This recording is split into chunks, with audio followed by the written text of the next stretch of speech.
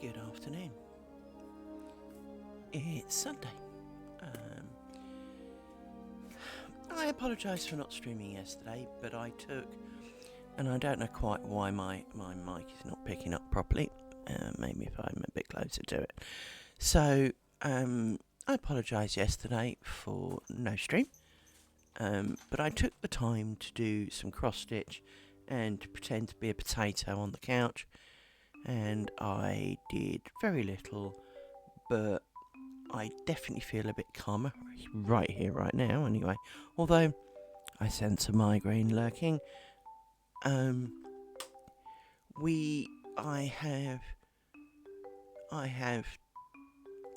will show you what I got up to yesterday. She says, wondering where she put it. There it is. And let me pop over to the pillows. Oop, that blinds out a bit. So yesterday, as you can see, it's a little bit small. When I ordered it, I realised that 8 centimetres wasn't very big, but having drawn the 8 centimetre square on this so I could find where the square was,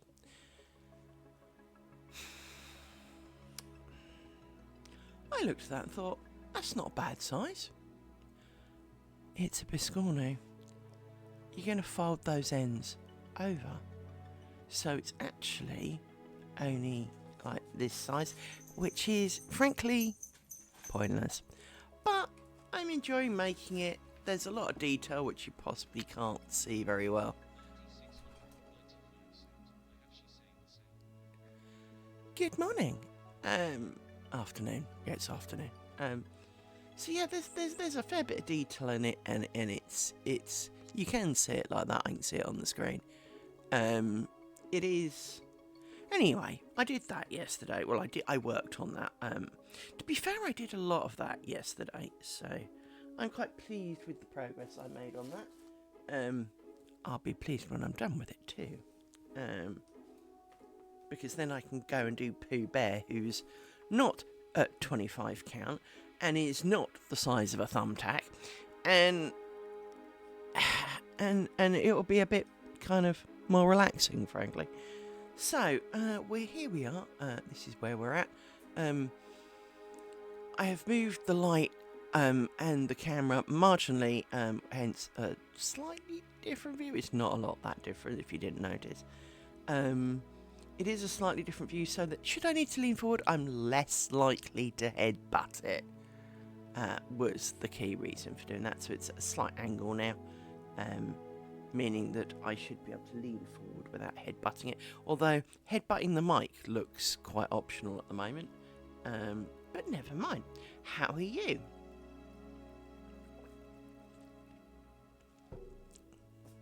While I sort out which bit I'm going to do, I'm going to start over here on the easy bit, I think. Gonna pile you round. As I say, I feel a bit of a migraine lurking, but until it unlurks, I'm going to ignore it, because I get a lot of those anyway, so no need to do a song part. I mean, I probably should go and take my, take this should you feel you're getting a migraine medication, but I don't try not to take that medication just because it does make me feel a bit weird. It's kind of like I'm permanently in a state of, when you're cold and you shudder and there's that a bit like the pre-sneeze, there's a bit of a pre-shudder feeling. I constantly feel like I'm literally on the brink of shuddering, and I also usually feel a little bit sick, so sometimes the migraine's better to have. So I'm gonna see how that progresses. And if I have to go and take some pills, I'll go and take some pills. But I'd rather not. It's the short of that. I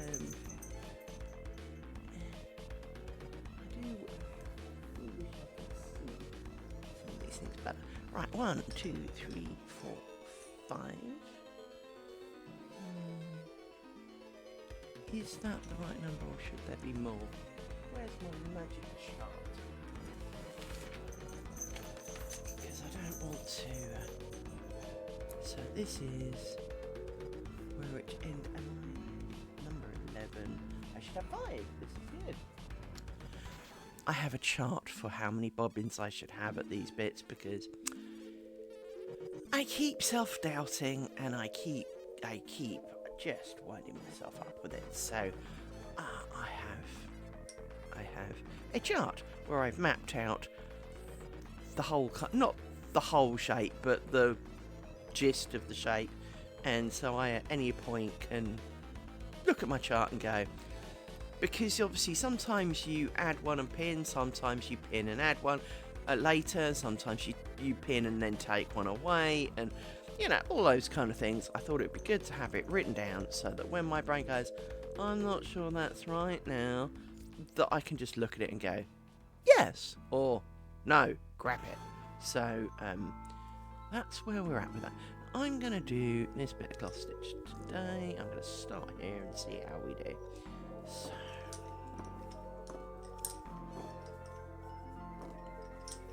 because of course it was 6, but we ditched a pair at the corner. So now we're going to ditch another pair. This is why you end up with not enough pairs, is that you had 6, yay, and you're going to be annoyingly in the way. Go away a bit more than that. Right. And you put a pin in, and you go, that's nice. I've got full fat kind of level of thing, and the first thing you do is you take out yet another pair, and so now you have 4, and this is where it begins to feel a little bit like you screwed it up, because well, now you've got the working pair in 3, and you're like, skinny. And this is why, if you look really carefully on it, going this way is fatter than going this way, and I don't like that. I don't like that one way's skinnier. It is noticeable once you know to look for it, like a lot of things, but I'm not comfortable. But I have worked out that it is normal. It's not a mistake. It's not, all of those kind of things. It is how it's supposed to be, in effect. But that doesn't mean I have to like it like that. And as when designing said bit of lace, it is a design consideration that I feel I will be taking into consideration in future things, is the how to make it so that it's obvious how to make it fatter and thinner, but that's right, this one's been a bit. The problem with doing this is I changed all the knots so that the knots didn't come so undone, and now of course they don't want to slide round to release a bit more thread.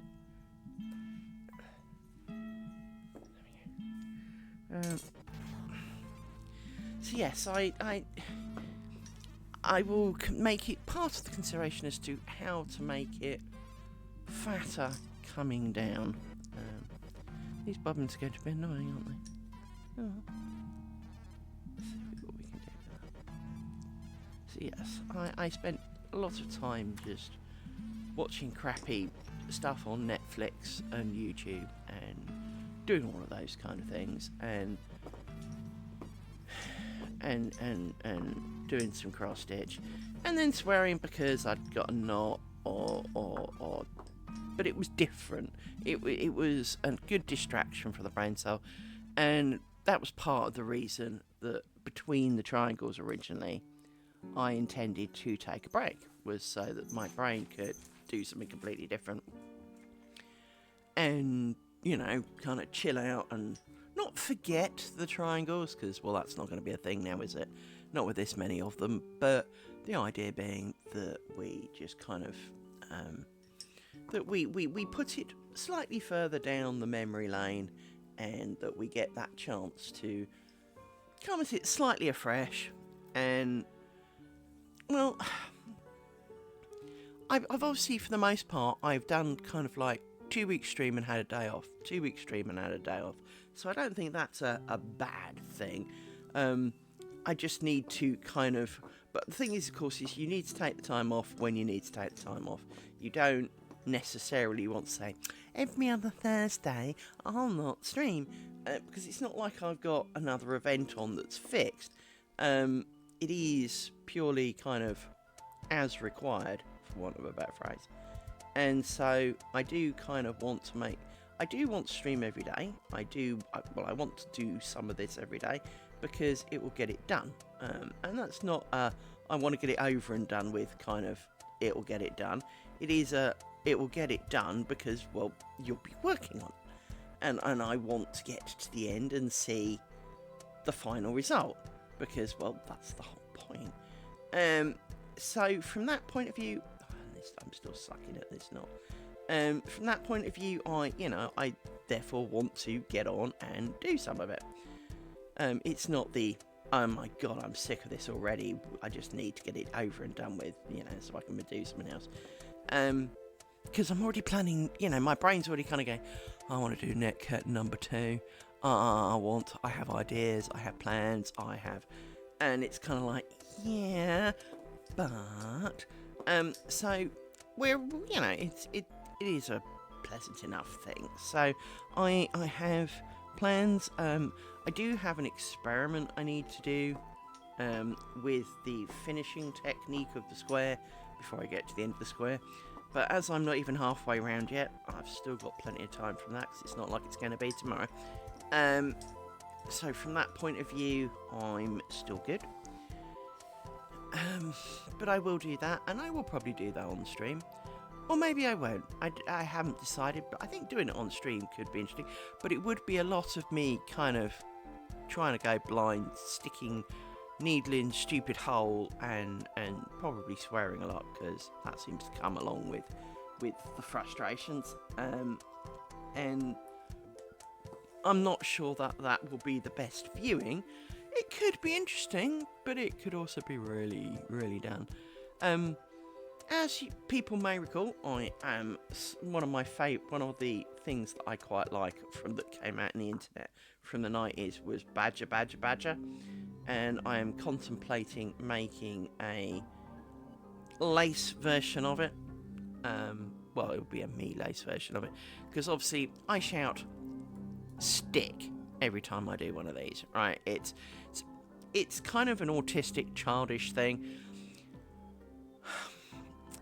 Years and years ago, I was married, and we had a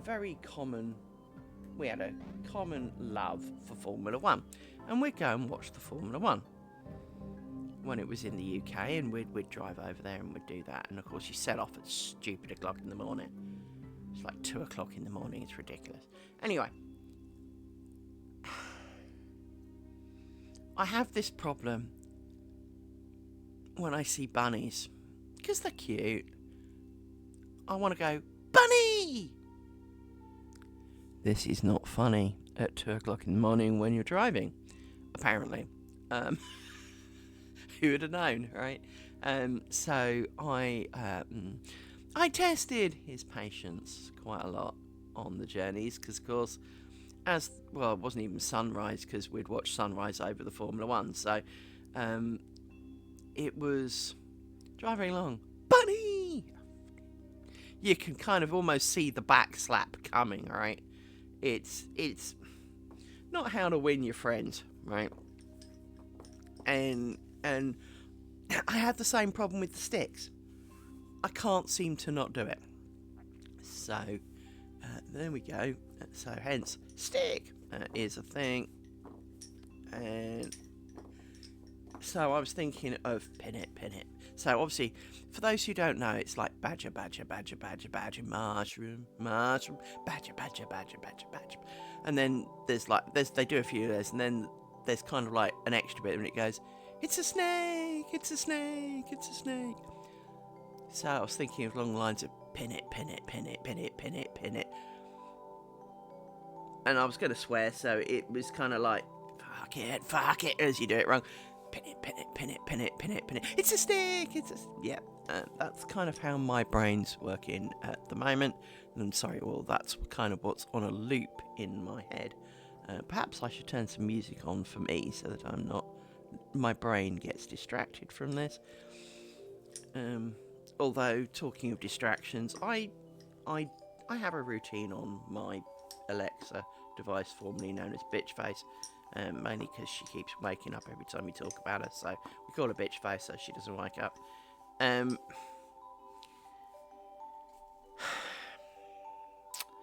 it's for when I go to sleep. And what it does is it turns all of the bedroom lights off, and it reads 20 minutes of my current audiobook. Well, that stopped working, and I had a look this morning in case they changed some of the rules of the routines, and no, it still says play for 20 minutes. And then after that, I've even got a line that says, stop after 20 minutes, stop audio on all devices. That's why it played all night. So tomorrow I've got to remember which chapter I vaguely remember starting and wind back. And of course, I woke up to, oh, so she's met him now? Oh, okay. So I know some of what's going to happen, which is slightly irritating, because obviously I slept through the rest of it. So yeah, thanks for that, bitch face. Thanks a lot. Never mind. I was trying to shorten that and I just lengthened it again. You stupid woman. The beard.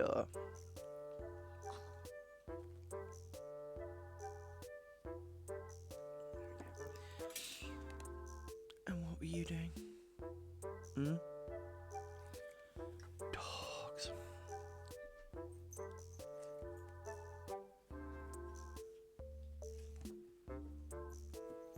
Hang on. Get out of it, dog. No, fuck off. Rory!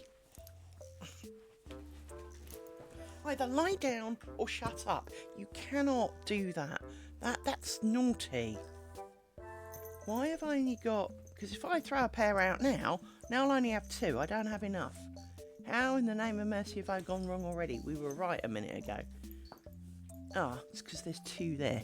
Idiot. It's because... No. I didn't pick one up, that's why. I didn't pick one up.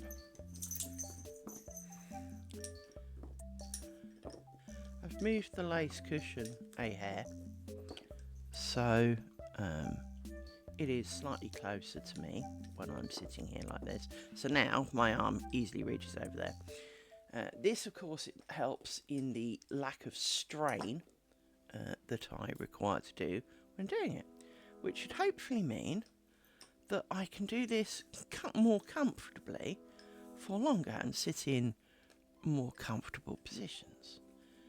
Now, whether, of course, that actually pans out, we have yet to see, because, of course, I've only just done it, so... But it should help.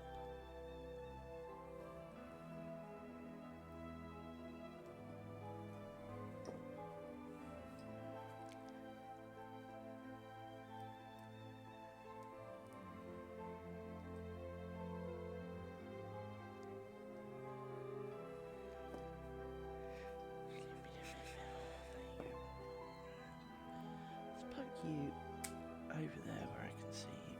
Don't need you yet, we'll worry about you in a second. You were twisted the wrong way. I need to add a pair. That's why. Stupid woman. At least I spotted it before I have to go back 5 miles to fix it. This is a good thing.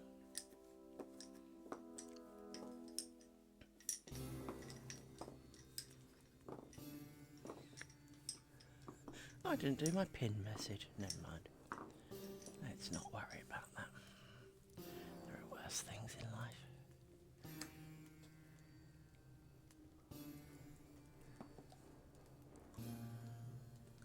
Yes. Work day tomorrow.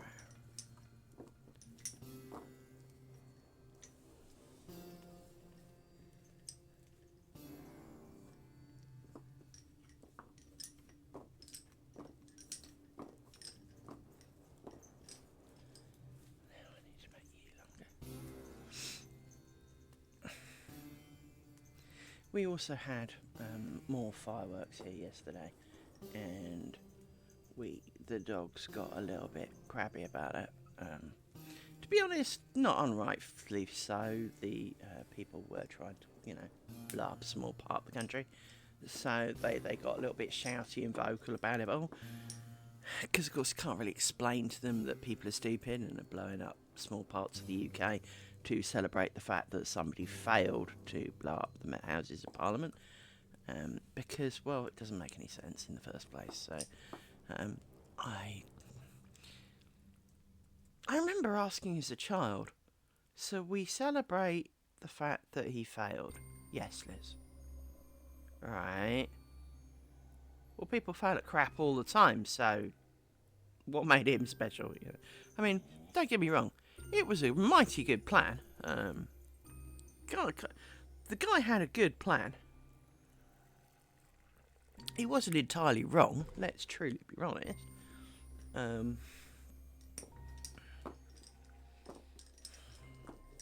And as a general rule, we the British do like underdogs and all that, but it does seem a little strange to celebrate the fact that he meant to blow up the Houses of Parliament.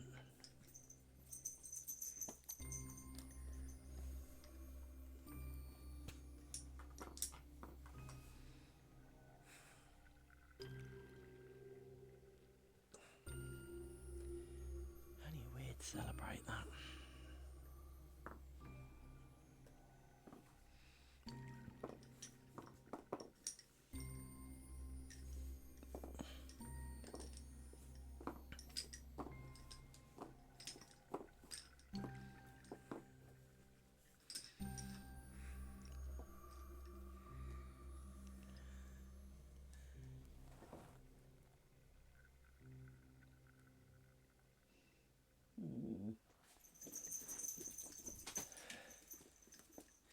Why does it feel like I forgot to do a bit here?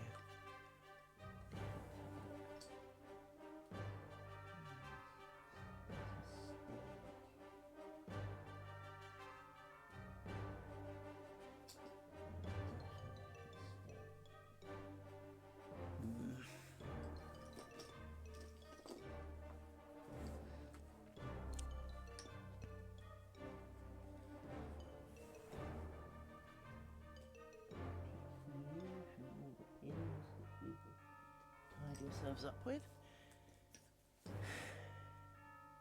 Is it fixable by just doing the thing?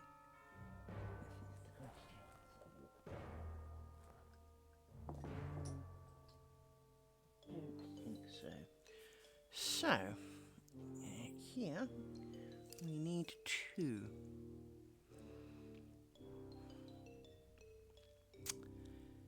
Undo a little bit. It's not necessarily the end of the world, because, we've done a bit of this before. The only real difference this time is the fact that we're going to be undoing some roseground, which we don't normally end up undoing. So maybe it'll be a bit more interesting for you guys. But realistically, undoing lace is undoing lace. It kind of works out the same. So let's put you out the way, although I've got a feeling I actually need 2 of you somehow. You need to go over there, and let's take you all out of the stick, because, right, you, possibly you, some of you. I have far too many bobbins in play at this point. Let's push you round, because we know you're good.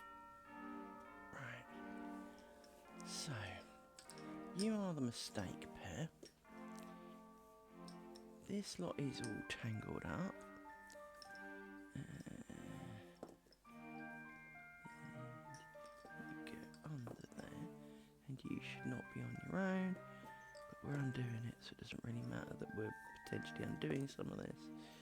So, and now my back's beginning to hurt because it's already kind of stressing out on things. Can we not, doggy dogs? Can we not? I need to undo this one. And you've kind of overly excitably done something. pin out. Plonk it over there. You seem to come from over here.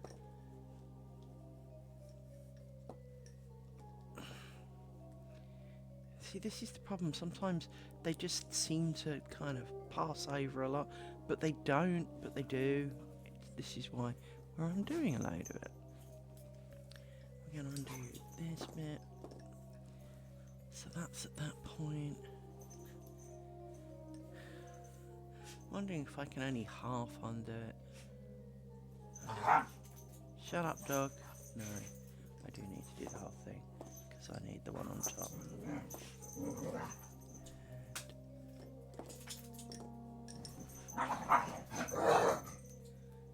Excitable dogs.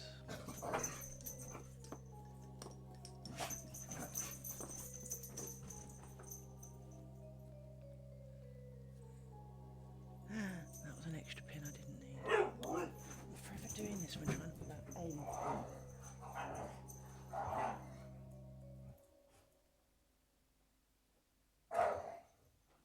I think that's in the right place. Certainly close.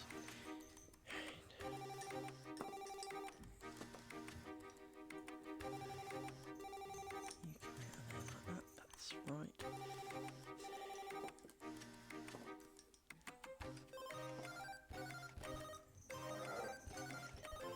You. It's going to be.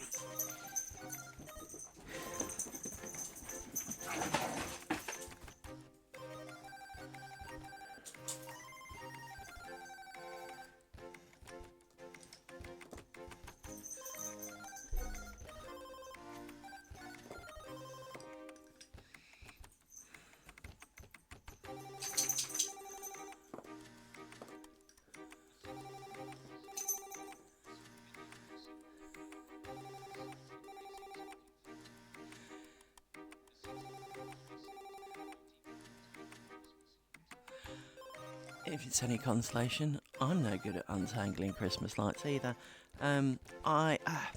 Everyone goes, "Oh, you must have so much patience." No, I don't. I don't have any patience. I have stubbornness, but I do not have patience. I'm not going to disagree with you. It does look really, really confusing, but the truth of the matter is it's really not as bad as it looks. As a good and wise rule, the pin that you're working on will always be the topmost available pin. Okay. So I'm just undoing a bit of this because, well, I need to. Because we're going back in time because I screwed it up. And then we'll have a lot of fun deciding, have I gone back far enough and is everything how it should be, or have I still screwed it up. But as a general rule, so looking at this, if every bobbin was in the right place right now, well, it depends how you measure it. I'm 52. I did some of this when I was a child. Not a lot, but I did some of this when I was a child. And very recently, I woke up one day and my brain went, "Liz?" "Yes, brain." "I want to do bobbin lace again." "Okay, brain." "Well, where did you get this from?" "Oh, well, I enjoyed it." "Brain, that was like 40 years ago." "Yeah, but I enjoyed it." So here we are. I have reasserted my thought process on this for a couple of months now. So I am no expert. I am distinctly far from an expert. However, it is, as I was trying to explain, it is not as hard as you might think. There are definitely harder and worse things to do. Because, as I said, when you do this, you can sometimes have choices of which bit you do. The hardest part for me is being 52. I now need reading glasses, and I need new reading glasses prescription. Only I don't want to pay £1,000 for them. So I have a kind of, let's call it a blank spot in my vision, where everything won't focus, so I have to kind of look over my glasses, but it's a very small spot, and so as a result I then suffer because, well, that's not necessarily right either, and so I do have joyous moments of frankly not being able to see what the hell I'm doing. I also can't seem to always see whether a thread's over something else, under something else, and when kind of backpedaling like this, that's a real pain in the butt. That looks right, but I need to go back one more because I can't see what should be crossed and what shouldn't be crossed because it's... oh, adds joys.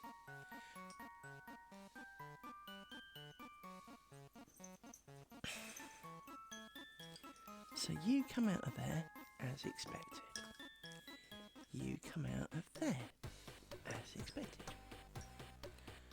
We'll wait the ads out and then we'll show you how this works. I shall have a bit of coke while we wait.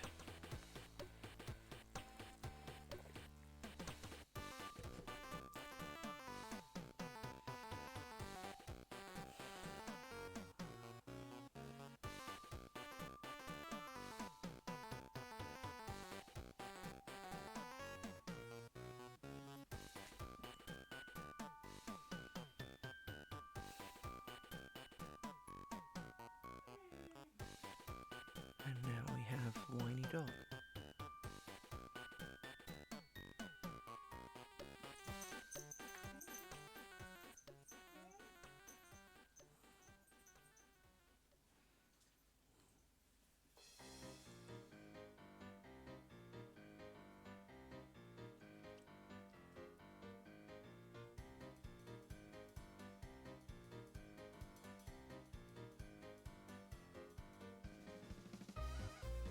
Ads always take 5 times longer when you're waiting for them, or at least that's how it seems. Because I'd hate for you to miss it.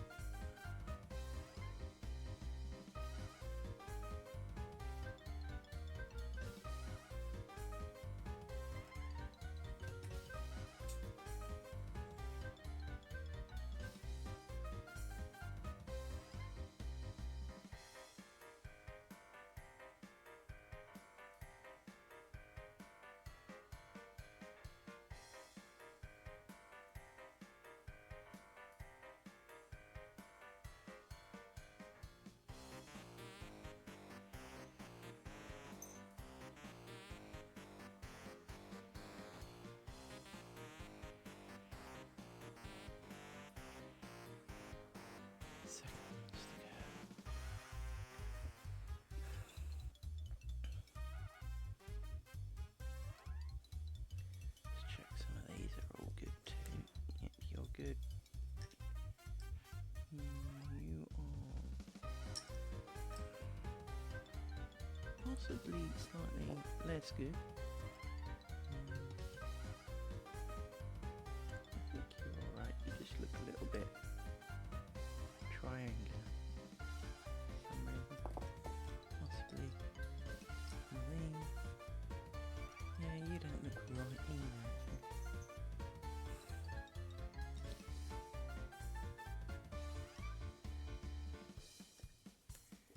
You should be there, and that looks mangled, frankly. It didn't a minute ago, so let's quickly...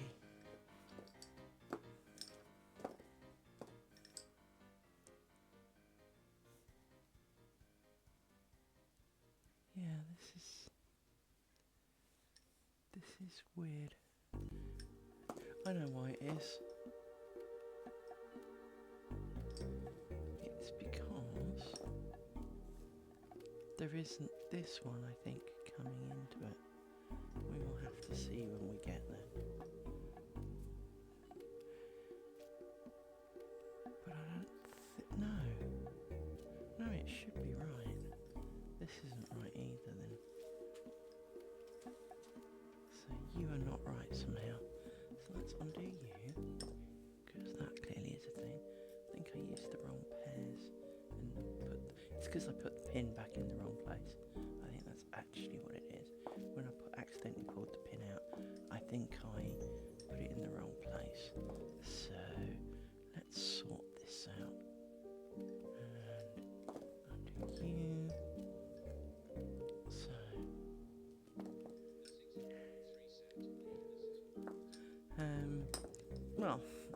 That's right, I just realised that when I pulled the pin out, I successfully didn't put it in the right place. So I'm just going to sort that out, because that's a thing. And if the pin's not in the right place, it looks funny. And so even if it is right, it's not right, if you know what I mean. So I'm just going to finish sorting this out. And we do the same over here. Right, let me explain to you how this really works. So let me scoot these rounds, because I don't need these for a minute. I'll need these and I'll need these. So, looking at this, if I was just coming to my pillow for the first moment today, I could arguably do some of these pins up here, because these bobbins feed this section. These two, or four rather, feed this square.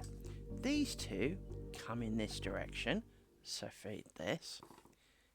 And these two come in this direction and also feed this. Now, because we're making little squares, we have to make the point at the top. So we make the point at the top. Put in a pin. There's only 2 moves in lace making. This is why it's not as hard as it sounds. There are literally only 2 moves. And that is cross, left over right. Actually, you can't really see that bit. Hang on. Let me move my camera down a little bit.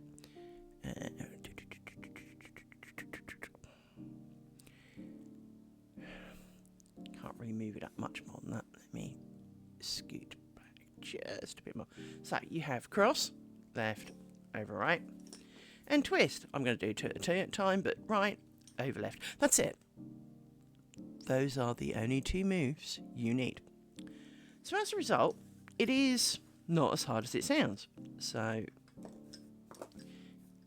you just have to do the crosses and the twists and the right number of them in the right order, and poke some pins in a hole and do a bit more. And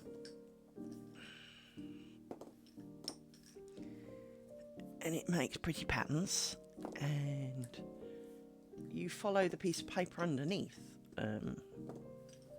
I designed the pretty piece of paper underneath based on someone else's pretty piece of paper.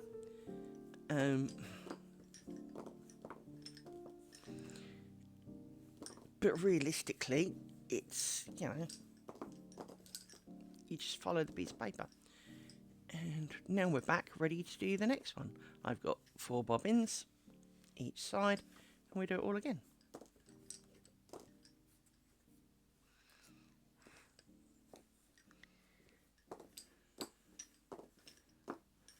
It can sometimes look a little bit gnarly until you put the pins in. And then it kind of tightens up a bit and looks a little bit less gnarly.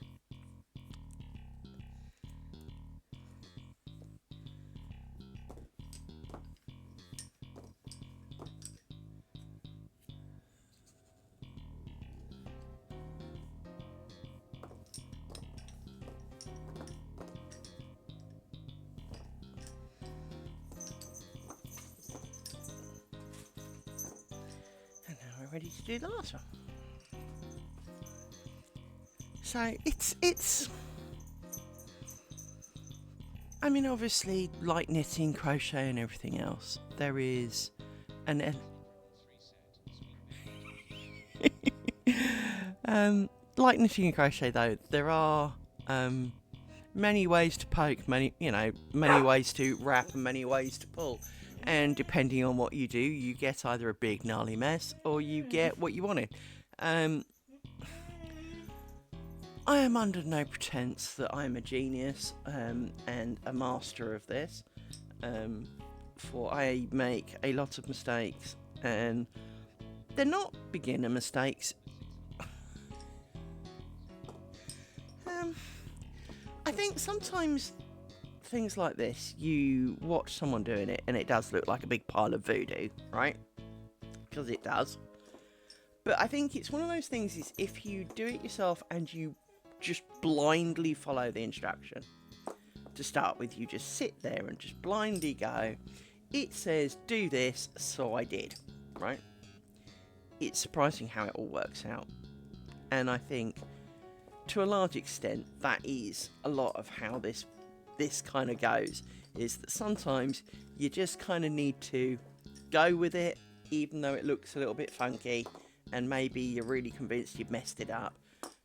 But we had a big discussion the other day, is that I have, as you can see in the top right hand corner, this is my current state of play.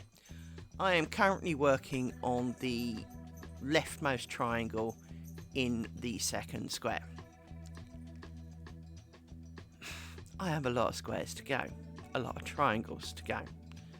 And as a result of this, there will be many hours. We've worked out that the first square took about 58 hours. 2, 3, 4, 5.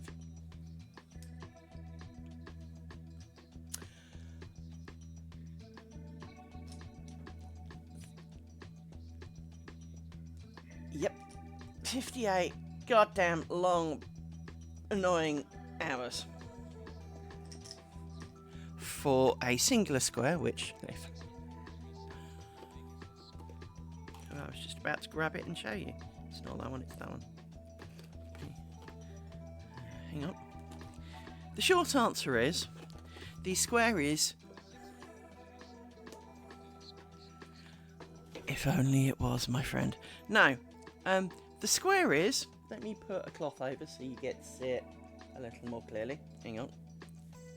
I have my brown cloth of covering. Right. This is the square. It's 15.5 centimetre squares.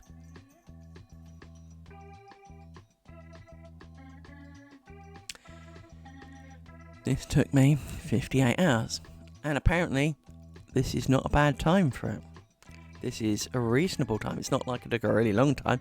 I mean, don't get me wrong, there was a few fudgings I had to go back and do, and you know, and I'm particularly crap at joining the ending, so that takes me a bit longer.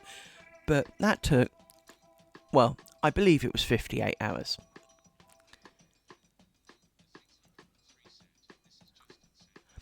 The final thing is going to take around a total of 1,044 hours if I maintain. Well, at the end or together.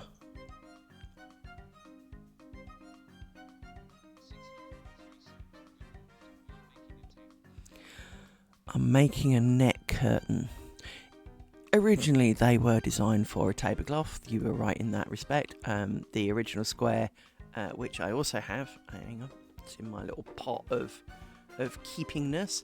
So this was the inspirational square, which is a bit smaller. It still took forever. Now, don't get me wrong, I don't dislike this square, I really don't. But it was a bit dense in my view for a net curtain. I wanted a little bit more light to come through. I don't like these things here. These are called spiders, and what you probably almost can't see, except that it looks like mistakes here, is there are like tiny little kind of blips that just look like I screwed it up. These are also spiders, but they're too small and they didn't really work, and this was the original design. And I'm going to just kind of kebab my dog in a minute. Amy, enough. And I also didn't like these. I love the honeycombs, but what these honeycombs have is they have a row of... Don't you give me attitude, young lady. They have a row of another stitch in between them, and I didn't like that. I felt there was a better way that should be, and I need to move this before you destroy it. So I set about wondering what else I could do to it. What would I like more? What could I do? And so I designed my square. So based upon the same principle, but I really like this. This is called roseground. I really like this. And so I thought I would simplify it, make it a little plainer, but I would make a little square. So I am making a lot of little squares. So hence I do need to kind of stream reasonably often, on the simple grounds of if I didn't, this damn thing will never happen. And it is hard work, especially when you screw it up, which I am amazingly adept at, to be honest. I have a high skill rating in screwing up. Let me stick these together. I know I'll want them again in like 3 minutes, but the sticks are here to stop them overly tangling amongst the others and allow me to chuck them out the way and make a bit more working space. So I now need you four and all of you. So let's have a look. I don't want you two.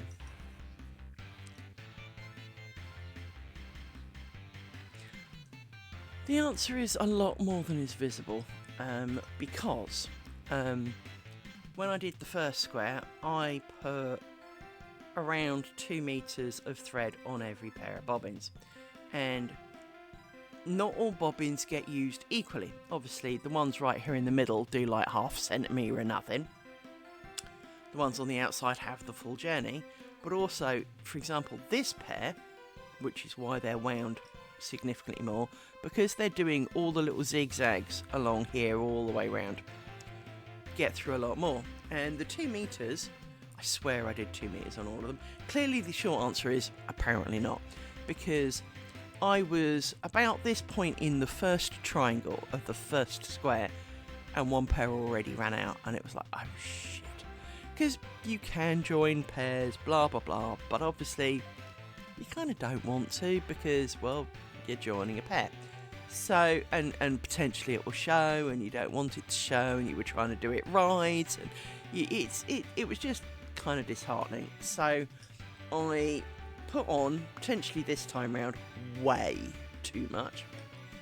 But I thought it'd be better to do way too much, because you don't want knots at the start either.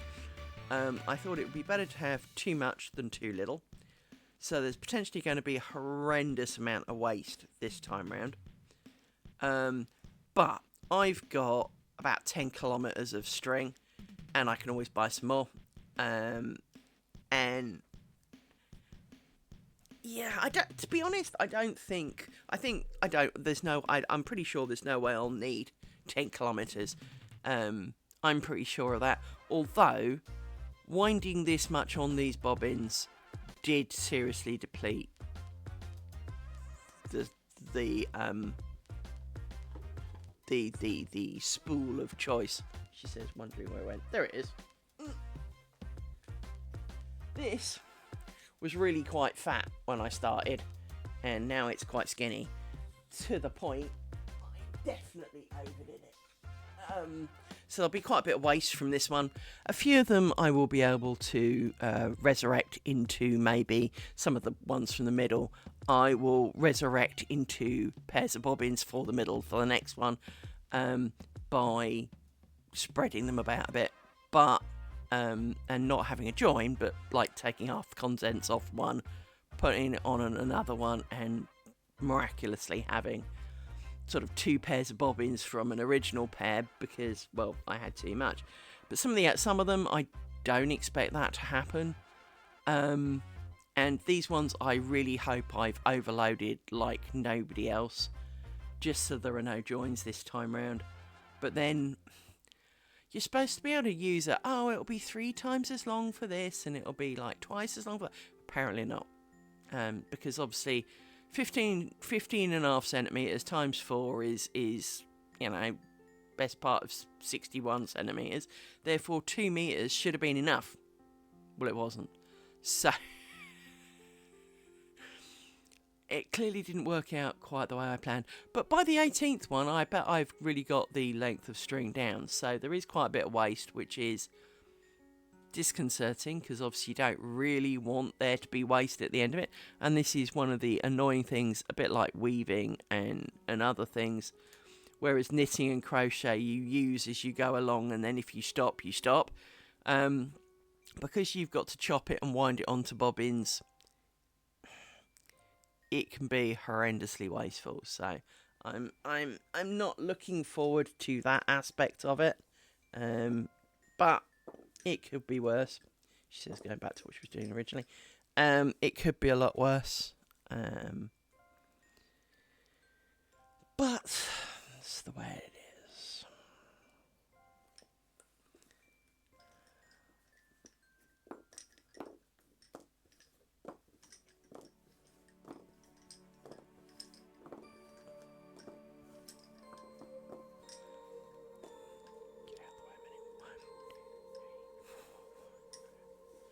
So just counting that I've not screwed it up already, because, you know, that can be a thing.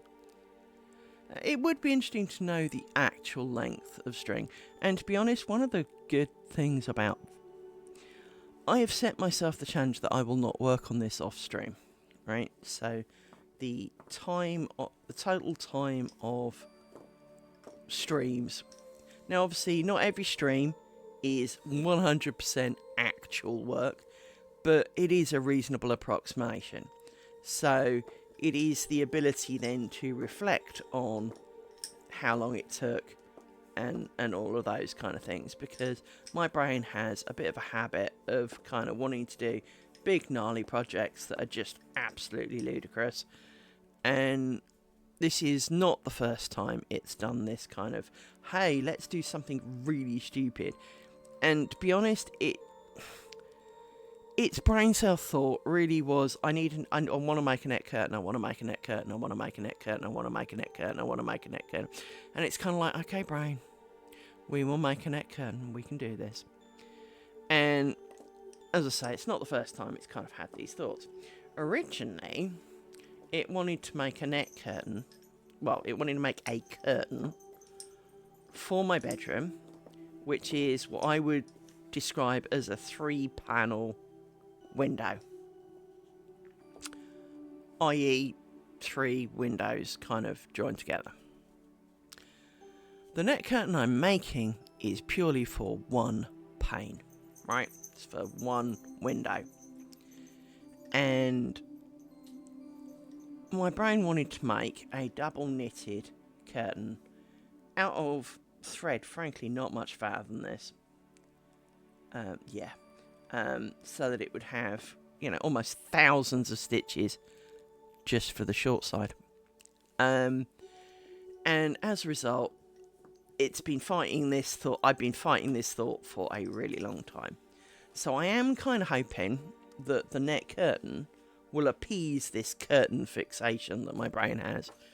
Part of the other problem was...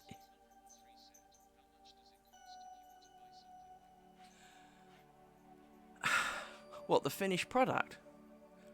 So 1,000 and something hours later of swearing, if you wanted to buy something like that, heaven only knows. My co-worker, who is a great friend, and don't get me wrong, he truly is 1, 2, 3, 4, 5. He truly is a great friend. I would move heaven and earth for him. And he jokingly said, can you make one for my window, and sent me a picture, and his is like 6 windows wide. And I said, well, 1,000 hours for each thing, so it's about 6,000 hours. That's, you know, we'll work on the principle of that. And I said, well, it looks like it's going to take me, even if I work, you know, 8 hours a day kind of thing. These things are a pain in the ass sometimes. Oh, for Christ's sake. I seem to be a bit of a reject at kind of sometimes doing this, because these are for knitting, obviously. But the problem is this defaults to pointing in the wrong direction, so you've got to twist it and pull it and try and stab it all at the same time, and it occasionally goes a little wrong. So, right, that's that out the way for the minute. And so I said, well, I'll tell you what, I'll do it for 400 a day. And I said, so when you win the European lottery, yes, as long as you pay me a lot of that money, I will make you a curtain. And he was like, deal, right? So... But the short part is that, I don't know, if you charged minimum wage, you know, for, you know, £18 or whatever, I think minimum wage is what, 15 quid? So 15 times 58, that's a lot of money, right?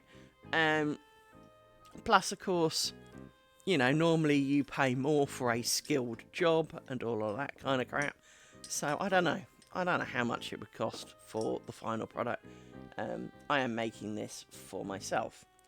Now, someone I know has asked me, would you know, can we commission one? And the short answer is probably yes. But I'm not sure you're going to like how much I'm going to say when I finally get to the end of this. Because, let's face it, I'm not sure I would want to make many of these. And of course it would depend on how big it would need to be. Because, of course, if you've got a standard 3-panel window or even a double panel, well, that's twice as many, and all the joys that goes with that. So I don't know. I'm not against the challenge, but you'd have to have no design consideration in what I did, because, well, that's got to be a thing. You can vaguely pick the colour as long as it's not black, kind of thing. So yeah, I don't know. It is an interesting question, and the answer is, of course, this is why back in the days when lace making was more of a profession, that you know, only the rich had them, I guess, is because it takes a really long time, and back then they would have paid literally next to nothing compared to the amount of hours and time and all the rest of it. But of course, another way to do it was you'd have had 18 people. They only have to do a square each, and then a week later, you kind of thing, you could have had your net curtain. So from that point of view, if you got enough people together, you could do it really quickly, because you each make a square, and they'd all be the same size because that's what the pricking's for. So from that point of view, it would be quite reasonable to have a number of people work on it. And of course, back then, that's what they did. I mean, if you look at the history of things like Chantilly lace, shawls and things, that's exactly what they did. Loads of people made... Nope.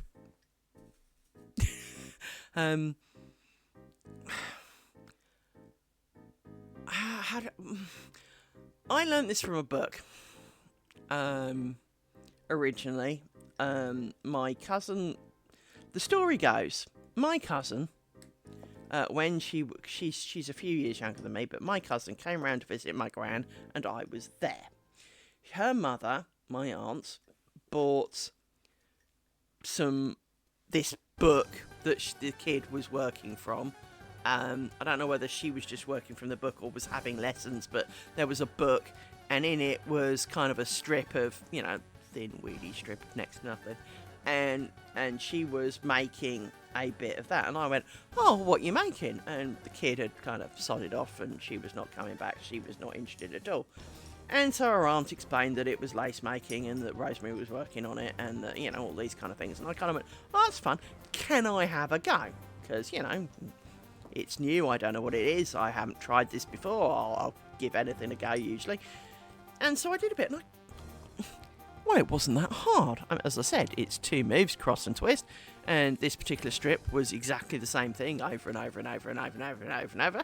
And so I kind of stalked my way through it and kind of went, I kind of enjoyed doing that. Now, I need to point out, being 52, the best description of me back then, and still is, I'm a tomboy. I am not a girly girl. I don't do pink, I don't do lace, I don't do flowers, I don't do hair, I don't do makeup, I don't do none of that stuff, right? So lace making is a little bit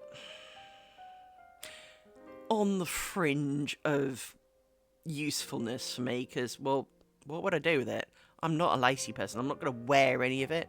I don't want lace doilies. I don't do shawls.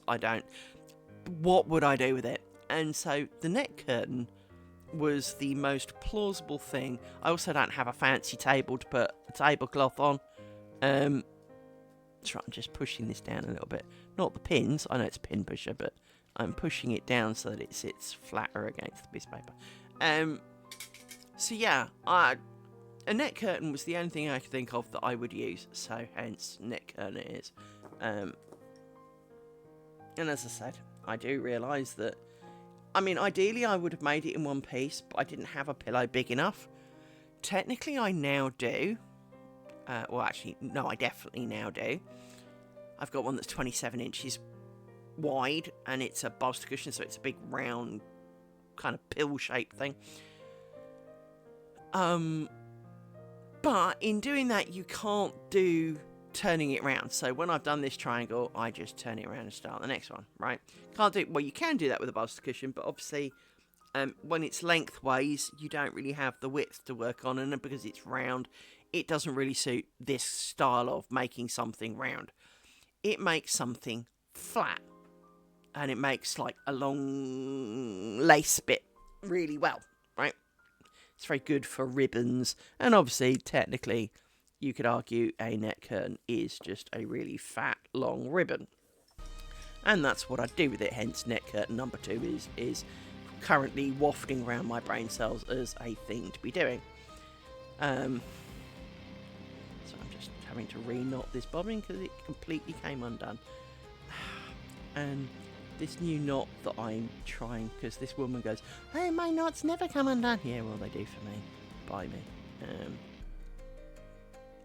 They're really awkward to do, and they're not easily to adjust. So, but they do seem to come undone less. So that's good. So yeah, I obviously, having done some with my cousins and not being able to steal her stuff, I got home from my holiday and went, Mum, I learned to do lace making. I want to try more of it. I want to learn more of it. So my mum got me, much like, oh, it's not over here. Where is it? It's over there. I've got a couple of lace pillows, which is this bit at the bottom, blue bit. Which are basically made of foam. They're not. They can be made of straw, foam, sawdust, and a few other things. The one that my mother got me was basically she went down the local kind of TV shop and asked for a bit of packing material, and this was my lace cushion. And that I haven't added one. Dipshit. So that was my lace pillow, and that was not a bad thing. It really wasn't a bad thing. It was perfectly acceptable. And to be honest, when I kicked in, my brain cell kicked in and said, I want to do this again, the first thing I did was look around my house and saw that I had a really, really flat bit of polystyrene and made myself a lace pillow out of it by covering it in a bit of cloth and kind of called it quits. And to be honest, it's still one of my favourite pillows, so I'm not going to argue about that.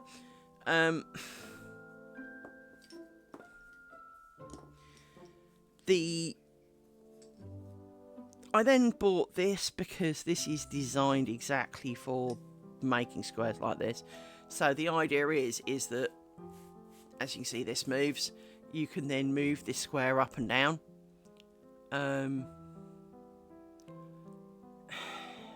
I don't tend to. I probably should, but I don't tend to. Because of the horrendous pile of bobbins. So, for example, if I move this up, because I'm now getting towards the bottom of it, if I move this up, well, all those bobbins then, if I took this sized piece out at the other end, well, then it's gonna kind of, all the bobbins will dangle and tangle and do bad things, and then when I want to turn it, you've got to lift this middle piece out, which is harder than it sounds, and rotate it. That is a lot harder than it sounds with a horrendous pile of bobbins. So it's so much easier just to kind of... And here's the top of my triangle, and I'll now start working down this way. So that's what I've been doing, because I'm lazy. And I've not been using the benefits entirely of this, but because there is an equidistant kind of border all the way around the edge, I have been very much working with that and kind of cheating. Actually, we're not doing those. So for some reason I defaulted to making a roseground then, and that's not what we want. You're out the way.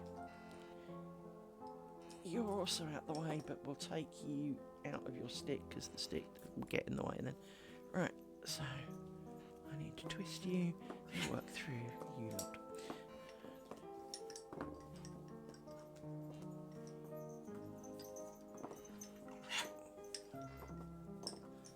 One, two, three, four. So yeah, it's. So I did a couple of lessons. My mother found a lady, not too far from us, that who set me off and showed me a couple of stitches. But she never showed me how to finish the bloody thing.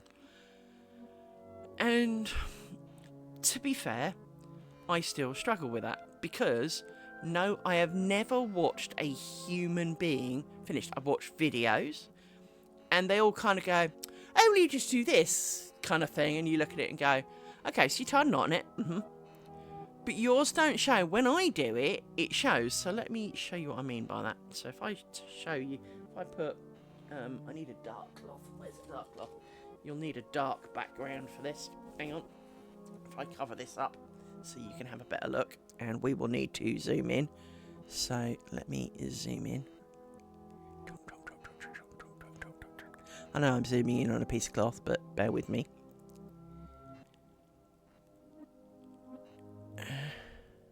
Right. If you look, you can see where all the knots were, and you trim them off. You end up with what I call bunny ears, where the two ends of the knot stick up. So obviously, without bunny ears, then you just fold a piece in half. It's obviously quite smooth. But where you've got the knots, when you finish it, you end up with these little kind of bunny ears on the back.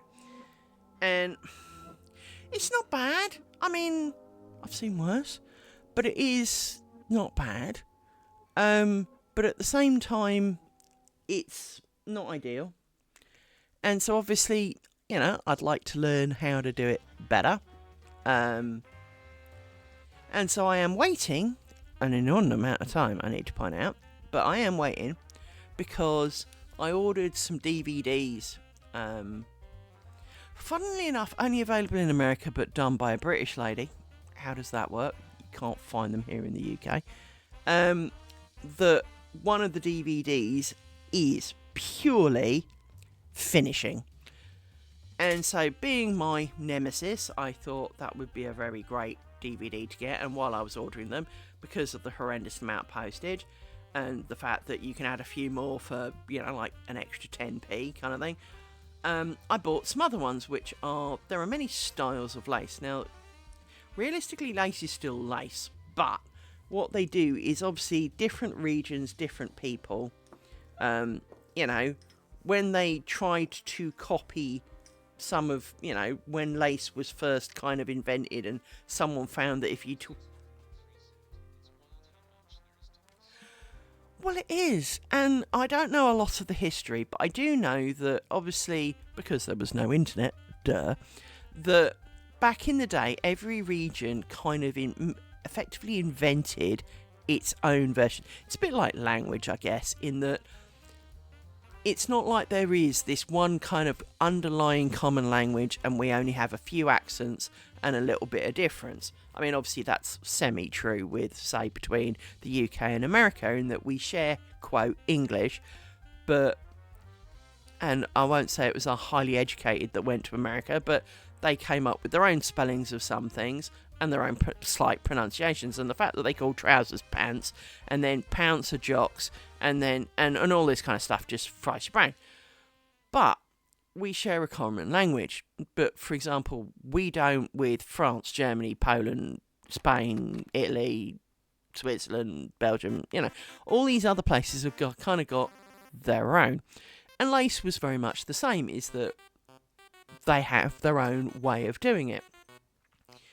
And England seems to have quite a few versions. Now, I'm not going to pretend that other countries don't, but it does feel that, like, there's, say, 2 for France, 1 for Italy, 1 for this. We seem to have, like, 4 or 5, right? But the differences are really small. So many of them are borderline identical, but in this one you do this. And it's like programming languages, you know, they're all really, you know, there's a lot of similarity, and then, but in this one, you need to add, you know, instead of double quotes, you use single quotes, or you put semicolons at the end, or you don't. It's almost that level of difference, which is kind of a bit weird. So, to a large extent, it's still all about cross and twist. The question, so, for example, I can't pronounce them because they've all got stupid names, right? But there's one where, is it Flanders? Where instead of pairs of bobbins generally meeting at a pin, it's actually not. It's I didn't add one. 1, 2, 3. And of course I didn't need to kick you out because you're the end. And this makes 6, which is right. So in Flanders, instead of a pair of bobbins like this pair meeting at a pin, in Flanders there'd be 4 pairs of bobbins for every pin. So something like this, well, I'd have to work with a lot thinner thread, frankly, but something like this, every dot wouldn't be a pair of bobbins meeting, it would be 4. Well, then I'd kind of need 4 times twice as many bobbins. I've already got too many bobbins. This already gives me anxiety. Why in the name of mercy would I do this to myself, right? So from that point of view, I have limitations of 1, 2, 3, 4, 5, where my brain just kind of goes, oh, I'm not overly sure I want to do that yet, but I've ordered some DVDs to learn more about it, because when designing lace net curtain number 2, perhaps this would be a thing. Now, I don't have it to hand, so you'll have to bear with me. Actually, I might be able to pull up a picture of it. Hang on, let me move this out the way, because my computer's just to the left of me. Let me go and grab, hang on.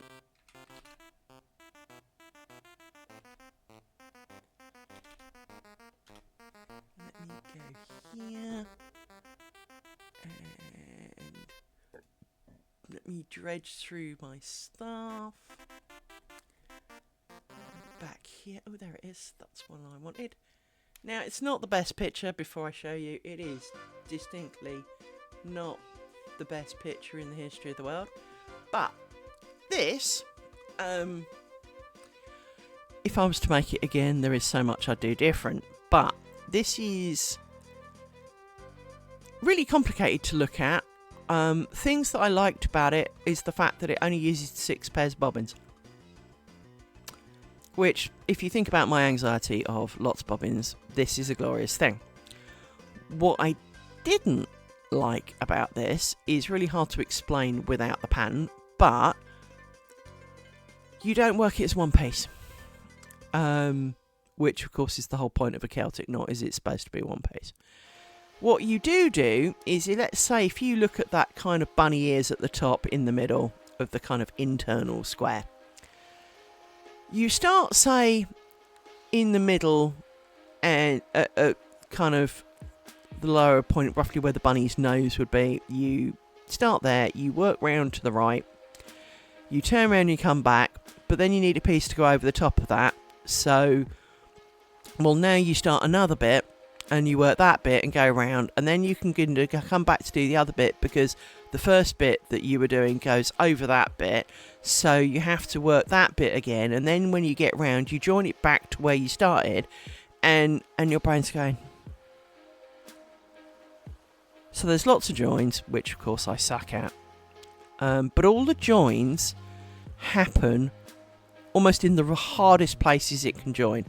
So instead of joining halfway along the bunny ear where you can easily see what you're doing, they join in the creases when you can't see, and the layer you're trying to join to is between like 28 pins, and you can't really see it, and you're more likely to just spear the whole thing.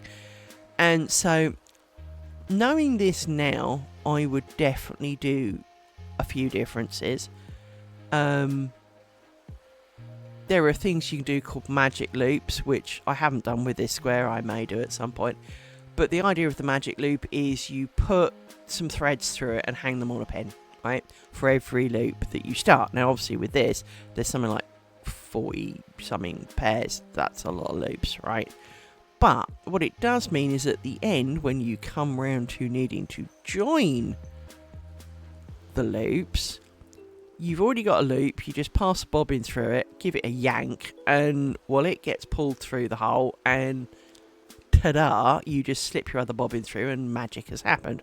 Whereas without the magic loop, you have a funky tool, which is basically a bent sewing needle, and you thread the eye of the needle and you put a bit of string on it and you poke it through. It makes a loop, you grab hold of that, you poke a bobbin through it, you pull it all back through. It's made a different loop but with the bobbin stuff, and you can then do the same as the above. For something like this kind of thing, as I say, I'm not overly proud of this, mainly because the pattern turned out to be a rip-off. The seller claimed to be the son of someone who had died and they were selling off bits for the estate. But it is a piss poor photocopy of somebody else's work, as far as I can tell. If they are the true owner of this, they should have had a clearer original, right? And so you've got to, it's because it was almost a crumpled original. So the PDF that you get is, you can see the original paper and the creases, and then it's got kind of faded bits, and it's pretty poor. But on top of that, it has 0 instructions. And now most of them don't come with a lot of instruction, but if you actually look, you can see like threads holding some of it together. So there's like the outer circle and the inner cross, and you can see some threads kind of holding it together. They don't line up, but they did in the original picture, but they don't in the pattern. They just don't in the pattern. And it's not strong enough, it's too flimsy. Now, I would have preferred, in a way, to make my neck curtain out of this, because that's about 8 inches wide. And I made that on a bolster cushion, because that is more of what a bolster cushion is good for. Because you're constantly turning it around, but you've only got a few bobbins and you just kind of chuck them. So I really enjoyed making this to an extent. I would have enjoyed it more without the 50,000 joins in it. And having now done it and knowing what's involved, I would change my view on, because you work on the back side of lace, right? The side up is always the back. So, for example, the pattern kind of tells you that you get to where 2 pieces cross in this, and you just skip over it. Well, that shows. So I personally would continue. I did on one of them and it shows terribly. So I then took to continue working the lace. But then, of course, you've got to spear the piece that's already there. And it's just not ideal. It truly isn't. What I would be far more tempted to do is to work one piece by following round the loops, and then at the end, before you join it, almost seal it off. Now twist all the parts so that they go under and over as required,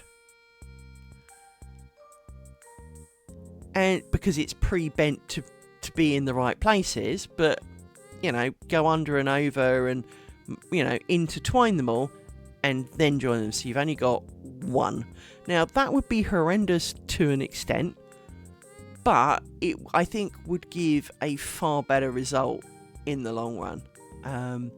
And what I would probably do is actually do the outside bit first, so that you can join the few bits that are joined. But I'd also want to see more joins, so that, for example, the bunny ears would be joined together.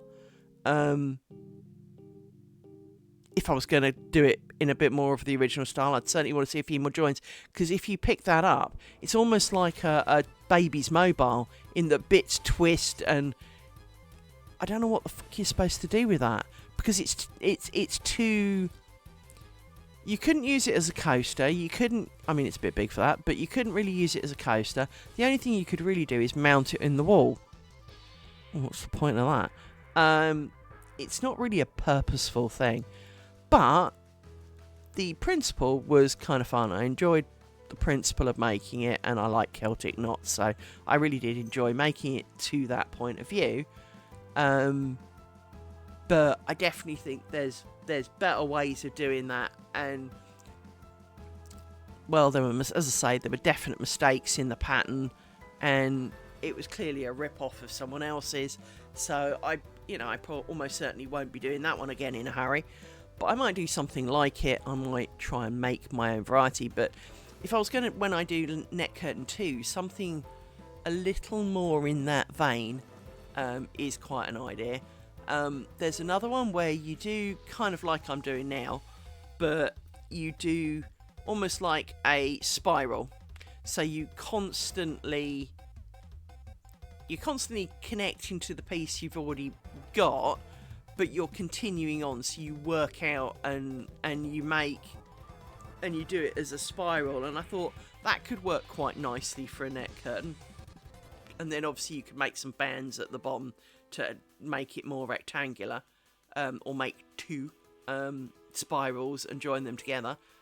So from that point of view, I'm quite interested in maybe doing that. Because while it would be huge, once again, you're actually working with a lot less bobbins than it looks. So, but it is then effectively, arguably, one piece, but it's worked as one piece, but it's not. Because, for example, I've given a lot of thought into the joining of my squares, because obviously at some point I'm going to have to join them together. Now, in a perfect world, and I do mean a perfect world, you would join as you go. And to give you an idea, let me put my dark cloth down, because it does help with the viewing matters for you to see what I'm talking about. So, I have this, and I have a test triangle for this square. So, while the test triangle has a bit of funkiness in one corner, as I tried an alternative stitch just in case I wanted to do that instead, the answer was no, so it looks a bit funky in one corner, go with it.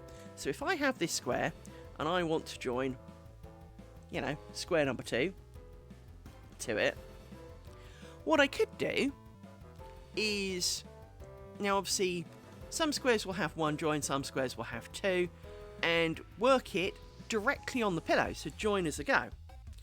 And that would be the best result. I'm not going to pretend that that would not be the best result, because everywhere along the edge that there is a pin, so if I go back to this, everywhere that there is a pin along this edge here, it's not straight now, there you go, you would tie it to square number 1 kind of thing at some point. I wouldn't do it yet because I'm not near enough the end. Can you imagine doing like it now? For the first squares it would be annoying, but it would be doable. For a couple of squares it would be annoying, it would be doable. When you're on square number 18 and you've got the entire net curtain dangling off the edge of your pillow, this does not sound so much like a good plan. So I'm not. Because I am the only person who is going to see this. I'm obviously doing it live and you will all get to see it, but I'm the only one who's going to live with it. I don't share the house with anybody else except a couple of dogs, and I'm pretty confident they really won't care. They're dogs. I'm pretty sure they may cast judgment on it, but I'm not going to know, so that's fine. It's going to be upstairs. It is not going to be overly visible to visitors to the house, even. It's not even going to be like in my downstairs toilet, so if they go for the loo, they'll see it. It will be upstairs, pretty much where they will never see it. So the only person who can see the utter differences, and so I'm going to do the joins at the end.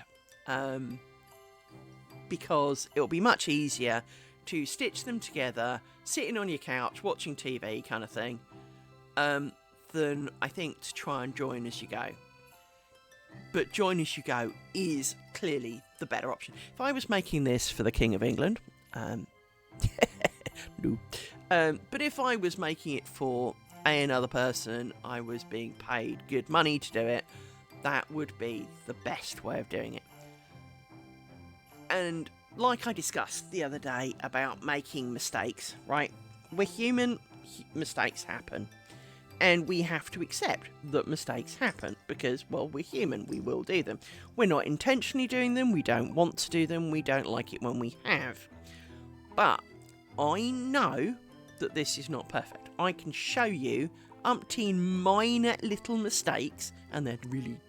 Once you know they're there and you've seen them and you've been showed them, you can see them.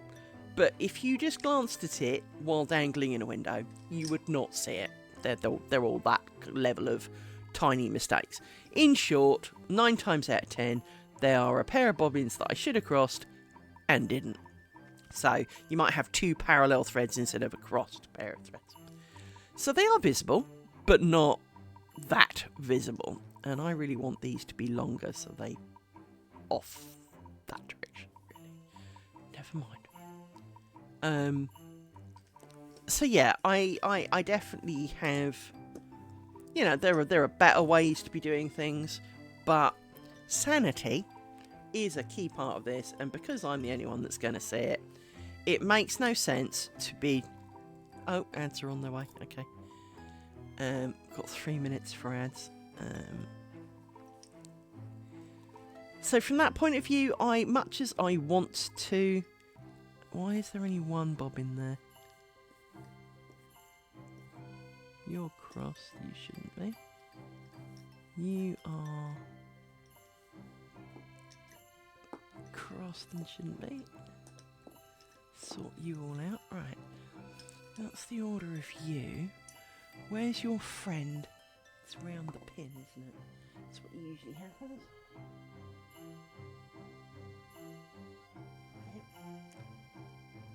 That's why you appear not to have a friend. It's because you do. It's just over there. So yes, it is going to be a labour of love, and I'm pretty sure, to be honest, by the time I'm probably about halfway through this, I will want to take it out in the garden and set fire to it. But the plan is not to. The plan is to finish it. I'm just going to move all of these around a little bit so that I can take these and lengthen. Mind you, I need to lengthen all of these, so this is really not a good plan. This is really not a great plan. I need to tug on you a little bit more. Push you up there. And then we can you a little bit more. There we go. That's a bit better. Got a bit more working space now. Actually, while I'm here, so we do not forget, we will move and twist. This is where I often forget to twist pairs, so while I'm doing this, I will remember to twist them all, so they're all pre-twisted, and I won't have to remember. Right. It'll get busy, because when you get to this last line, there's like 15 pairs of bobbins, there's 30 pairs of bobbins all in the action. I would like to know more about the history of lace, and how, not necessarily how, but, you know, why the differences of lace came about, because some of them, so for example, there's a thing called Buck's Point. Now, Buck's Point lace is 99% always flowers, and I am not a flower person, so I will do some at some point, just because it's there, right? But at the same time, I don't do flowers. I personally do not want or need flowers in upholstery, clothing, items of use around the house.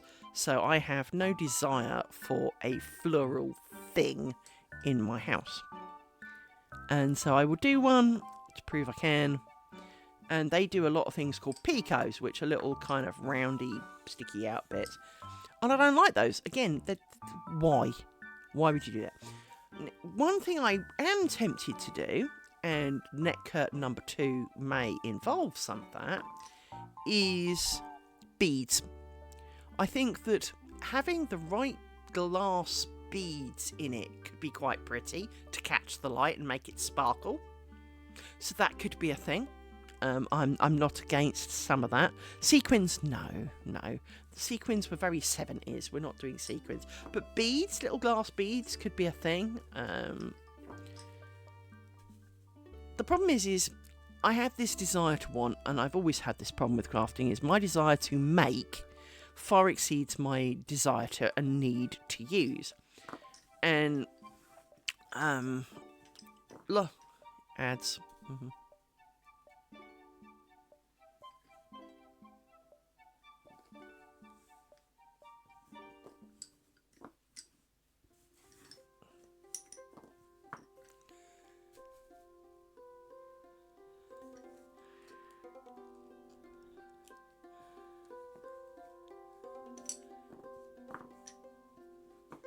Actually, screwed that up.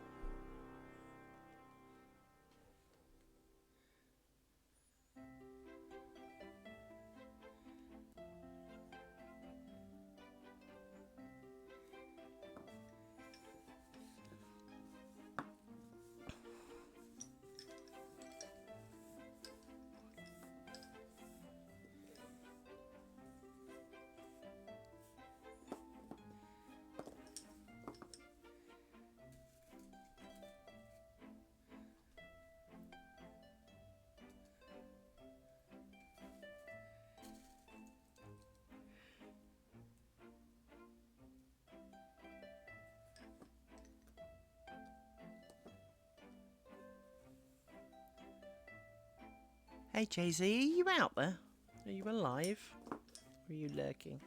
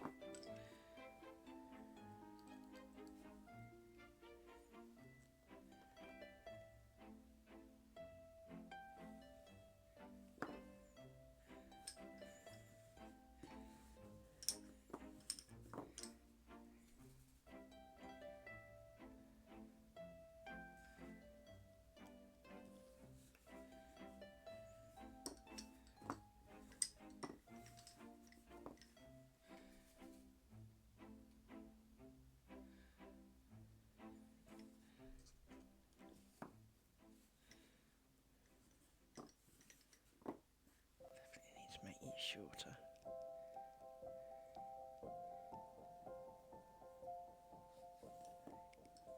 Nope, you just calm down, you bugger.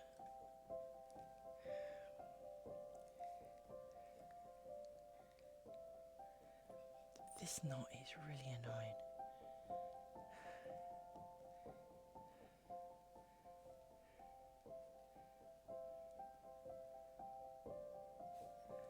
Still not really short enough, but never mind.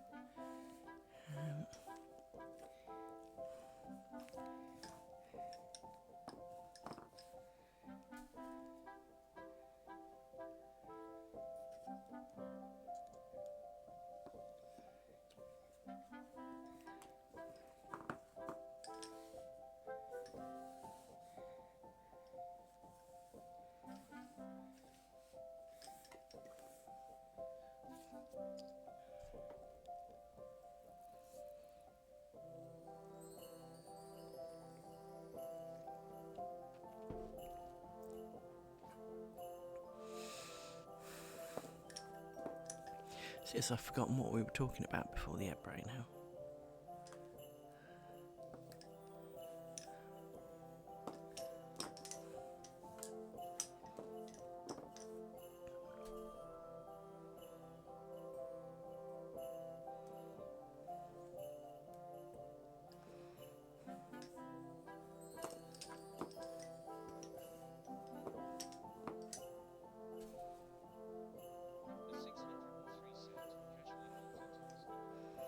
I think we all do a bit of that.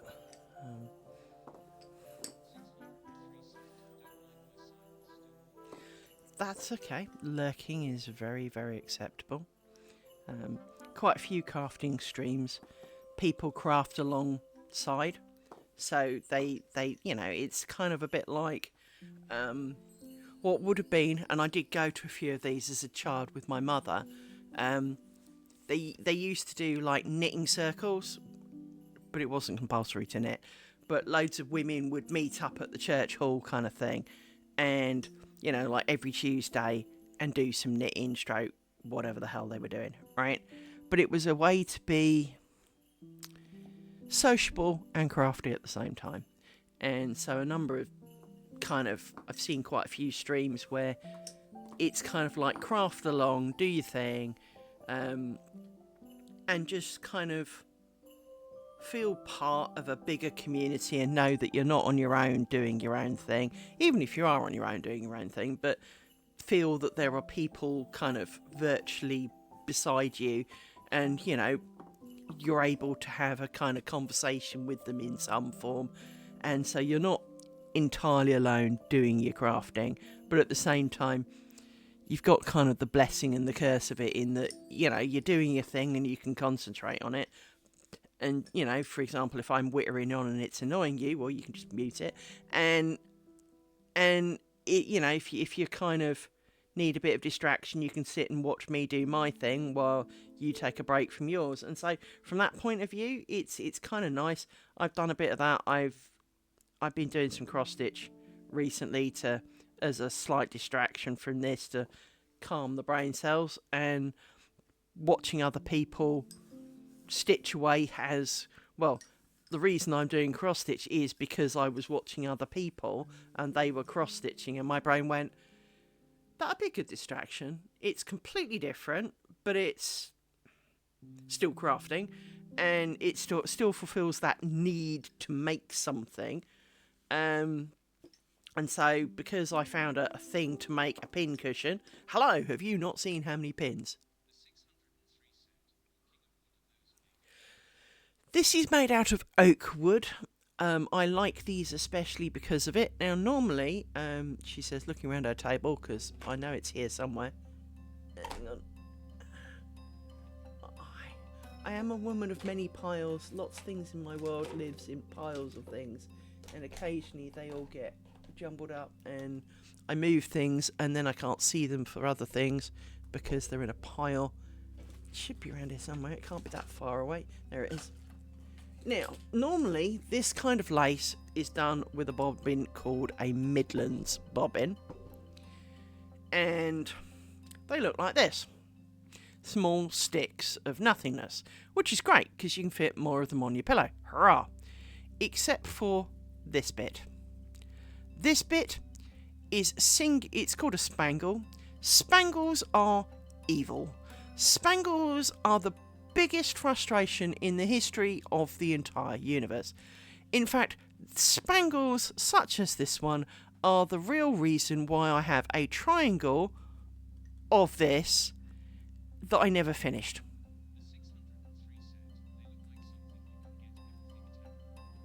They are, and they do, and moreover, as you can see, it moves.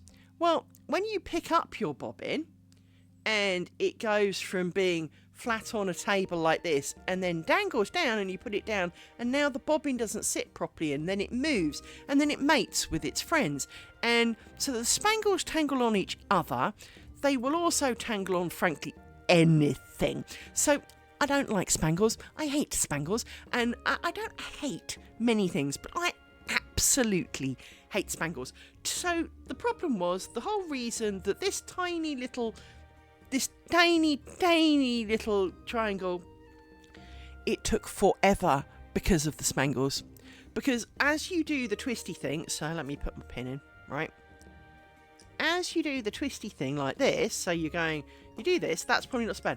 But you can't roll the bobbins round each other like I do, because the spangles stop you, because they're on a wire. Now, if they were on a piece of thread, so they were soft, and all that they really did was add a bit of weight to the bottom and help present. One thing they do, these bobbins will roll, right? They roll around like this. These do not, because, well, they can't. The spangle acts as a brake. That is the primary purpose of the spangle. But basically, fuck spangles. I absolutely loathe, hate and detest spangles. They are the worst invention. So I had a choice. I could have continued the first triangle and made it into a square, but undone every bobbin and replaced it. And I thought about it, and I was really tempted, but there was so much hate and loathing that had gone into the spangles of making that first triangle that I decided that, you know what, now we've proved that it's all viable, the scale of my pattern is good, the thread I picked for it is the right density for the scale that I'm picking, because one of the original things that isn't overly apparent is that the original square I made, this one and this one, are on a slightly different scale. If you look really, this is trying to mate on some of the pins, hang on. If you look really carefully, you can just about see that there is a slight difference. It really is slight.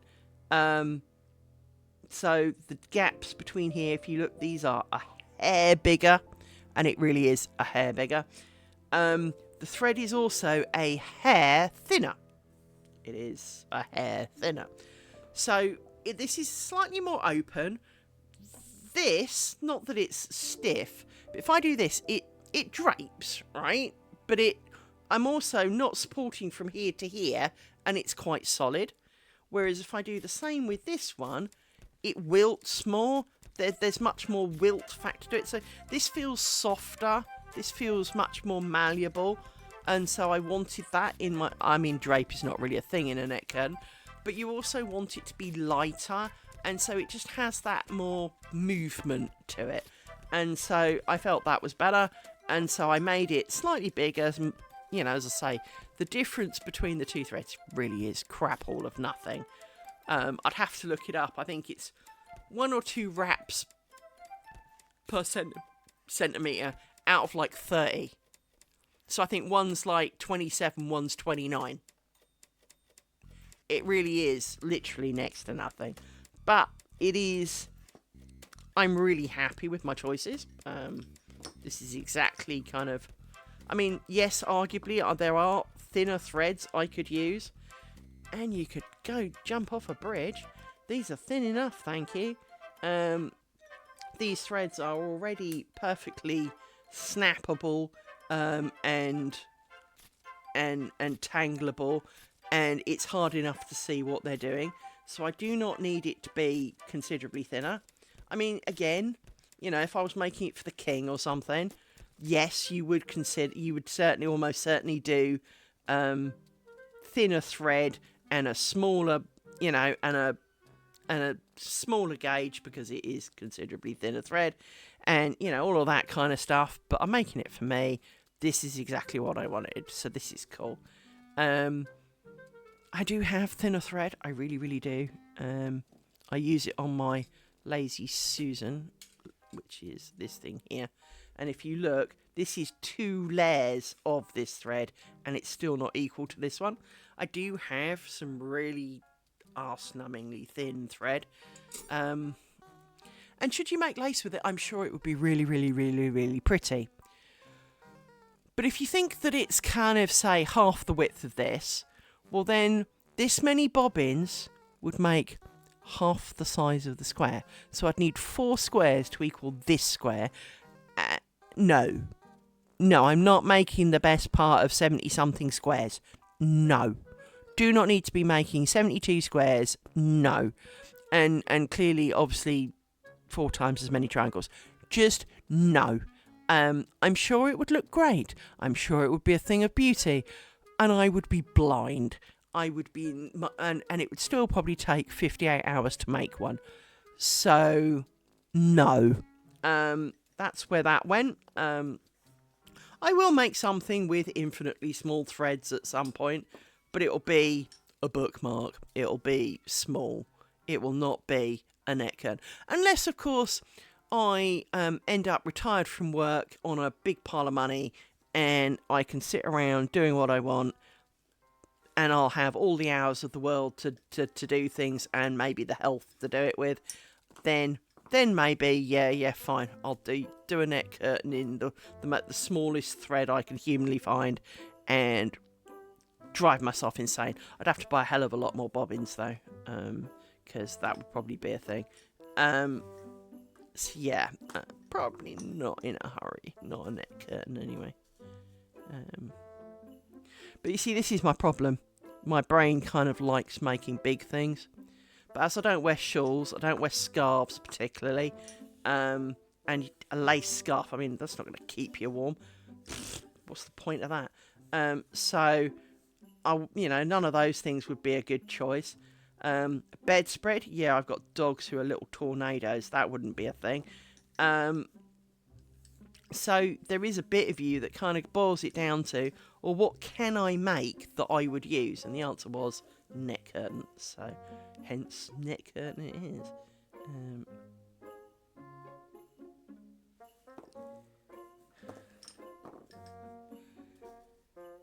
Yeah.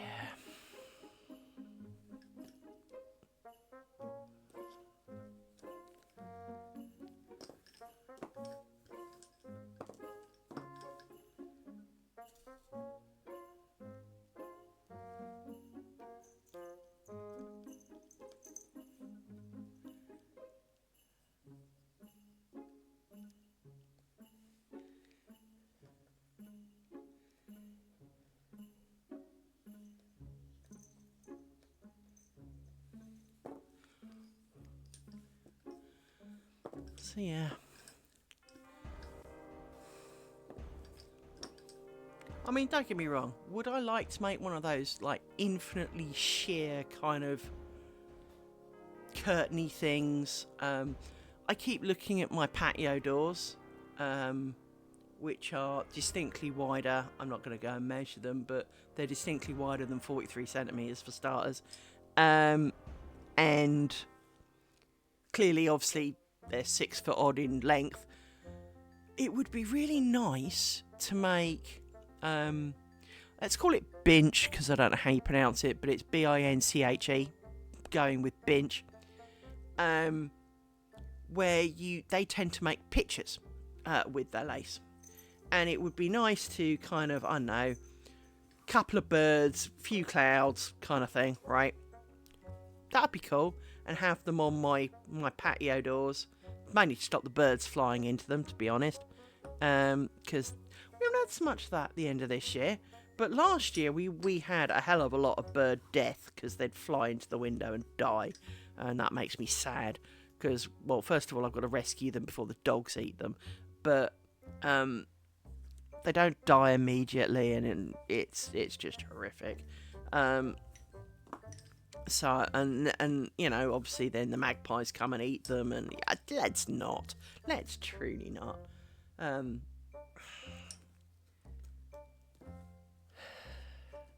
I mean, I get quite a bit of wildlife around here, and, you know, I've had to deal with dead squirrels and a few things, but, you know, it's sad enough without watching them fly into your window and die, you know. So having something on my window that would make them realise they can't just fly through it, that it's not a tunnel or whatever, would be a good thing. But as I say, at the end of this year, I haven't had a single one. Just thinking about it. Because normally you hear this horrendous crunch as they fly into the window, and, you know, everybody jumps, and then you know to go and play Find the Dead thing. But I haven't had any of that recently. I went through a state when it was almost every day, and that really did get quite depressing. You know, all the wildlife that had Harry carried itself on the windows was a bit much. It was nearly always these patio doors too. It was never, because I've got a dining room with patio doors as well. They both can open out onto the garden, and it was never those. It was always these, and that was so. Of course, they literally like splat on the window in front of me, and it's kind of like, thanks for that. That makes me feel so much better. They don't tend to do it at the front. They only seem to do it at the back. So the patio doors would be a thing. So that is a thought, to make something from there. One way to do it would be to make some smaller things to put on the windows, and then like use the spray adhesive and like splat them on.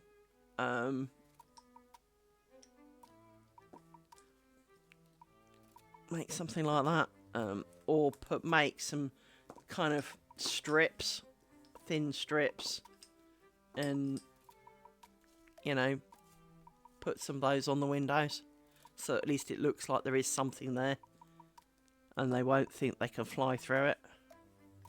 You can get stickers to put on your windows, but I don't know, net curtains could be quite nice.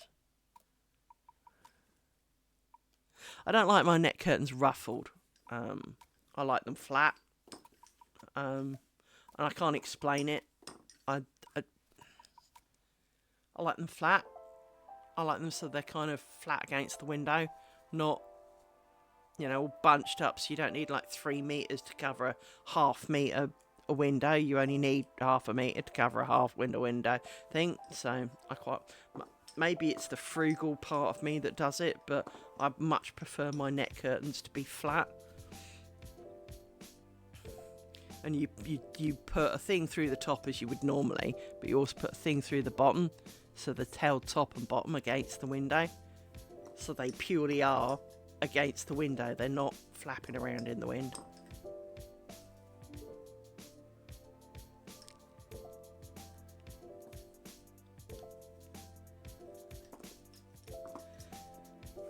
To be honest, lace bobbins can be made out of almost anything. There are plastic ones, so for example, said Midlands bobbin here is made out of brown plastic, but I also hate it, so that's fine. I've got a number of types of bobbins, so for example, this one that I happen to have to hand is known as a Honiton bobbin. These are like toothpicks, clearly, because, well, they're thin and tiny and made out of really light wood.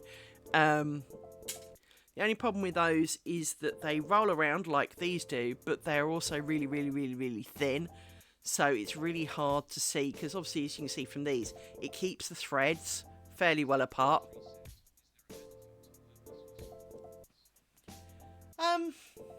A lot of it is designed for the weight of thread that you are going to... Well, first of all, they go with different types of lace. So primarily, Honiton bobbins are for Honiton lace. Sounds really obvious, really, doesn't it? But not all of them are quite so simple. So, for example, these are Mallorcan bobbins, and as far as I know, there is no specific Mallorcan lace that it goes with in the same way. But it is, part of it is the weight of thread that you're using. So Honiton is inevitably done with infinitely tiny threads. So the weight of the bobbin can't be so much that it would just break the thread. The heavier bobbins are, and without spangles, are usually for more work on bolster pillows, the round ones, so that they add weight and dangle down. I just like bigger bobbins because I've got man hands and I'm not a delicate girl, and so if it's too delicate, it's just not a me thing, right? So I did make the original square with Honiton bobbins, and yep, I definitely have mans. And the problem was that when I made the original square, the Honiton bobbins, because they're really, really light. I mean, let me do this. This is the ultimate proof of... Oh, I can't put it there. Right, put it there. Watch. It moves with just the tiniest breath. Now, bear in mind, I'm a good foot and a bit away from it. Yeah. They just kind of move and tangle. And so I ended up putting a ton of these. Now, I have these in many, many colours. These are the elastic band things on them, and I'd have two. I haven't got two to hand, but what you do is you put two around the bottom like this, so you wrap it around twice and it would hold two together, and then they wouldn't move because they'd kind of like be stuck together. But of course it also then meant you had to constantly take the elastic bands on and off, which was also tiring. But it did help with the multiple pile up here, because it meant you could just chuck the bobbins on a pile. You didn't have to be quite so, stick them together and try and push them in a corner. You just kind of went, these can go over there, and you just put them over there. So from that point of view, was really quite cool. But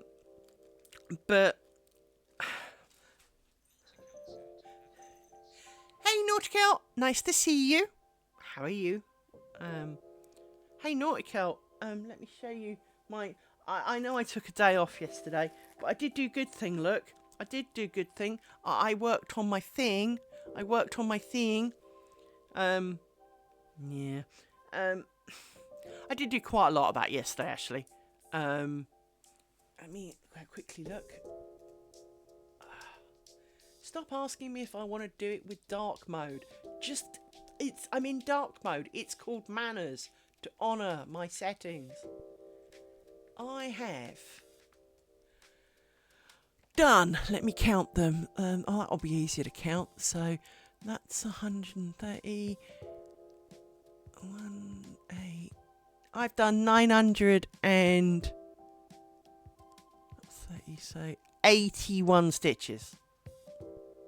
Yeah, that is 981 stitch. Oh no, that's marked ones. No, yeah, I have done 981 stitches. Holy mother of God! And look how small it is. Back that thing. Yeah. But I did do a lot of that yesterday. In my day off of trying to be slightly less irritable. And I think I've achieved, because I am definitely less irritable than I was. I haven't sworn at the dogs or I've had a conversation with them, but I haven't exactly lost my crap with them. And I haven't gone out and shouted at the lady in the garden, because that was a thing too. That was funny. She deserved it. That's been brewing for months. For the 603, I live in an area, there is a field behind me, and I live in a beautifully quiet area where on a nice sunny day you open the patio doors, and as long as it's not like -20 out there, and you can hear birds cheeping away, and it is really singularly beautiful here, right? And then there's Mrs. lives out back. Now she lives to the right of the field out the back. She's got a cesspit, so every few weeks it seems she has to come and have that emptied. And so there's a big tanker of slurry sitting there pumping away, making noise for hours while it empties her cesspit. And that's fine. I've lived in the country before. I'm quite au fait with that. But at the same time, it always seems to be on your day off when you wanted to sit in the garden. Then there's Farmer Giles. His name's not actually Giles, but there's Farmer Giles, who randomly decides to move his monster truck tractor. This thing is huge. I mean, he is definitely shorter than the wheels on it. It really is a proper monster truck size thing. And I don't know what he does with it, because as far as I can tell, he's only got a couple of fields to look after, and he doesn't use it for that, so I don't know what he does with it. But anyway, so he occasionally moves random vehicles around, and again, always the one time you're wanting to sit in the garden and enjoy the peace and the sunshine. And then the lady who lives with the cesspit has some dogs, and they bark. Now, dogs bark. I've got two of my own. I know this. But when my dogs bark, I tell them to shut up. She does not. And I think she's got a form of dog flaps so they can come out and go in as they like. Because for hours, and I'm talking like 8 hours, they can be out there barking. And it's really annoying. My neighbour is also equally irritated with her for this. But more recently, I don't know whether she's got a new dog or whether she's just got a dog now who's maybe more deaf. Anyway, out in the garden. Bailey! Bailey! Bailey! Bailey! Literally. 20 minutes later, she was still frigging doing it. And it's like, and I actually went out and it's like, stop yelling at it and go and get it. Because, I'm sorry, but it's not, the next one's not going to be the charm. You've done it like 500 times already. It is clearly not coming. Just go, and it's the size of a slipper. It's one of those little long-haired slipper things, right? Just go and get the bloody thing, you lazy woman. And it's also the fact that it's a long-haired slipper. And this thing, I mean, I watched it one of the first times. Well, I won't say one of the first times. One of the first times it went on an inordinately long time. I went out to see what was going on because, maybe someone stuck up a tree. I don't know. Or maybe I was mishearing and it wasn't Bailey, No, I'm not a fan. Anything that you can accidentally sit on and not really notice is not a dog, right? If it can hide behind a cushion, it's not a dog, it's a slipper. And they usually sound like squeaky toys, more to the point. And I'm not really up for the whole squeaky toy dog thing, right? I'm kind of with my dogs on that, in that makes it a squeaky toy, not a dog, right? And so I went out and there's this little white slipper thing running around, happy as the day is long, having a sniff, having a wander around, wandering off, and she's standing there going at her gate, going, Bailey, Bailey, Bailey, and it is at that pitch, by the way, and it's kind of like, it just goes through your head. It's like an annoying child, and now I am not a skinny person. I do not pretend to be a skinny person. She makes me look like anorexic of the year, right? She is a really large lady. She's kind of my 600-pound life kind of lady, right?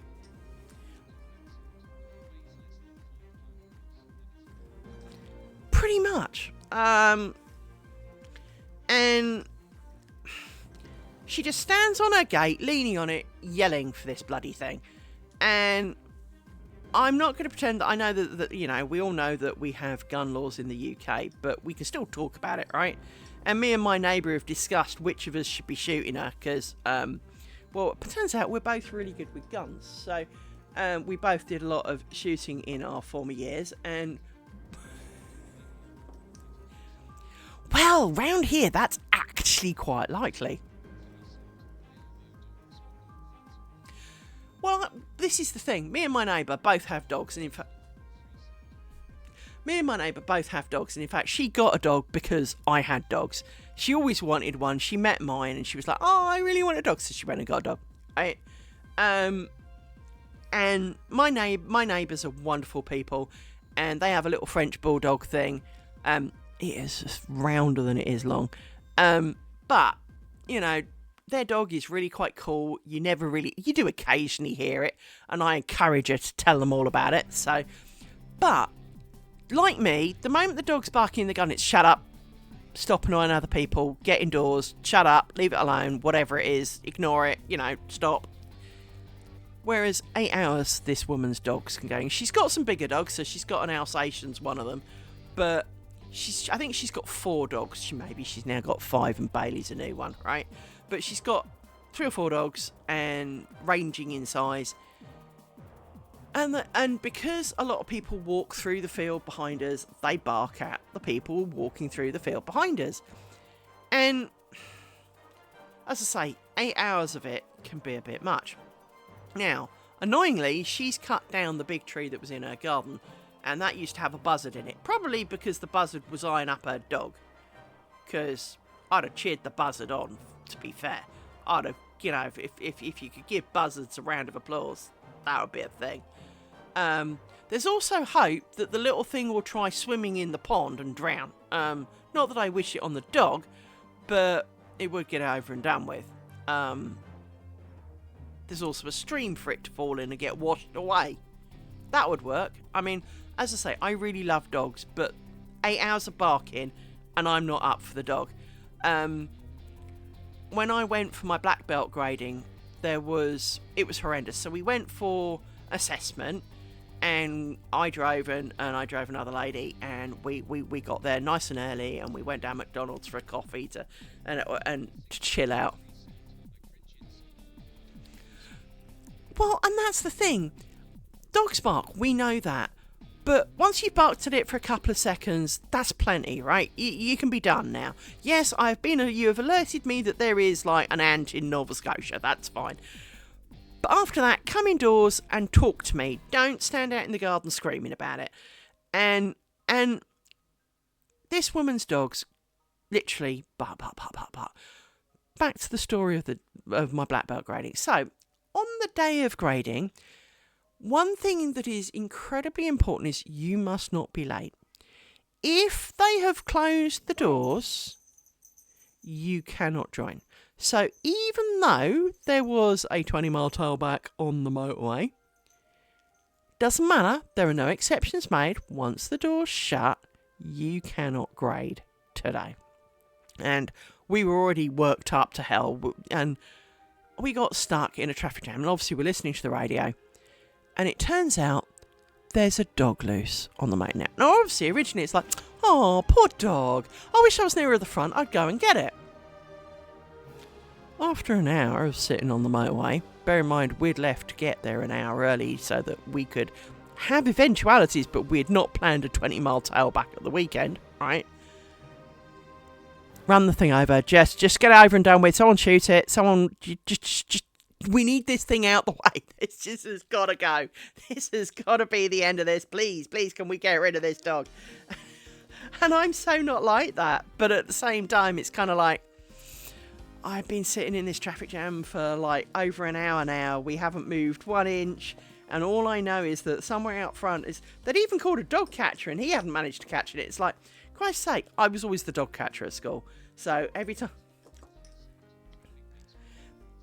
Well, especially when you're late for someone. If you're just casually traveling. Have you ever noticed, right? Traffic lights are always continuously red when you're late. When you're early, they're always green. Right? It seems to be a universal thing of the world is that when you're late, everything transpires to make you later. When you've got plenty of time and...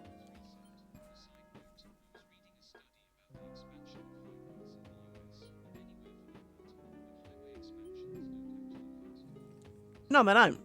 As proved by the M25, the greatest car park in humanity. It's... yeah.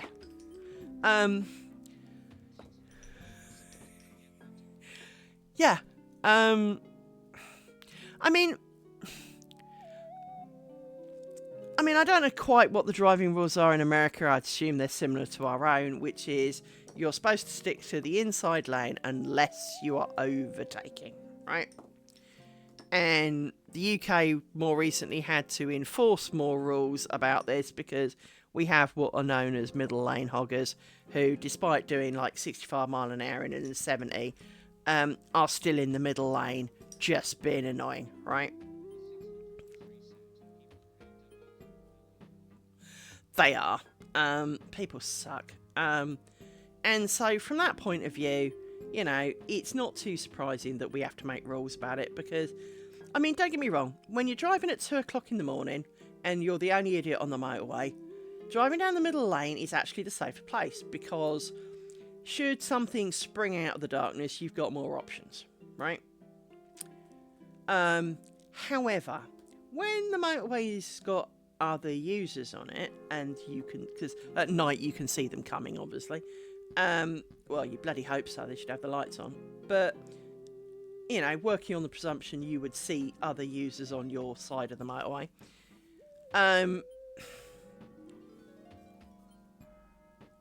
During the day, when people are far more commonly awake and driving, you do have to respect the fact that you need to keep out the way and you need to keep to the left. Now, you can take this a little bit too far, and that there is kind of like 2 car lengths between, you know, well, including respectable gap, that there's kind of 2 car lengths in the left-hand lane, and then you'd be overtaking the next idiot. At that point, it is not unreasonable to not pull in. Still not round twice. How is that? I swear I wrapped that round like 3 times and somehow it was still only once. It's coming off. Oh, piss sake. So yeah, I mean, from that point of view, I'd kind of get it, right? But middle lane hogging is not a good thing because it's really inconsiderate to everybody else, and especially when you've got the lorries in the middle lane, and lorry A is overtaking lorry B at a rate of like 1 inch every 20 miles. It does get very frustrating because then 90% of the cars are finding themselves in the outside lane, and now you've got Mrs. Biggins, who's 630 years old, doing 68 mile an hour in the outside lane, overtaking lorry B at a rate of 2 inches every 20 miles, and everyone backing up behind her, kind of wanting to get on with their lives. And so motorways do not bring out the best in people, in part because they're fairly straight and people forget the kind of speed that they're doing, and forget that, you know, should it all go a little bit wrong, it could get really, really gnarly really, really quickly. Hence you end up with massive piles ups on motorways. But it's just the frustration of, you know, you're sitting there, you want to get to your destination, and it all inevitably seems to be some absolute bonehead who has an IQ of a dog turd, who bought their driving licence off a cracker box or something, because there's no way they passed the test. And it is that frustration that you find yourself sitting in your car, you're surrounded by people who obviously have never driven. You know, they've obviously stolen cars or something. Why is that wrong? Take you out. Why are you wrong?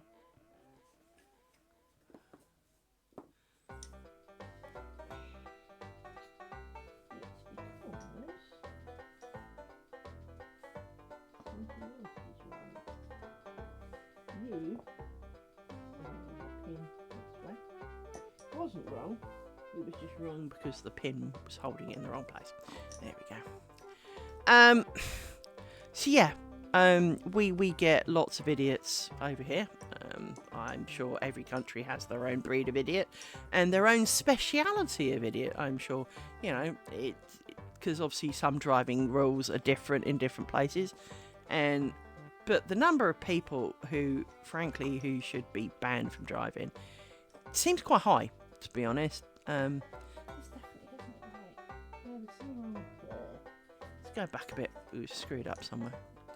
We screwed up. Hang on. You need to come out.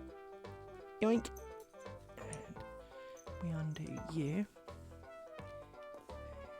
you're twisted. And then we undo you, take the pin out. Doink. And undo you. And work out that you've come too far. You have too many twists, so that's you. Somewhere around about here I have screwed up because this doesn't look right at all.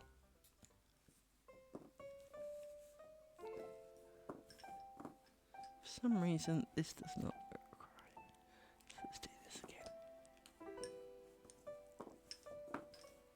That looks better. But yeah, motorway idiots and, well, idiots in general are not conducive to happiness in your car. They're just... And it always seems to be when you're late.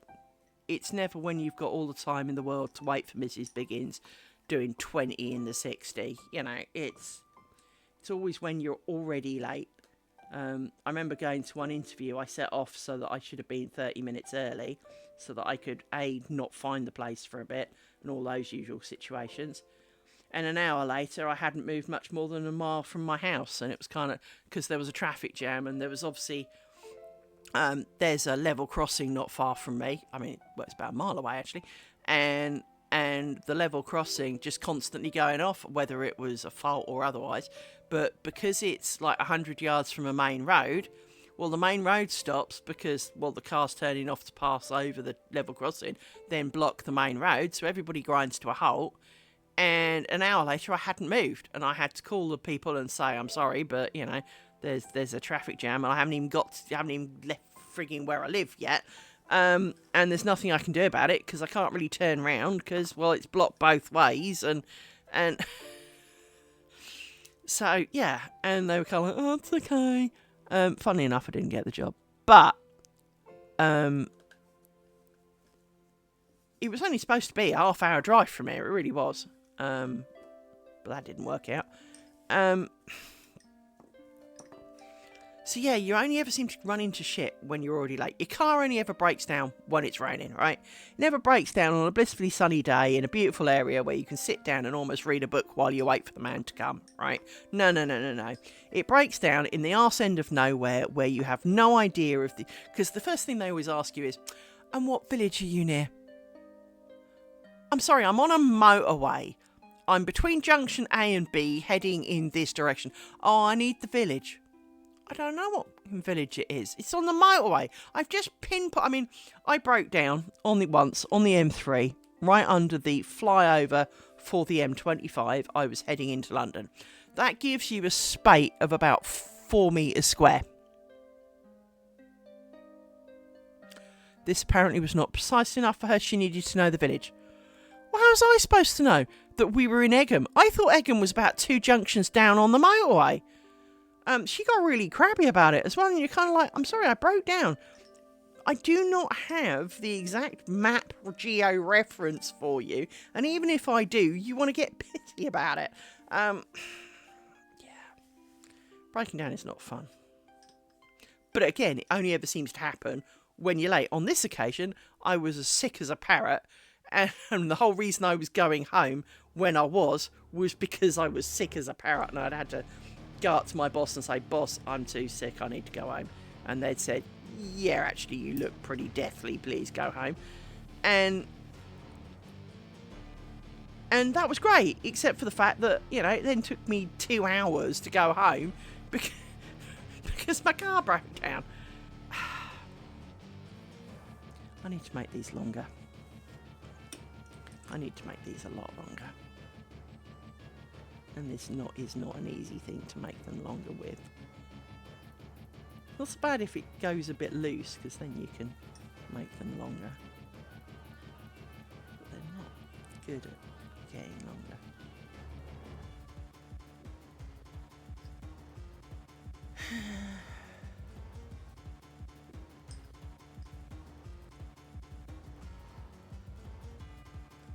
I mainly only want them longer so I can do a bit more with them when they're in the stick. You are supposed to work with fairly long threads while doing lace making, but it feels kind of... It's more of a personal preference thing than you have to, otherwise it doesn't work, because of course it does work. So, I mean, obviously if they're too short, then that's just silly, but you don't have to, you know, there's no set length. It's not like, oh, they've got to be 8 inches from the, no. They've just got to be enough that you can wiggle them and put pins in and things, really.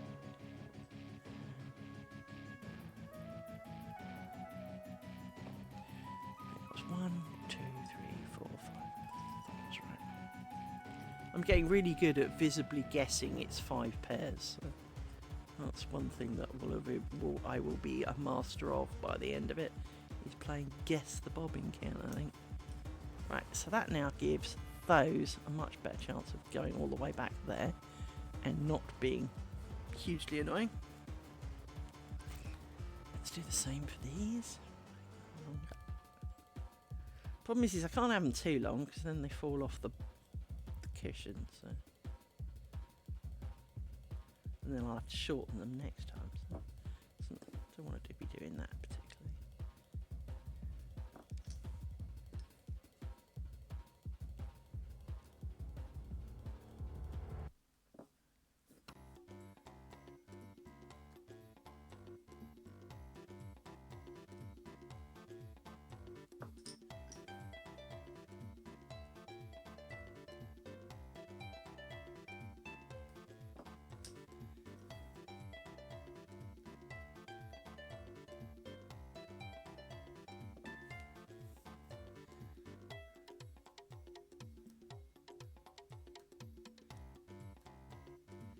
So these don't kind of slide as easily as they used to.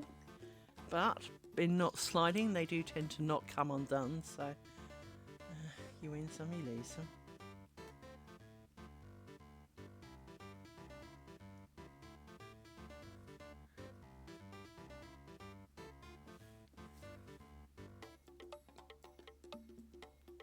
And you've come off, you miserable bit. Go back on. Come on. Go back on the bulky bit. There you go. Right. 1, 2, 3, 4, 5. See, I'm getting really good at the 5 thing.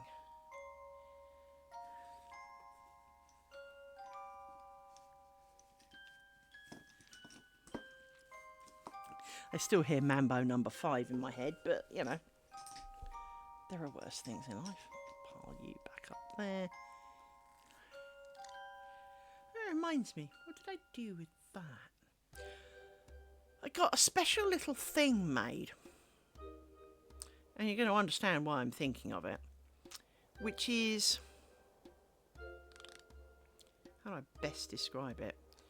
Let's use this. It's a bit big, but it'll do. It's a little wooden contraption that has pinholes in it. And the idea is that it will hold the threads down to stop them trying to tangle on the bobbins. And originally they are designed so that, like the Milanese lace thing that I showed earlier. That's this thing, by the way. The idea is that for a start, where you have pairs of bobbins and you lay the pairs of bobbins parallel like this, you put the wooden thing in the middle and you work lace one side and then you can work lace going the other. So you have like an invisible join. But then you still got to join at some point, so it doesn't really save you. But if you're doing something, you can make a neater start and you hold all the bobbins things. And I thought it'd be really good to have a couple of those so that I could do exactly this, to hold the threads down so that it kind of controls the bobbins in that sense and stops them tangling, but also just keeps the threads down. Because one of the big problems you have with lace making is that the threads creep up the pins, and obviously as they wrap around this pin, they tend to get in a pile and obviously taller, and in doing that, obviously the thread goes up, whereas if you can keep the thread down, because obviously thread's quite skinny, you have less risk of tangling of pin. And tangling a pin is one of the curses of my life, because these pins are so wretchedly thin. And by the way, for square number 3, we are changing to the marginally bigger pin. I have come to this conclusion. I am sick of these bendy pins, and as I'm the only one that's going to see it, bollocks to it all. I am going to go with the less bendy pin. They've got slightly bigger heads, but they're a bit bigger, and because I look at these, and yes, I can see there are pins here because they're grey and shiny, but I almost can't see anything through them because there are grey pins, but I also can't see the pins. It's just like there's a shadow on it. They're just the wrong size, and they bend at the word pin. So I have pretty much committed to changing pin size for the next square, on the grounds that it's only 0.1 of a millimetre bigger in the shaft, and yet does not bend. It's like, 80% less bendy. I mean, you can bend them, but you have to kind of try. Whereas these, you don't try. You kind of look at them and they melt. So in terms of pin longevity and sanity reasons, we are definitely thinking of committing to different pins. I am also contemplating that this should be, these ones with the little squares and all the rest of it should be on the outside, and the middle should just be plain, perhaps, is an option.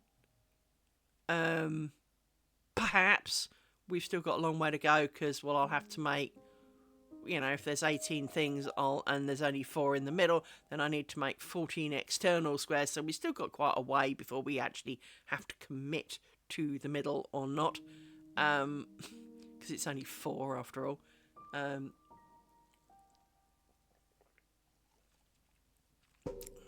You could say, well, you could do the top and the bottom with them, and no, ads in 3 minutes. I added some speech to shout at me when ads are coming, so I get shouts in my ear at 3, 2, 1 minutes notice, so that when I'm doing this, I don't just suddenly get, hey, the ad started and you were in the middle of a conversation. I get warning that they're coming, which makes the ads feel longer, because I'm already kind of slowing down and stopping for the ad in advance then.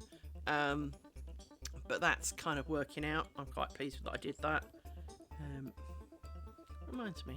Oh, this is springy, isn't it? That's right. I was just playing with this one. So this is the original one. You can tell this because it's got the big holes. But it is kind of vaguely springy, which is quite nice. Got a bit of spring to it. Because obviously one thing that's going to happen is when it's hung up, it's going to have weight to it. And this one is also kind of springy as well. So that's quite cool. I must start... Yeah, I know, I've got ads coming, thank you. That's right, I get a thing in my ear. Ads coming! Yeah, I know, you told me that a minute ago. Maybe 3, 2, 1 was a little bit much, but of course at the same time, depending on what you're talking about and what you're doing, you might need 3 minutes notice, so...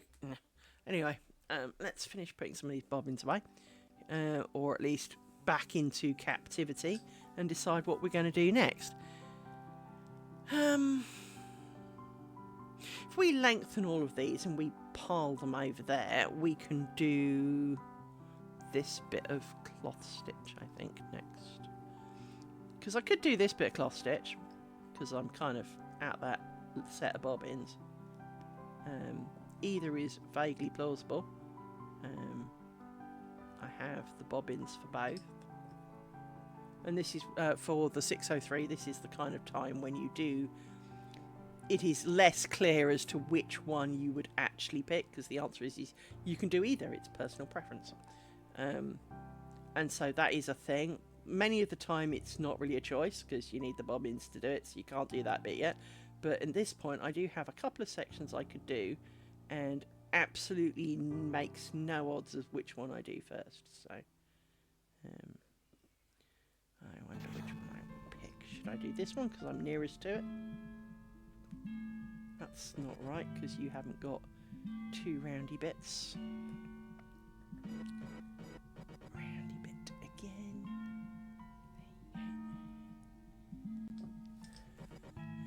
So do I do this one because I'm here? It is quite tempting to do this one because I'm here.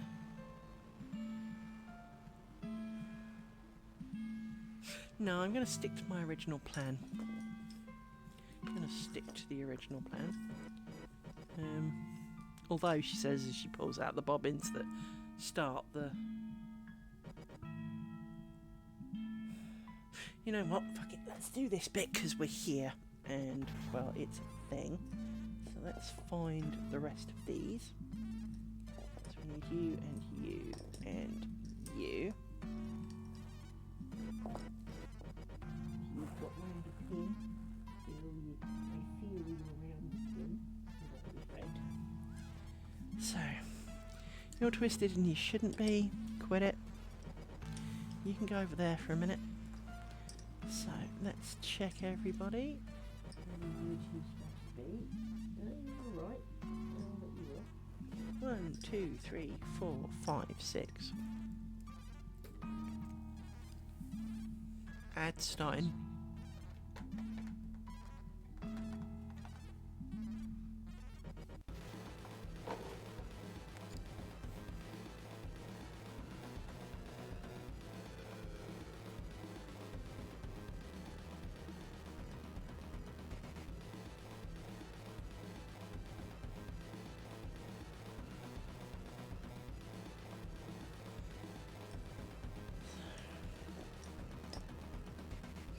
Make these a bit longer because they're a bit short, really.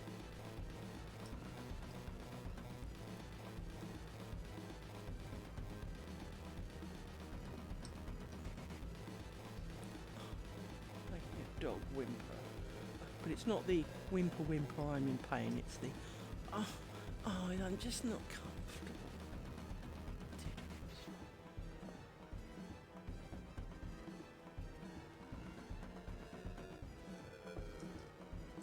See, when they play nice, these do unwind reasonably well. But it's like this one, or not, because I can't get hold of this bit of thread. And now it's come up. Now it's just popped. Oh no, it hasn't popped one off. It looked like it popped one of its loops off. So if I can get hold of it, it's quite easy to lengthen. So maybe this is not quite the evil knot that I thought, although this one's still trying to be evil.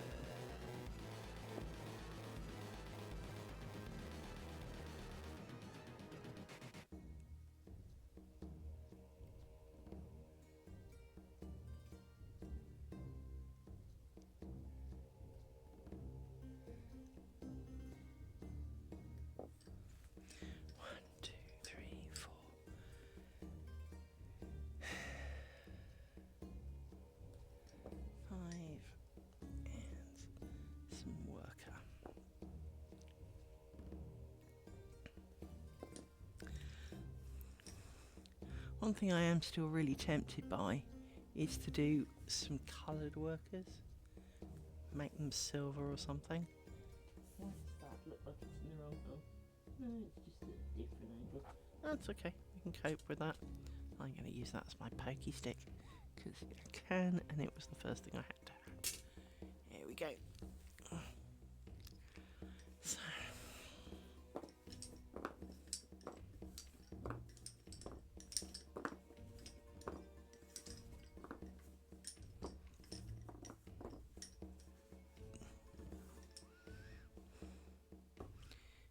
Across, so that's fine.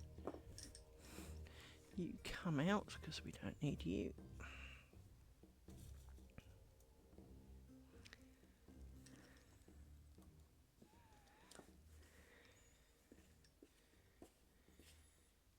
Actually, let's be logical about this. You're going to be nice and long, but you're going to be fairly short. And you're going to be sharing a stick. So let's make you longer now while we think about it. You don't have to be as long, but at least longer, so that you're, and of course you've come off now, you big pile of annoying.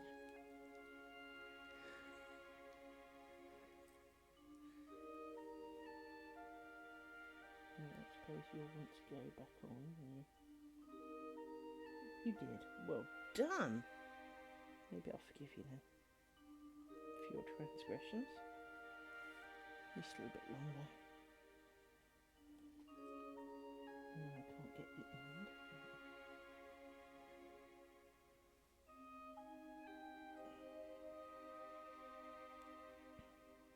It's definitely a wrong-handed knot for me. No, it's your wrapped round, that's why you're being so awkward. So, yeah. make you a little shorter so you're roughly the same. So you two are as long. Let's take your stick away because we don't need those. You are also not needed because 1, 2, 3, 4, 5. Hang on. I just picked a pair up. There you go, 6. That's right. Phew. Worried me for a second then. Worried me.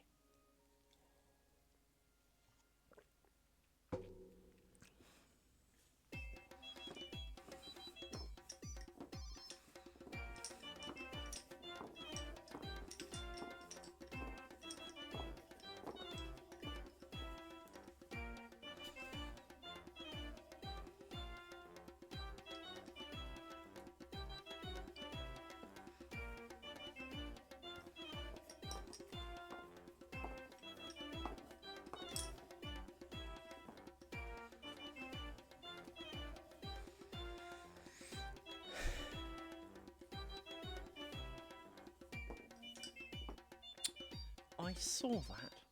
That's rude. You just completely came undone. That's just so rude, Mr. Bobbin. So rude.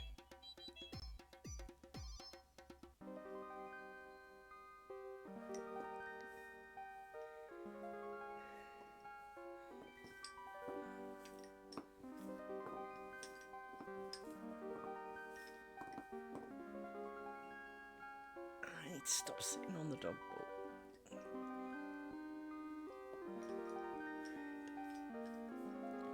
I've got a dog ball in my pocket and it was really jabbing in my leg to the point I'm going to have a bruise tomorrow now, I think.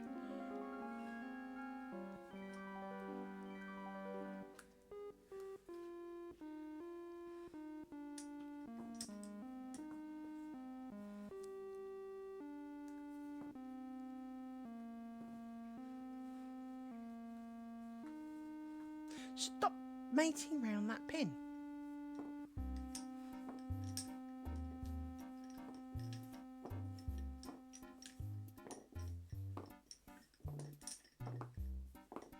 One, 2, 3, 4, 5, 6. That's cool.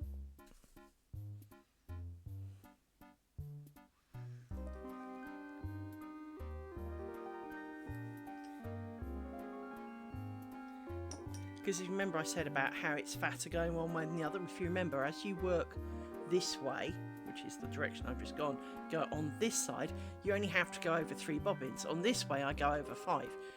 So of course it's fatter. It's more denser rather than fatter, because of course the distance is still the same, and I need to find I need to find a way of changing that and finding some way to make that different without adding extra bobbins just for the sheer fun of it all, because that's not really a thing either. There's also another way of pinning the bobbins to give a more smooth edge to it. It's a bit late to be doing it now, again, obviously, because, well, we're halfway through our second square. I'm sure I miscounted the number of hours for making that first square. I'm sure it's slightly longer than that, but I went through the videos adding up from like starting square 1 to completed square 1, and I came up with 57.7 hours. So 3 hours, rounding it up to the hour just to kind of allow for the fact that I trimmed the ends off camera, really does sum that it was probably around 58 hours from actual start to finish. And of course that doesn't include winding the bobbins, because I did that before stream. So this is part of the reason that I'm really pleased to be documenting this as I go, because it does help me pinpoint how long things actually take. Because of course, you know, oh, it took me a couple of weeks. Well, it didn't take you a couple of weeks. Is that an hour a day, couple of weeks? Or is that 12 hours a day, couple of weeks? There is a huge, monumentally large difference between the two. And clearly at the moment, it is quite a considerable effort. For no apparent reason, mainly because I keep making mistakes more than anything else. And the fact that my bobbins are rolling around, just to be slightly irritating. 1, 2, 3, 4, I know I shouldn't need to count them because I can count them as I go, but inevitably I like to count them at the end. Sometimes I count them as I go.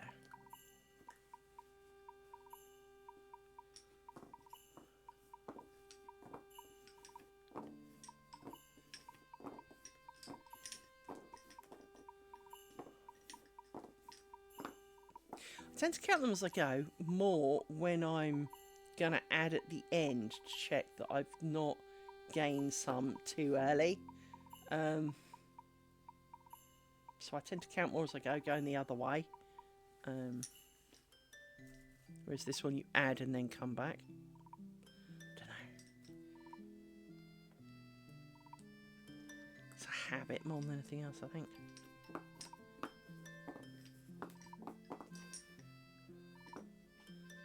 That looks close. 1, 2, 3, 4, 5. I'm so sad I can count bobbins without counting bobbins. This is not something... Hello, what is your core skill and what can you bring to this role? Well, I can count 10 bobbins without trying really, really hard. I can just look and go, that looks like 10 pairs of bobbins, and I'll be right. Yeah, I don't think that's going to win me no jobs. Not in IT, anyway.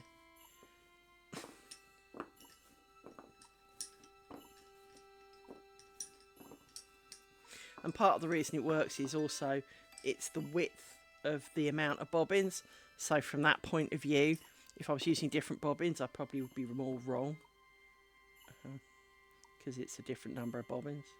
Or it's a different width of bobbin.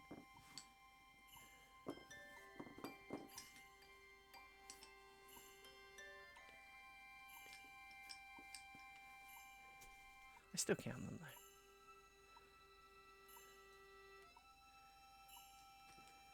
I know what we could do.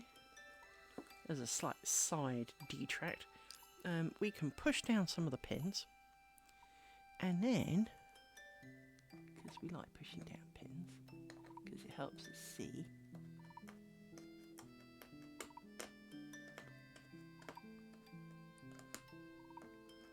Like that.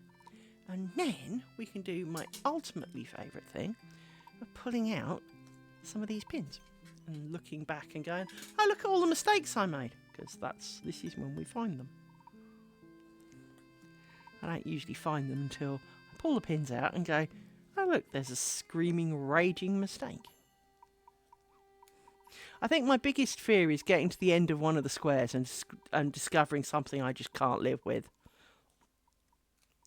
And having to remake the square. I think that would really test my sanity levels,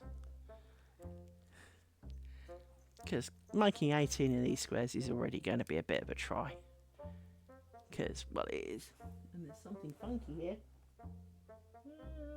Yeah, there is something really funky there.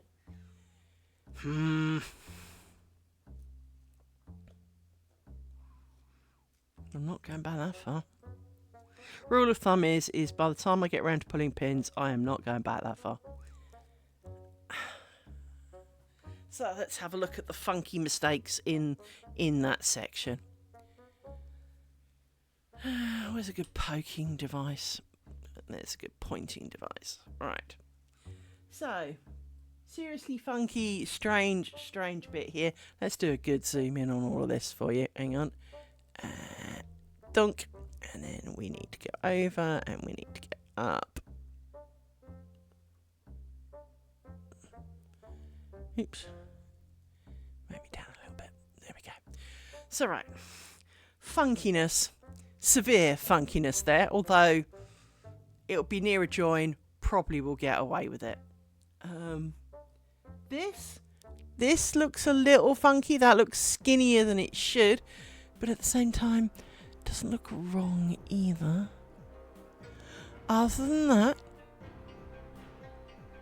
no major faux pas bar the one funky. And it seems to be something about here every time. If you look on previous square, she says pulling out previous square to look, making sure she gets it the right way up so that she can compare.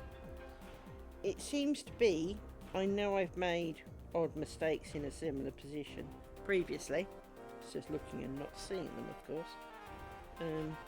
but I have made similar mistakes in that area before, so there is clearly something about being there that drives me to screw it up somehow. Now, I'm not entirely sure how this screwed up. I mean, it doesn't look... I mean, if I do that to it, it doesn't show half as much. And all I did was brush it briefly in the right direction. So it could just be I mispinned and a thread was the wrong side of the pin. So under a little bit of tension, it now pulls it out slightly funny. But to be honest, I've seen a lot worse. And we have seen considerably more mistakes. Was that another one? There's one. Didn't twist the pair, look. You can vaguely make out that there's 2 parallel threads there. Yeah. As I said, when you consider how many stitches there are in this, and I did count the number of pins, and there was quite a lot of pins, as I recall. Bearing in mind, it's a handful of stitches per pin. We are talking some in the region of 10,000 stitches for a square. So if there are a number of missed twists, really, it's a really small percentage, and so we need to be nice to ourselves and not overly critical. I mean, it's disappointing, right? We'd like for it to be perfect. We really, truly would. But at the same time, if it is not, it does not make it unacceptable. And she says, looking to see if she made the same mistake this time. I think so. This all looks as much as I can through the bins. Looks reasonable. Just pushing some of these pins down a bit more before the threads catch on them, because they exist. So from that point of view, we are not doing too badly. As I said, I'm human, therefore there will be errors, and we went through this, as I say, the other day.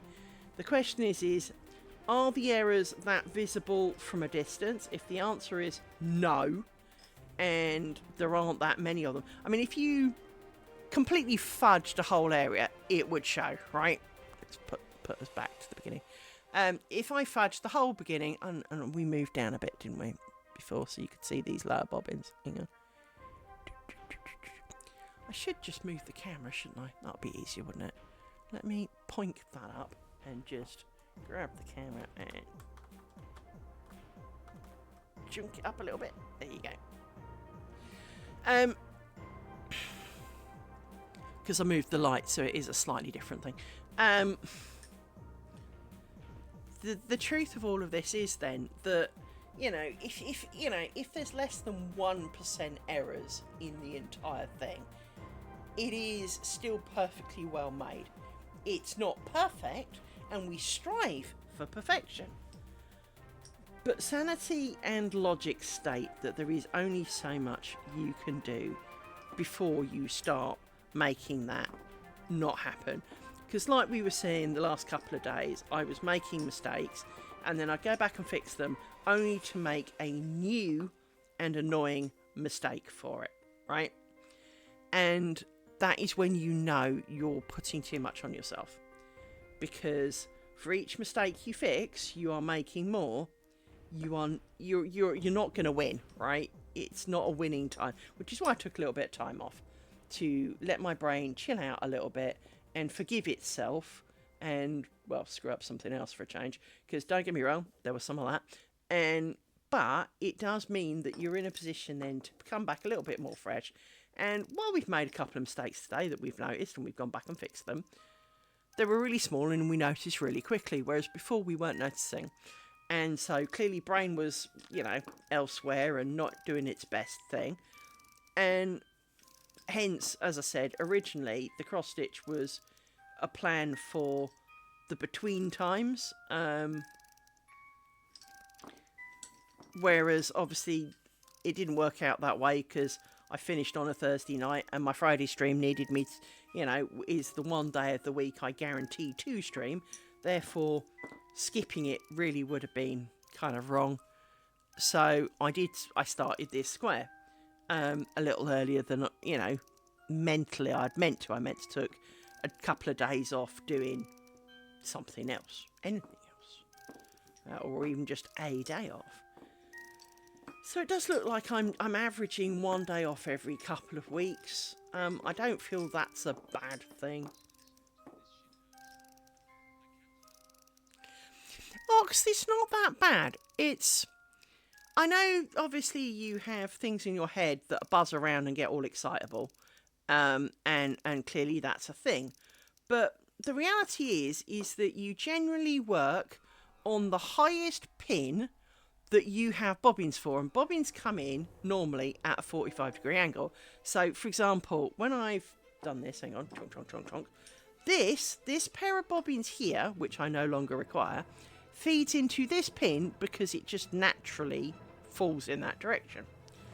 So you know which bobbins to use because basically they meet at a pin.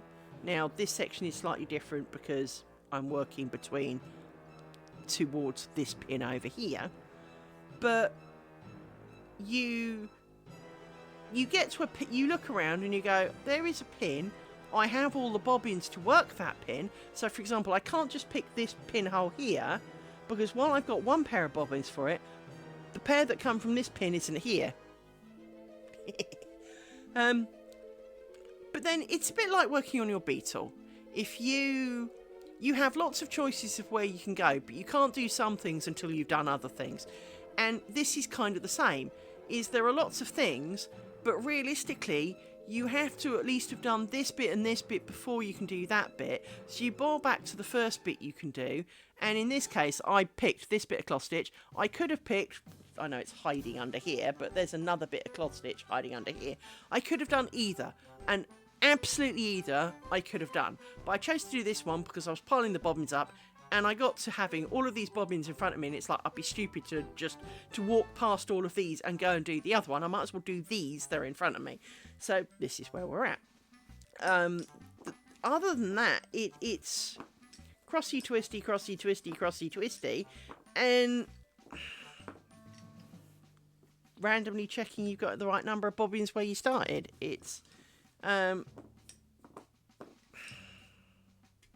It's not as hard as it looks, but it is.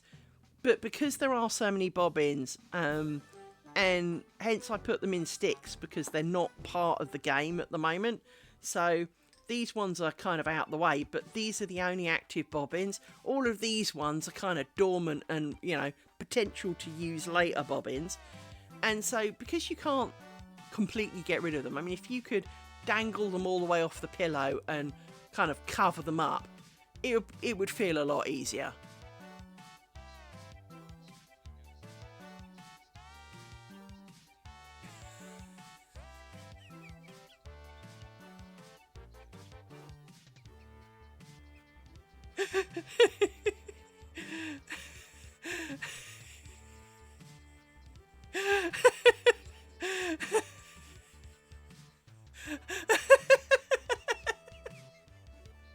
You've got to remember I've got you on text-to-speech, so I heard that. Oh dear, thanks for that, my friend. I really needed that. Well, Ox, if you want frigging confusing, annoying things, let me show you this. We worked out that this is, bear in mind the size of it, it's 8 centimetres, so there's my hand for kind of, it's tiny fucking shit. That's 981 stitches. 980. Well, technically you could argue it's twice as many because it's cross stitch. So you do one stitch and then you do another. So, but that's 981 little, infinitely small, tiny bastard stitches. Mainly in one colour. Thanks for that, Doug. Really, really appreciate your comment on my work. 981 tiny stitches. That's my alternative to this when my brain gets... Well, what you really, really need then is, she said, looking, wondering where she put it. Pooh Bear is not here. Where is Pooh Bear gone? I've got a couple of others because I've decided that this should be a thing. So I've got this one, which is, I know it's in plastic wrap, which makes it hard to see, but this one's actually bigger. I've got another tiny bastard one, which may not be such a plan. But somewhere in this shenanigans over here of my disaster zone that I call a pile, there should be Pooh Bear. Where's Pooh Bear gone? Did I put him somewhere safer? Anyway, Pooh Bear's like 2 foot by, you know, something. He's big, but he's also much bigger crosses. So that one should be definitely part of the plan.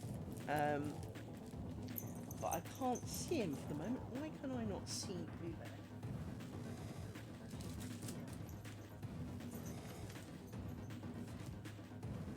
I have to wonder what... I must have put him over there. I don't remember putting him over there. Oh, hang on. That could be him. Hang on. That's right. He could be on the table over there. If I tied it up, that'll be a miracle. But I think I tied it up. Hang on. There he is.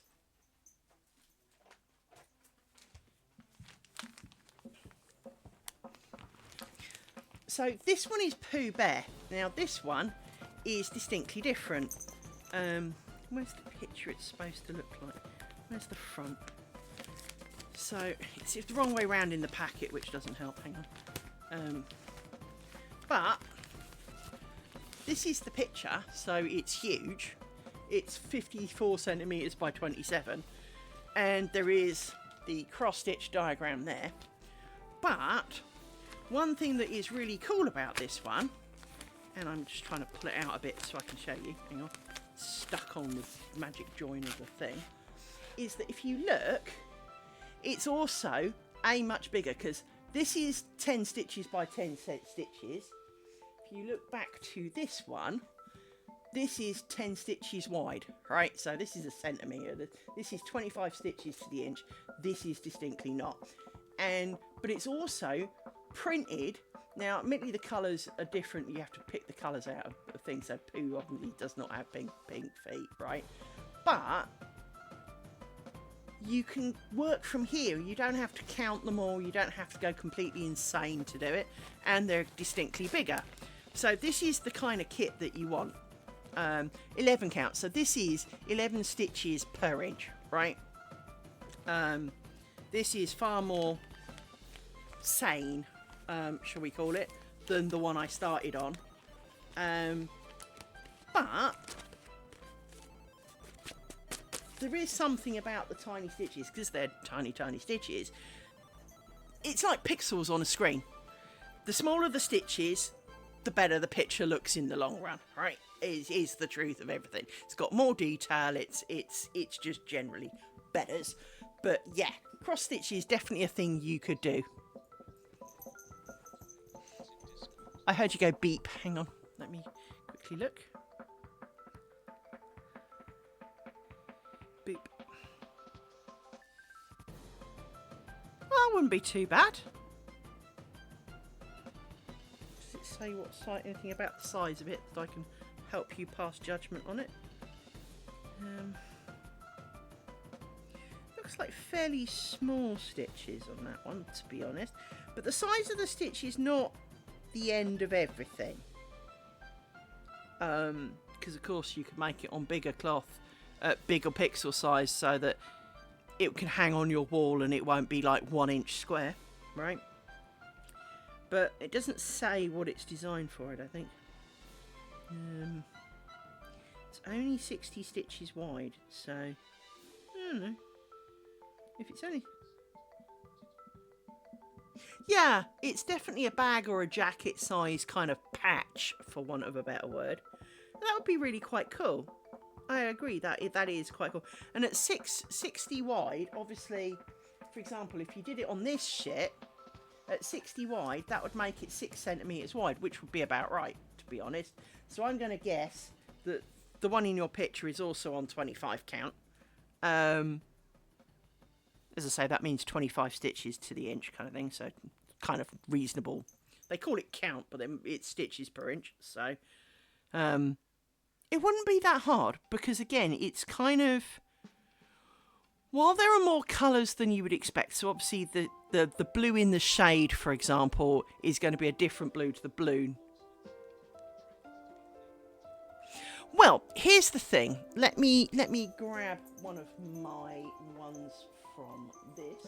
She says, literally having it mere seconds ago, and has now covered it up because she was looking for poo. Hang on.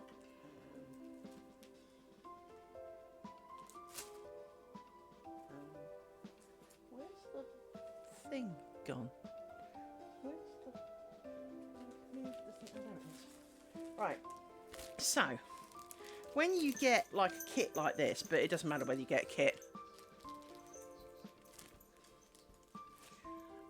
it's not hugely a skill, to be fair. Poke through a hole, poke through a hole, poke through a hole, poke through a hole. You are very capable of this, my friend. The thing that will drive you slightly insane is if you look at this green one at the end. Let me zoom in. Hang on. Bonk. If you look at this green one at the end, you can see that it's actually made out of 6 tiny, tiny threads, right? And so when you get it as one big fat one, which says like this. But with the 25 count, you use 1/6 of it. So you chop a length of it, and you extract out one thread of it, and you work with one skinny, flimsy, fragile little thread. And it does get... Initially, it feels really like it's a bad idea. But it does work pretty well. I mean, arguably this is the first cross-stitch thing I've ever made. And that's the front. So, you know, that's the front. That's 981 of the little bastards. But the back almost defaults to being tidy anyway. Which, frankly, is a miracle.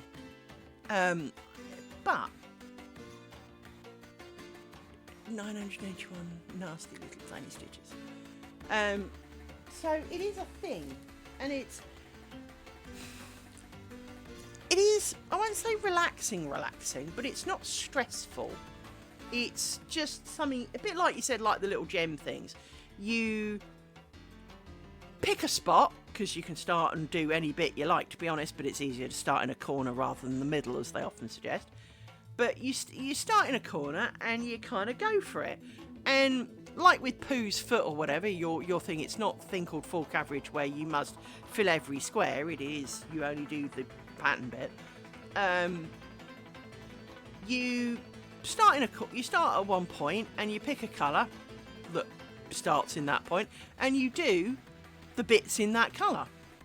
And then when you get to the end of that bit of string, you can either get the next bit of string of that colour and do some more, or you fill in more of the original square. And you can build it a bit like a jigsaw puzzle, and you can do, like, you know, almost inch squares or centimetre squares in my case.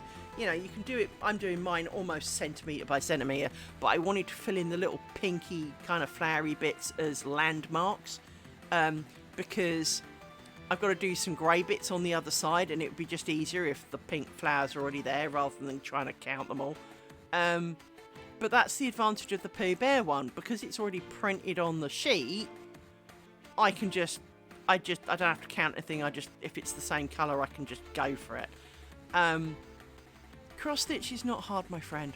Cross stitch is definitely a realistic thing, and don't get me wrong, you can waste a lot of money on it. So, for example, I'm contemplating, but haven't yet, buying a Lowry stand. Now, what does that mean? Basically, it's a metal prong, kind of like a light prong stand thing, a modern one, so like a square base with a prong in it.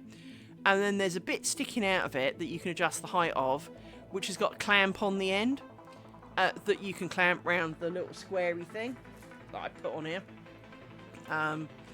Originally, I was not using a squarey thing, but now I've done a bit more of it, and I put some masking tape around the edge to grip. I decided I'd stick it in the square. Doesn't really matter for me. I was quite happy working off the piece of fabric loose. But this way, if I had something to hold it, you can have one hand underneath and one hand on top and pass the needle backwards and forwards. It would speed it up a bit.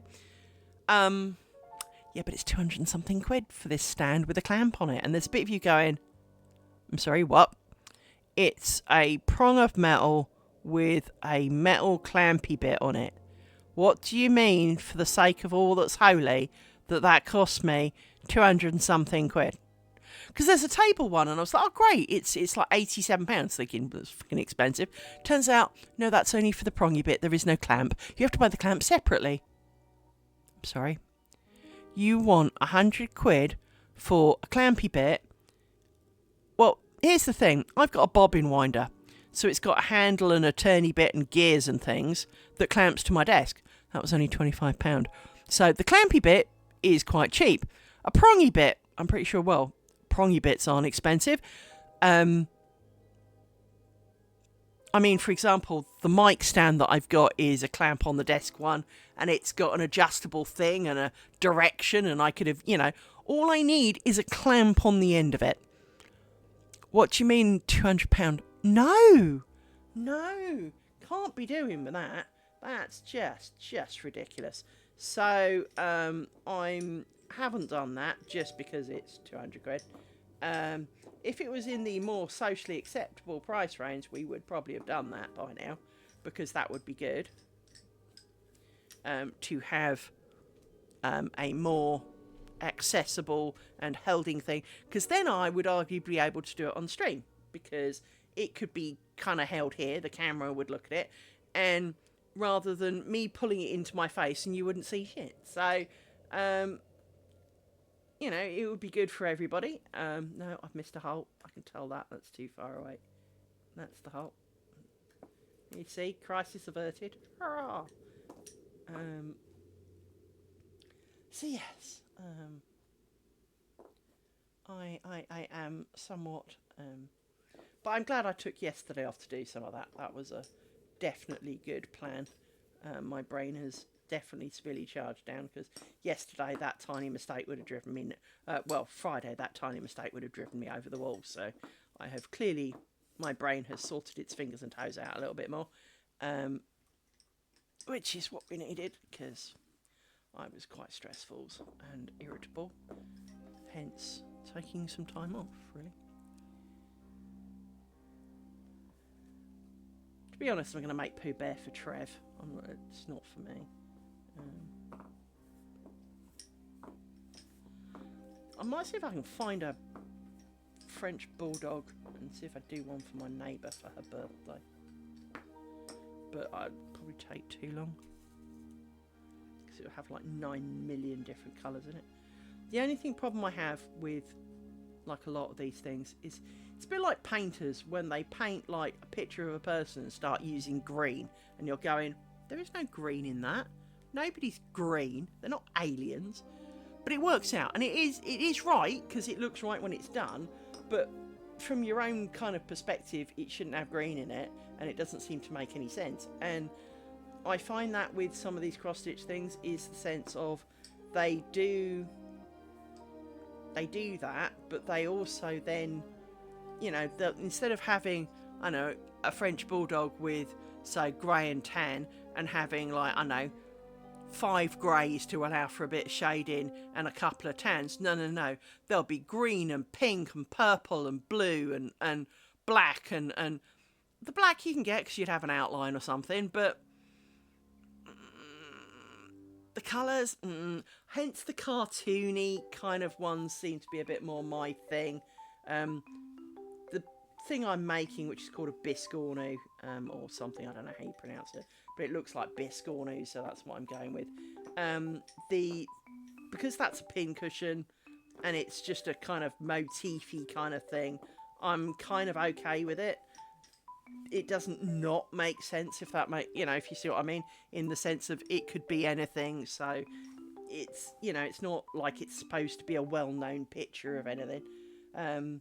There's a lady called Sasscass who streams, and she's doing Lord of the Ring cross-stitch pictures in full coverage, so every square has got stitches in it. And fuck me on a horse, seriously, this woman has mad skills. Mainly, if nothing else, not because the actual cross-stitchy bit is technically hard, but the fact that she does like 2,000 stitches a day or something, and this thing's going to take her years, and I mean absolutely years. The detail on this thing and the tiny nuance of different coloured things, and the fact that she's got to count them all, and and everything on top of that is just outstanding. She, you know, people who do full coverage, and I know if Jay-Z's still here, I don't think they are, but people who do some of the full coverage 25 count shit are spectacular people, just because, if nothing else, you've got usually so many infinite nuance of colours. So 28 shades of dark green in what looked to be, I know, a dark cream cloak, and you're like, yeah, that's kind of that's a bit much. You know, I kind of prefer the cartoon in that it will be 2 shades, the colour, a shade of that colour. Ta-da! You know, I'm thinking I am not necessarily ready for the, you know, one of every colour needed in the entire universe just to make a picture. Especially if, like the one you were looking at, Ox, which is a buyable picture and you've got to then get the supplies. Thanks for the lurk, my friend. I appreciate your visitation, and it's always good to see you. Hopefully I will reciprocate later when you're playing a game and all that. So, yes, thank you very much for coming. Everyone's allowed to lurk.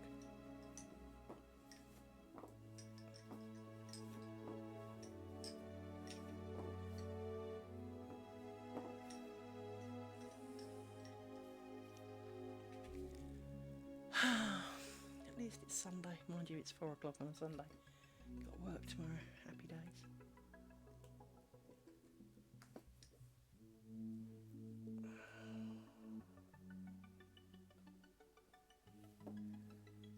A week tomorrow I have my end of year review, which should be interesting. As a week later it'll be pointless.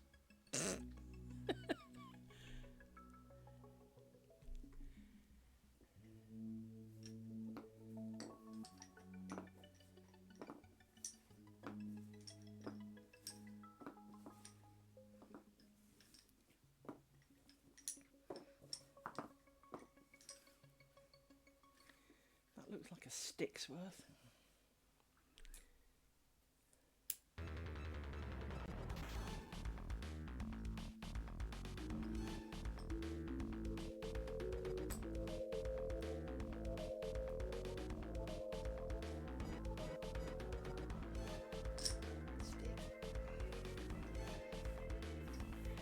We need 2 of you.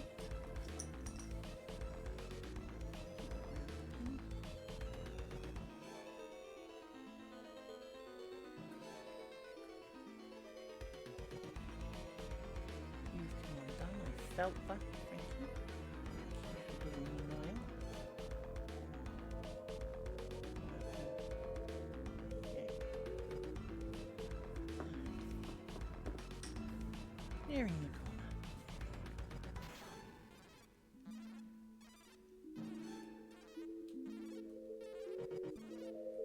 Just realised I didn't have any lunch. Oh no.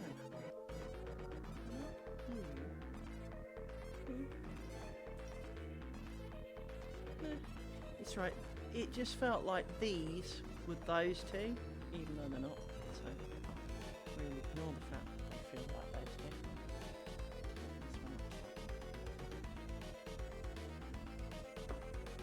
Felt like a lot of twists to get nowhere fast.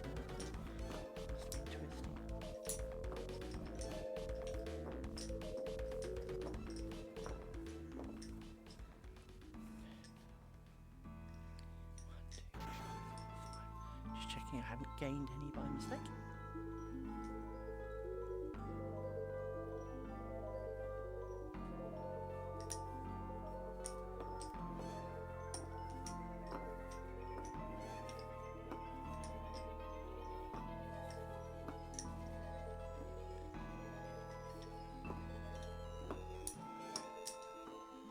Too long. And then you came undone. Thank you.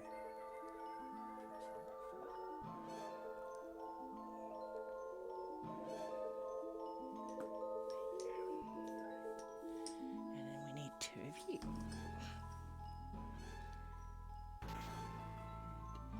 You just came undone. I watched you. I watched it leap off the end then.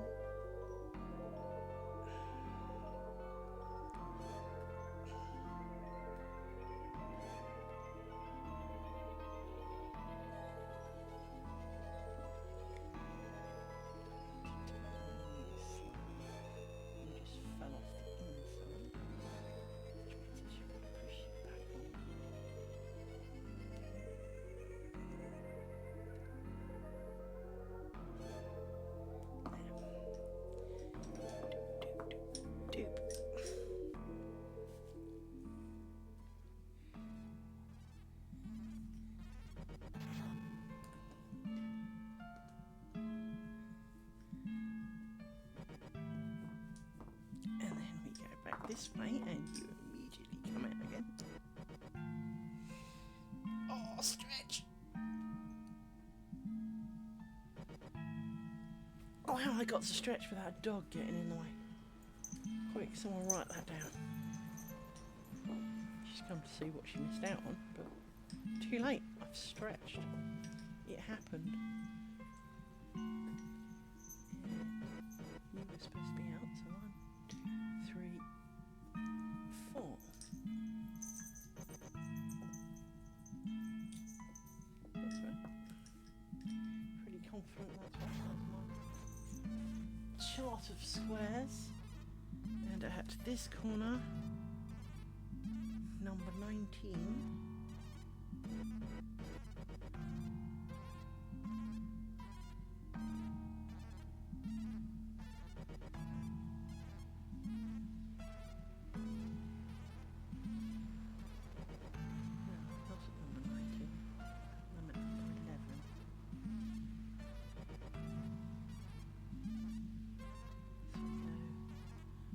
Five. 1, 2, 3, 4, 5. I do. Excellent. See, it all adds up. All adds up. Right. You're a bit short. We will lengthen you so that you do not cause us strife later. And we want to pin you up and keep you out there.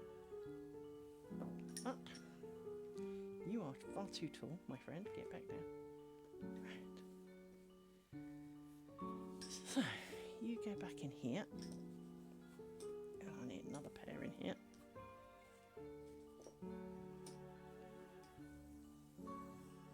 1, 2, 3, 4, 5. And we will group you together. Because 5 makes you work.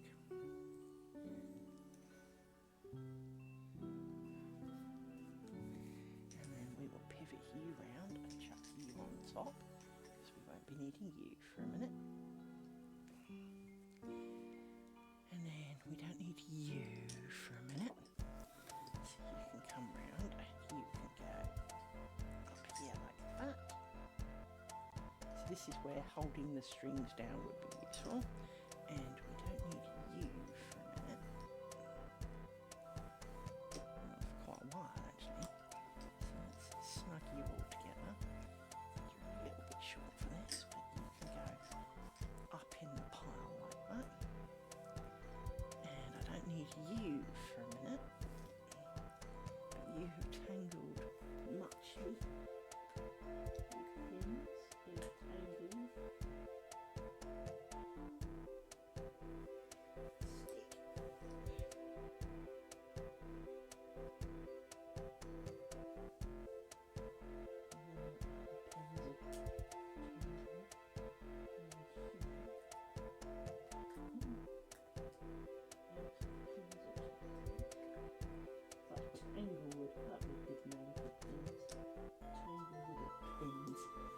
So you're a bit short to be going around the corner, so we'll take you out and make you a bit longer before we chuck you around the corner. To make the chucking of round the corner work better, we will have longer strings to allow for. Because if I take, for example, this and I hold it here, this is as far as it can go, so it can't really go around the corner. Hence, we're going to make it longer.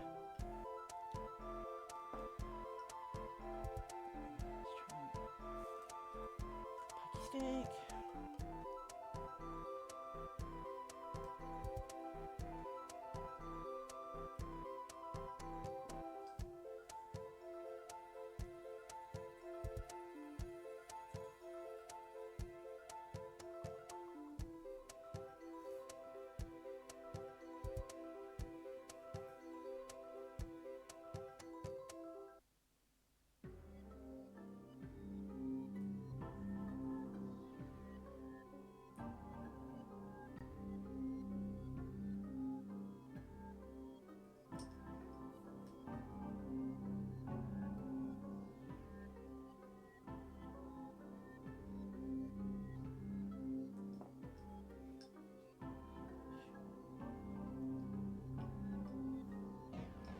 The reason why the further away, the longer they could be, the better it curves around, if you know what I mean. So, a bit longer doesn't hurt. We'll shorten them when we come back.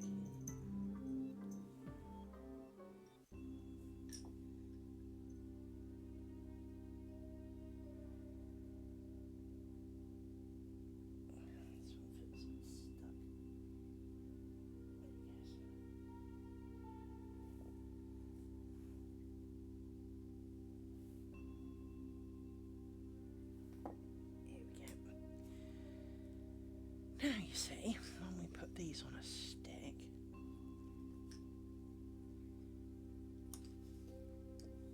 and we want them to slide round, they can slide round and go up in the mountainous pile, but kind of stay low and out the way. It is somewhat of a challenge.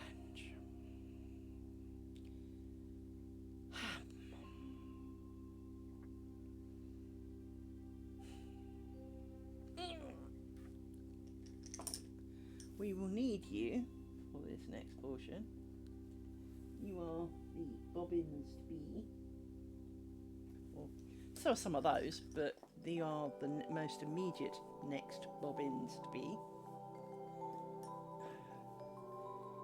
You've crossed. So, I need to cross all of you, because that's when something I forget. You're at a funny jaunty angle. There we go. My other skill, other than being able to say, yeah, that's 5 pairs of bobbins at the drop of a hat, spotting an unlevel lace pillow is one of my other toxic traits, it seems. I am very adept at spotting that it's not level.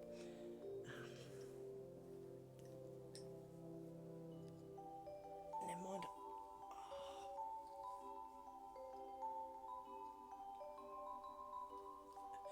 Having a bit of a squirm. We got ads in a couple of minutes. How long we got? 6.5 minutes. Oh. Yes, Amy, I yawned. Oh, you're going to headbutt the mic. Hold on. Are you going to speak to the nice people? No. You haven't learnt to speak on command, have you? No. No, you haven't. Charlie, the little man in my icon, did. He had a really good trick. And I didn't teach him it. And I can't remember when I found out.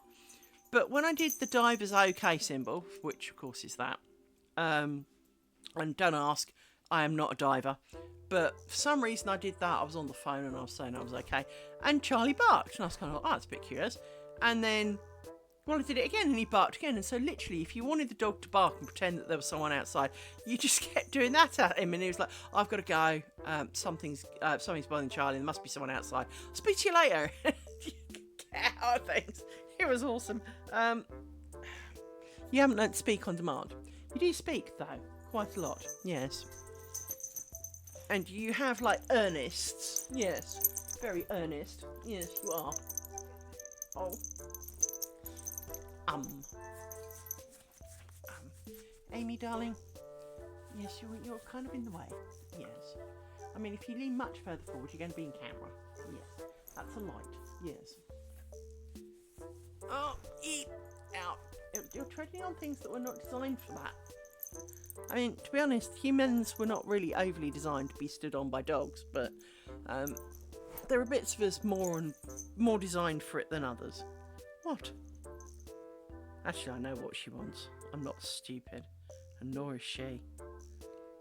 And I'm not going to say what she wants, but let's just say I think she's hungry. If I say it like that, she won't associate it. But I'm pretty sure that's the actual problem, is that someone has decided that this needs attending to. So I need to decide this. Why is this one bobbin different to its friend? Let me just 1, 2, 3, 4. No. Oh, it has got a friend. It's there. Okay. Because I think you come in and go out. So you come out again. And then.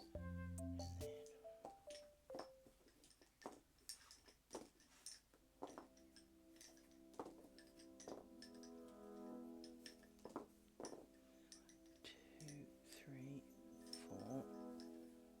Pick up a pair, and I have crossed them correctly, so that's a good thing. 5.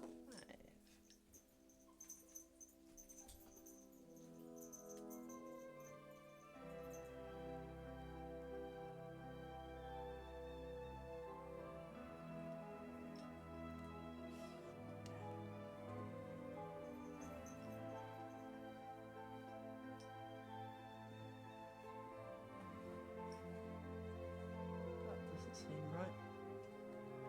Hang on. No, it's because you've got nothing to do with it. That's right. Yeah, that's better.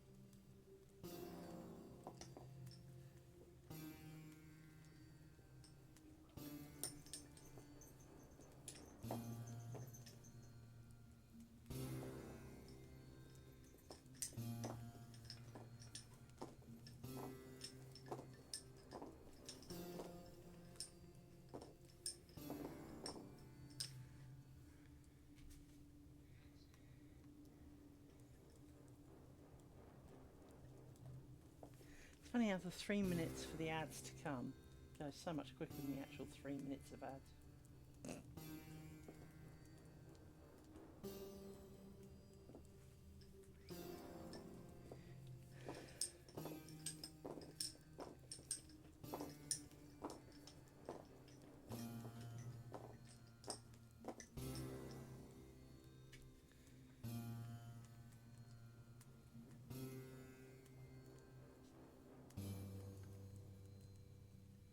All reindeers somewhere.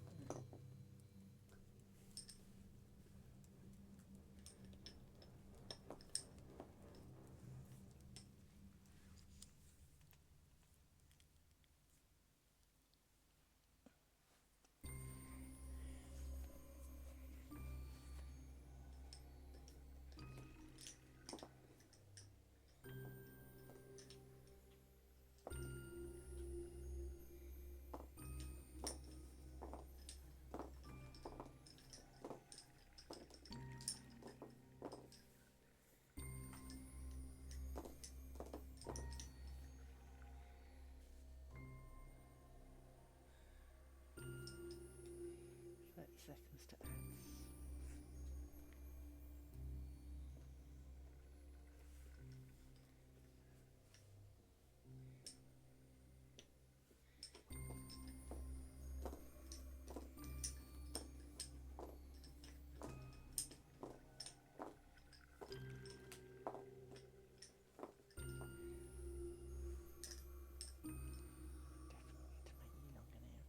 Oh, don't come off. That's just mean. Go back on. Not right. Now you've come off. You miserable thing. It's so much harder with fully full bobbins.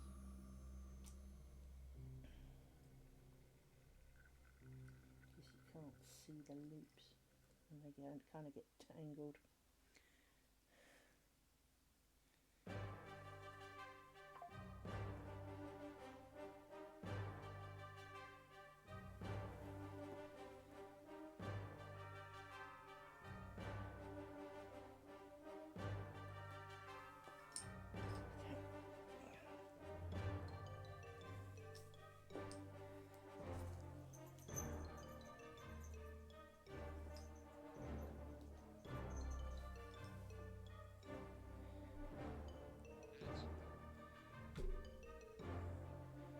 Well, you took a long time to start.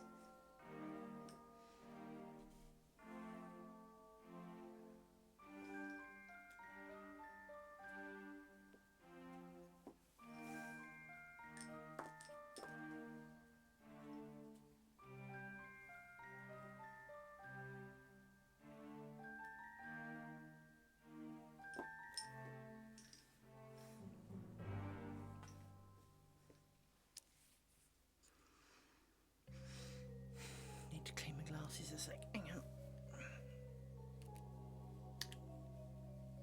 One thing that I don't think I can demonstrate to you is the state of my glasses. I have a problem with anti-reflective coating in that I don't know whether it's the sweat on my face, I have no idea what, because of the coating should be on the outside, so it shouldn't really matter. But I spend my entire life cleaning my glasses in part because the anti-reflective coating wears off, and it doesn't wear off in a smooth fashion, and you can't easily remove it either. So as a result, it ends up like watermarks permanently on your glasses, and well, it tends to give me headaches occasionally. And which is why I'm bringing it up, because I've got a bit of headache. And 1, 2, 3, 4, 5. It's just there to annoy me. And for some reason, I don't know whether it's the same the world over, but if you go to any of these places, you can like build your glasses on site. Oh yes, madam. Yes, of course you can have any glasses you like, madam. Oh yes. We can make the lenses within the hour, madam. Yes. Oh great. Can you do these without anti-reflective coating? No, we don't stock those. But you make me pay for the anti-reflective coating. I've got to pay more for that. But you haven't got the option to not do it on site. You would have to send them off for like 10 days to get it back. So basically you're saying I've got to pay for it whether I want it or not, if I want glasses today. So if I need glasses because I've broken them or something, the only choice I've got is to get it with anti-reflective coating. Well, joyous to that.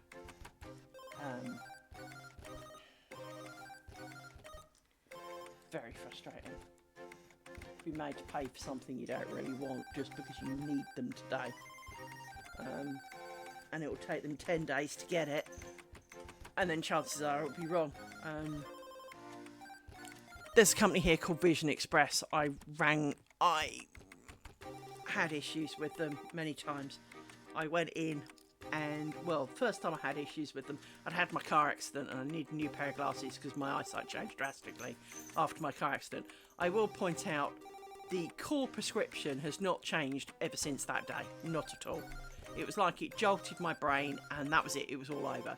It had been slowly sliding worse and worse for years. At a fairly slow rate, but it had been sliding worse and worse, and it literally stopped that day. My prescription has never got worse since that day. But I now need reading prescription, which is changing, right?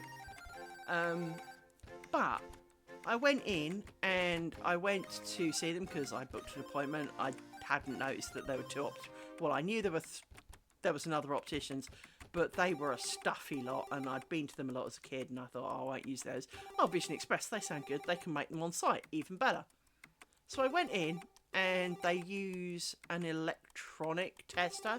So not the kind of wire glasses with the little slot-in frames that look like something out of a 1920s camera.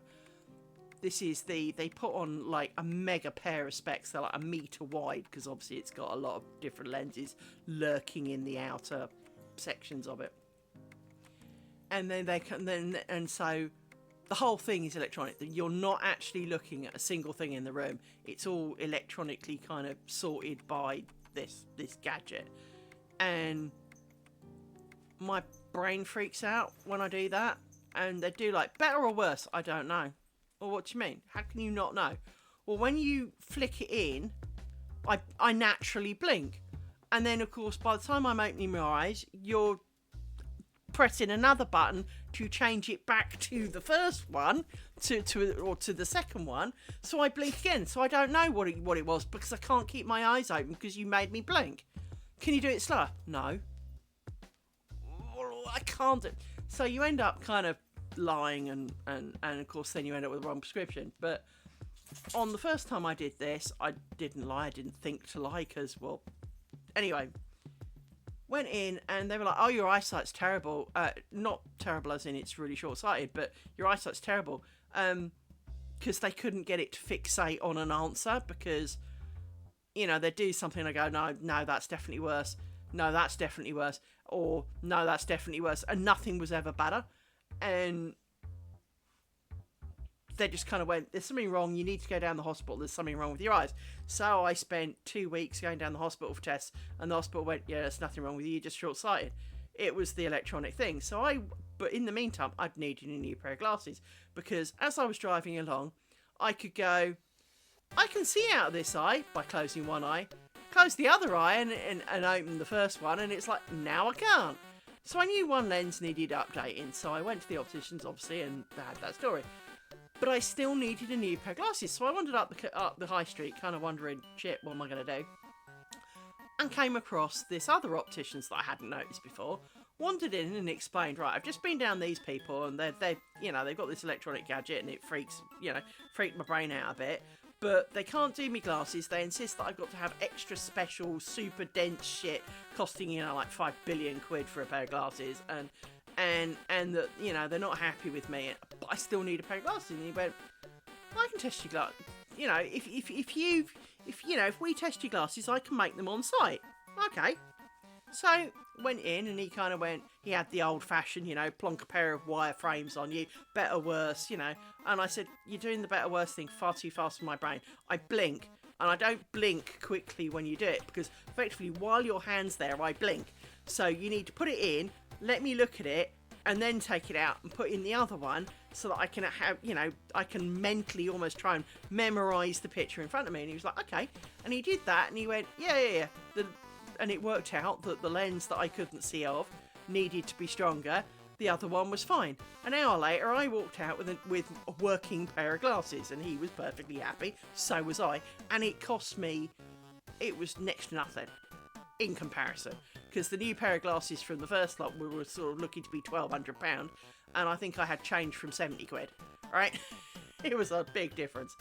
And obviously, I was happy because I could now see. So I went back to him a lot. And unfortunately, I then moved, which kind of broke that. But when I moved up here, The glasses I had were perfectly good because my eyesight wasn't changing. Until Charlie the dog headbutted my glasses so much that they snapped. The wire frames got bent so much that they inevitably snapped. And the lenses fell out. And, well, so I went, I booked a thing with Vision Express because, we can make your shit in an hour. Excellent. So I wandered down to Vision Express. No, look, it was a magic frigging electronic doodad again. And they initially start off with you looking like this kind of like, almost like a kaleidoscope machine. But it's got a picture of a boat on the sea or something. It's a really cartoony thing. And it works out your approximate prescription by you looking at the boat. And it works out whether you can see or not.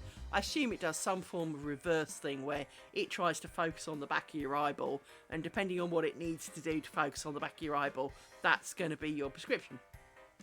So I went in and did that, and they made me they took me in, we did all the better worse thing, and I couldn't see it, and I explained that it's too fast, and they were, well, we can't change it, and I said, right, well, I'll do my best, and they then do like, which one's sharper, which one's nearer, which one's further, which one looks brighter, which, all of those kind of things.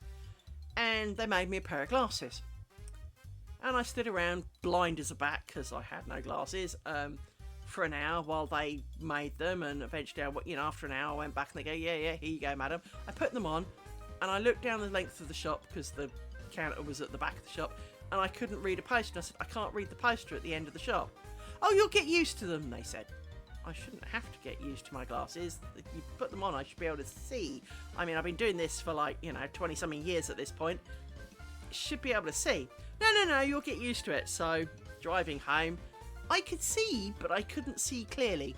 But it was really weird, and it's very hard to explain in the sense of lots of things looked clear, but some things definitely weren't.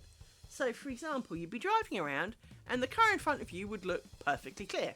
The trees by the side of the road would look perfectly clear. But the moment you came to read the road sign, you'd realise it's not clear. So it was almost like there were selective patches that weren't clear. Now, bear in mind, I couldn't see the thing in the shop with words on it either. This was obviously a bit of a giveaway. Anyway, they'd said to me I had to wait a week and try, to see if my brain would settle in. And it's like, you should not be settling in brains. If you're doing that, there's something wrong with them. Anyway, a week later, I still couldn't see shit. Went back, and they changed my prescription, and then I could see, and it was all good. But it was kind of like, how do you get the prescription wrong? It's not like you made the wrong glasses, or you got it, you got the pupil distance wrong, or anything like that. You fundamentally got the prescription wrong, and I told you this a week ago. You've made me live for a week getting headaches with the wrong prescription, and now you've made the right one, hallelujah. But it really put me off them, and I didn't really go there again, because of course picking glasses when you can't see the glasses on your face because you need your glasses to see the glasses on your face is really a challenge. But I did come back with they were very something. Now, they weren't very focals, but they were... Memo Flex glasses. The ones that you could screw up and they'd spring back so that Charlie could headbutt me a bit more. I quite liked those glasses. I don't know if they suited me, but I liked those glasses. I've never been overly one to worry about whether glasses suit me or not, because from my side, I can't see them. So it doesn't really matter to me. And I'm not about fashion and, I won't say I don't care what I look like, but at the same time, I don't spend 3 hours putting a face on or I brush my hair, and if it doesn't look great, well, that's how it's going to be then. I'm not overly concerned as to, if the glasses, suit my face or not. I mean, if they can, that'll be nice. But if they don't, they don't, That's right, I'm just taking these off to make sure this is the right pair. Yep.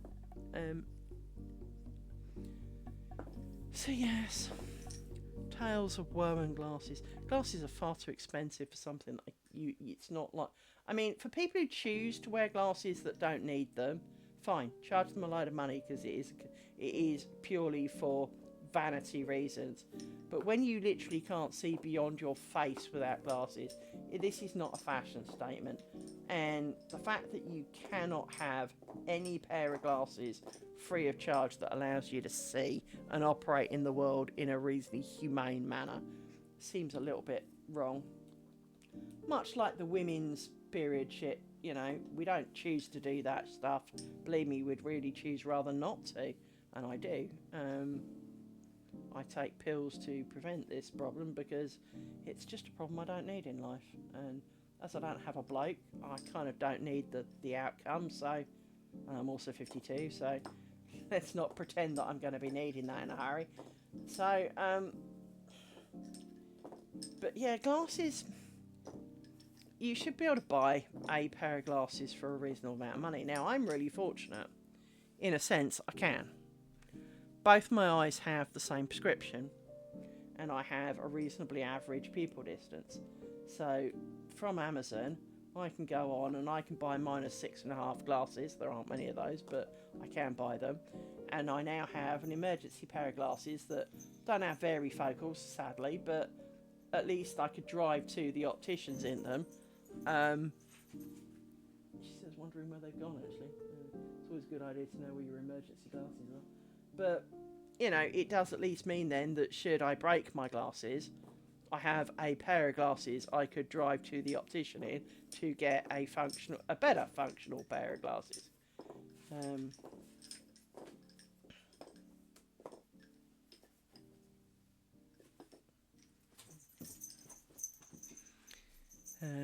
But most people do not have the same prescription in each eye, so can't do that.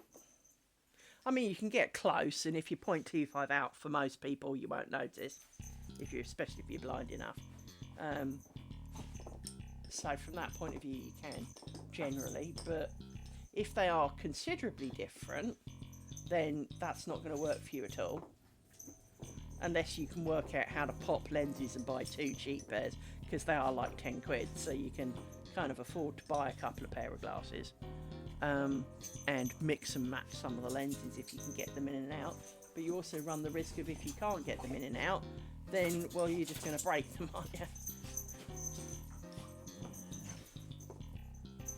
I didn't add a pair.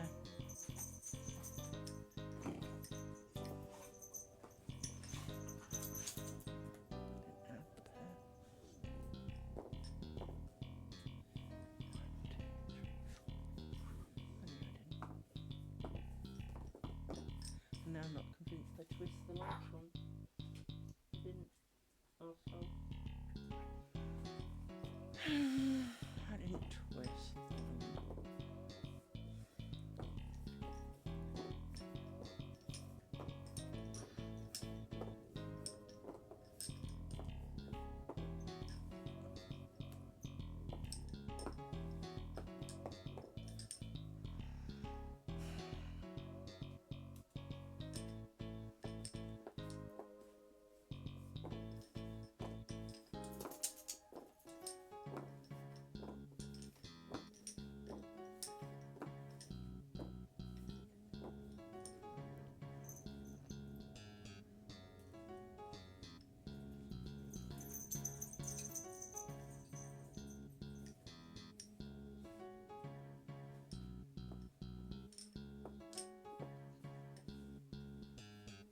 I swear I made a mistake because I don't seem to have the spare bobbins I would have expected. Never mind.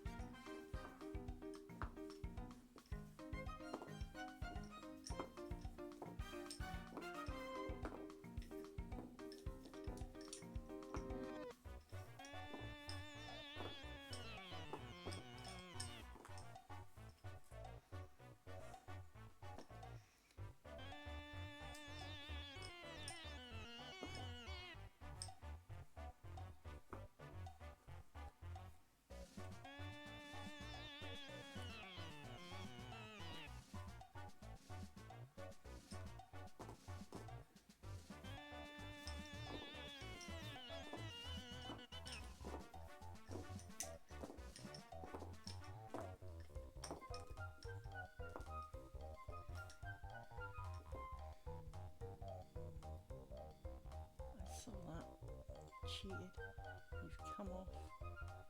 Go back on. Go back on. You're not going to. There you are. Go back on.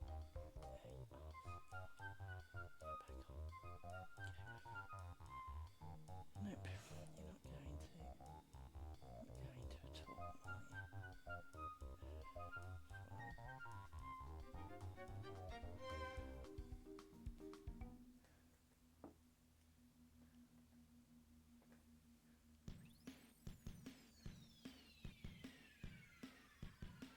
you?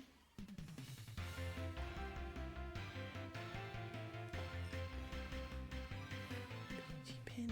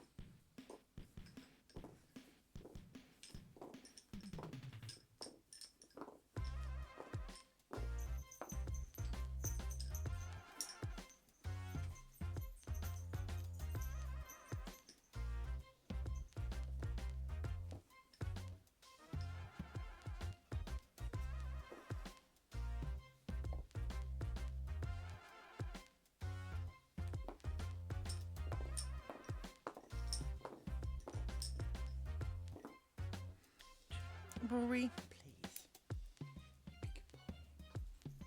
No, that wasn't be good boy and climb all over me. Thank you, Amy.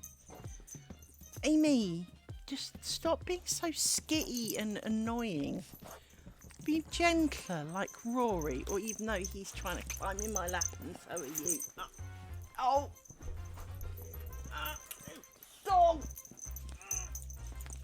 I can't even reach buttons. I'm under dog. Oh. Yes, I appreciate you want hugs. Yes, I do. No! Oh. I'm gonna have to go and do something. Be right back.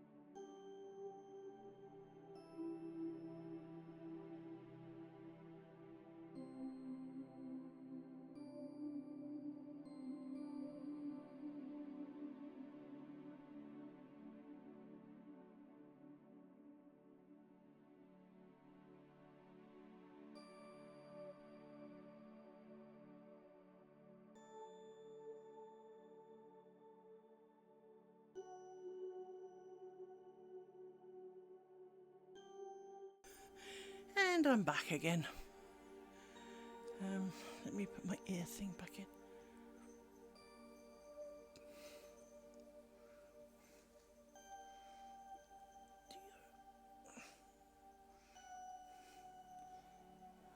I'm terrible at putting these ear things in. I never get them in the right way up first time somehow.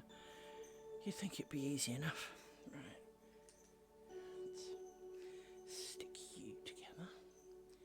Because you are done for the moment.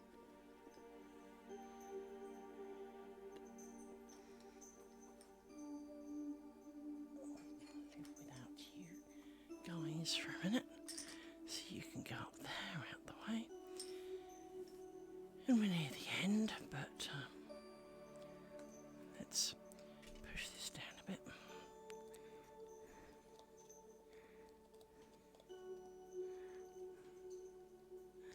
Like that.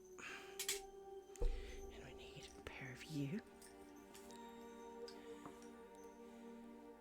Oh, do we? No, we do. We do need you. Right. So.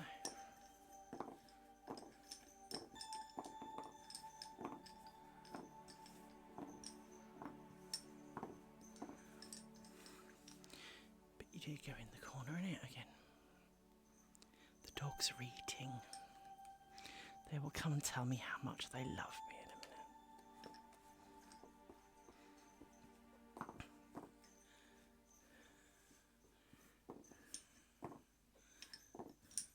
Right, you come out again. So you can go back in here.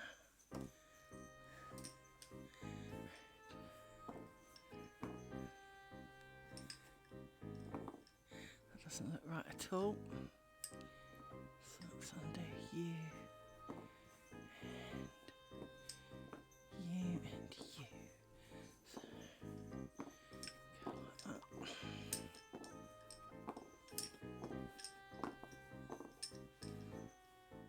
There we go.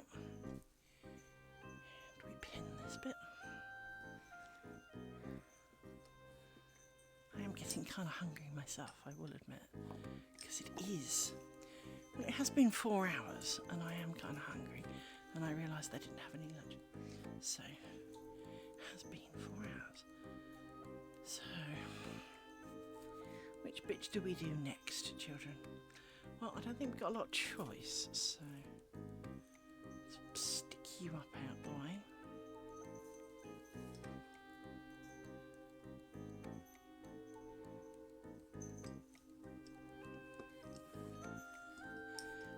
Stick you round the corner like that, and grab you and unmake you from there.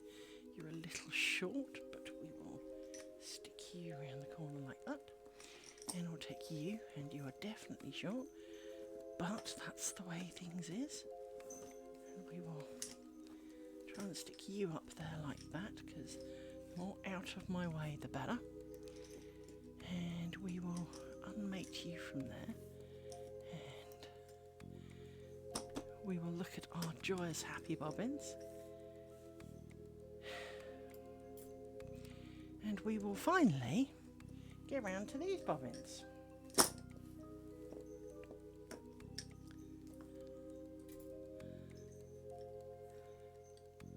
As a reminder, of course, we need to flip the bobbins from the other side, because we had put them back in a way so that they lay flat, and that means then that the bobbins are tangled in a big fat knot. No, this one's definitely tangled in a knot now. Where's my stick? This knot did not go to plan. This knot is now too knot, or too much of a knot for some reason. Even though you're still only a half hitch knot. Why are you so annoying? Right, undo you entirely then. Try that again. Knot and round. Really shouldn't be that bad, thank you. So yes, these bobbins, because they lie flat like a comb that way, I have to flip them this way. So hence the splat of the new bobbins. And the inevitable mating of pin going on here in the corner. But that's just to keep them out of the way, because, well, that's the only way to get them out of the way. Sorted. You are together and you are slightly out of range.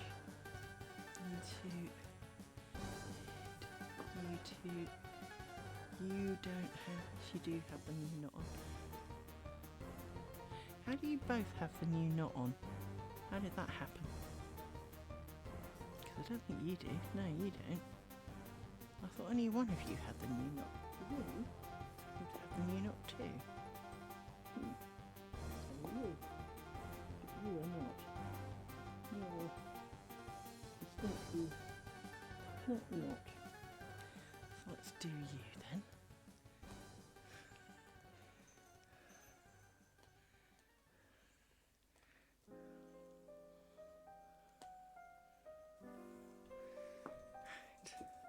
It's you and you're twisted. So let's put you out the way for the moment.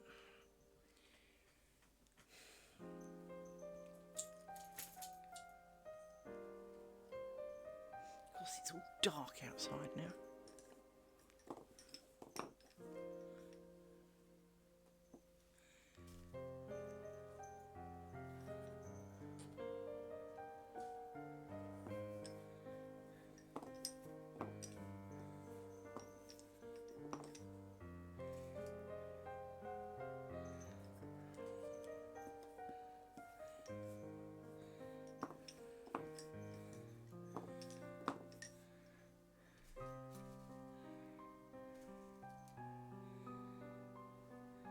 Two pins.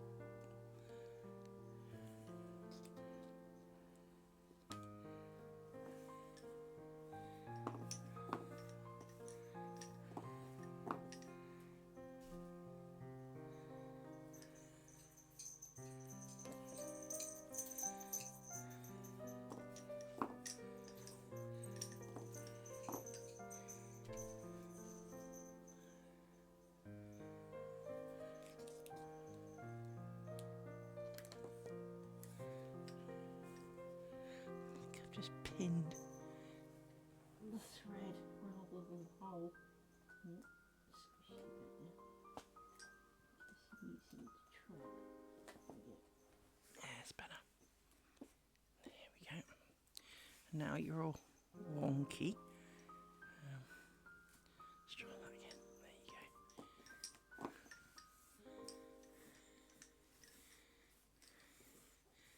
You are crossed, that's fine.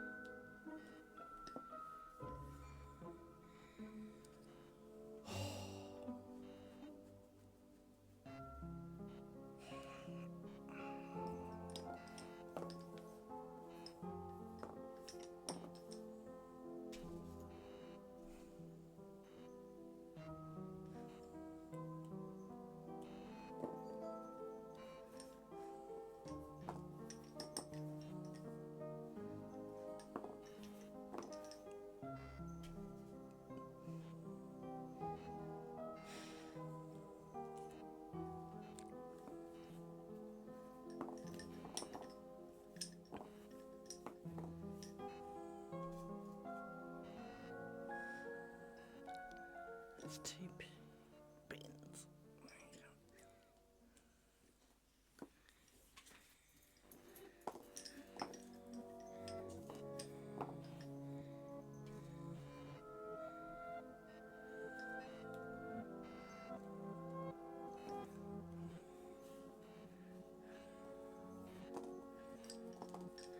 A bit short. Let's make you a bit longer.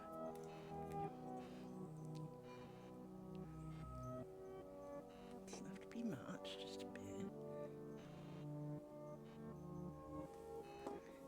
There you go. It's a bit better. Now,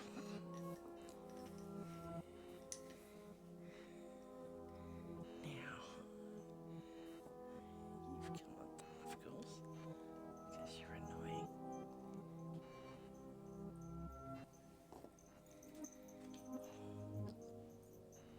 You better now. You better now. Poorly starved puppies. You only eat, like, constantly. Yeah. You have more food than I do. You know that, right? You do. You do. Don't look at me like that, fur face. You have more food than I do. Oh.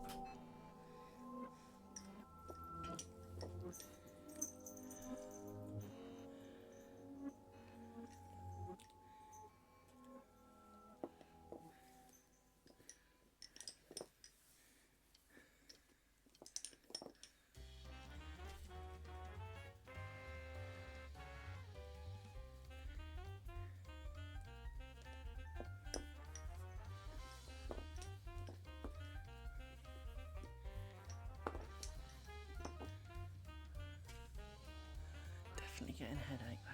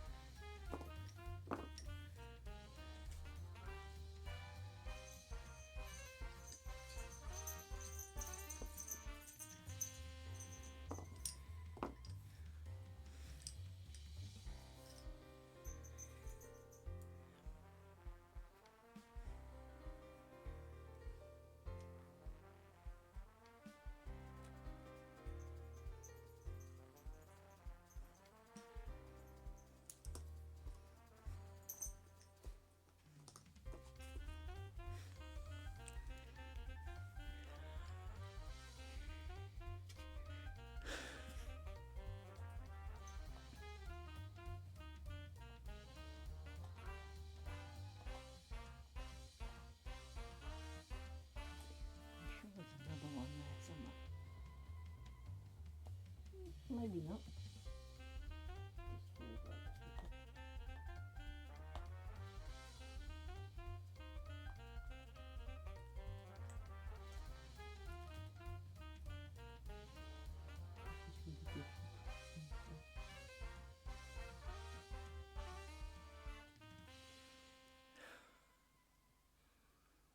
because they do seem to pop up slowly over time.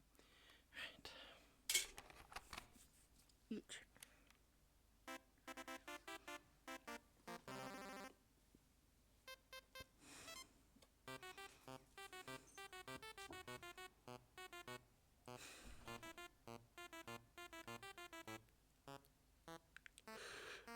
Big yawn.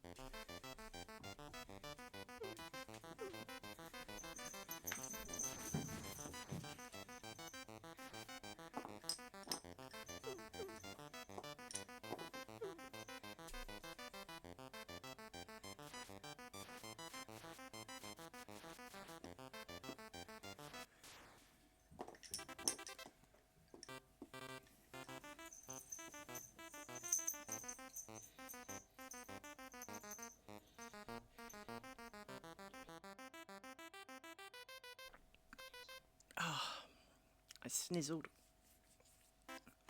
Fortunately I got to the mute button, otherwise you'd all now be deaf. I sneeze incredibly loudly.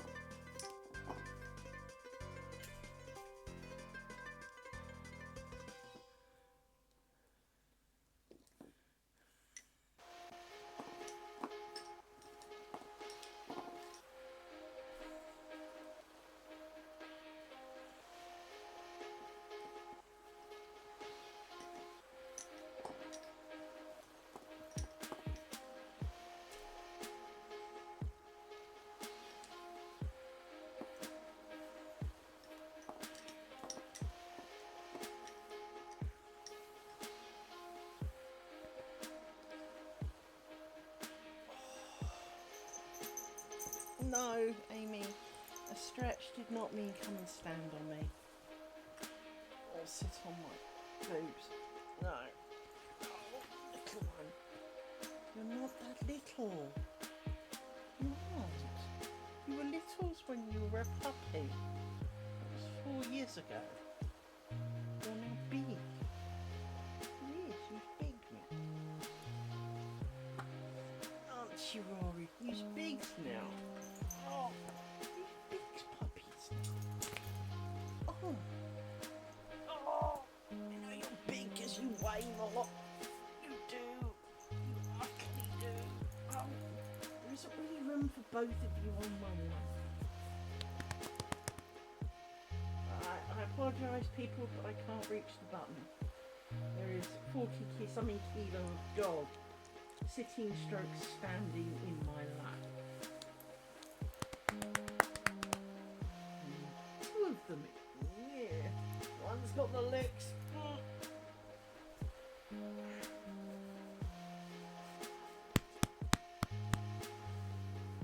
That's my glasses. I only just cleaned them.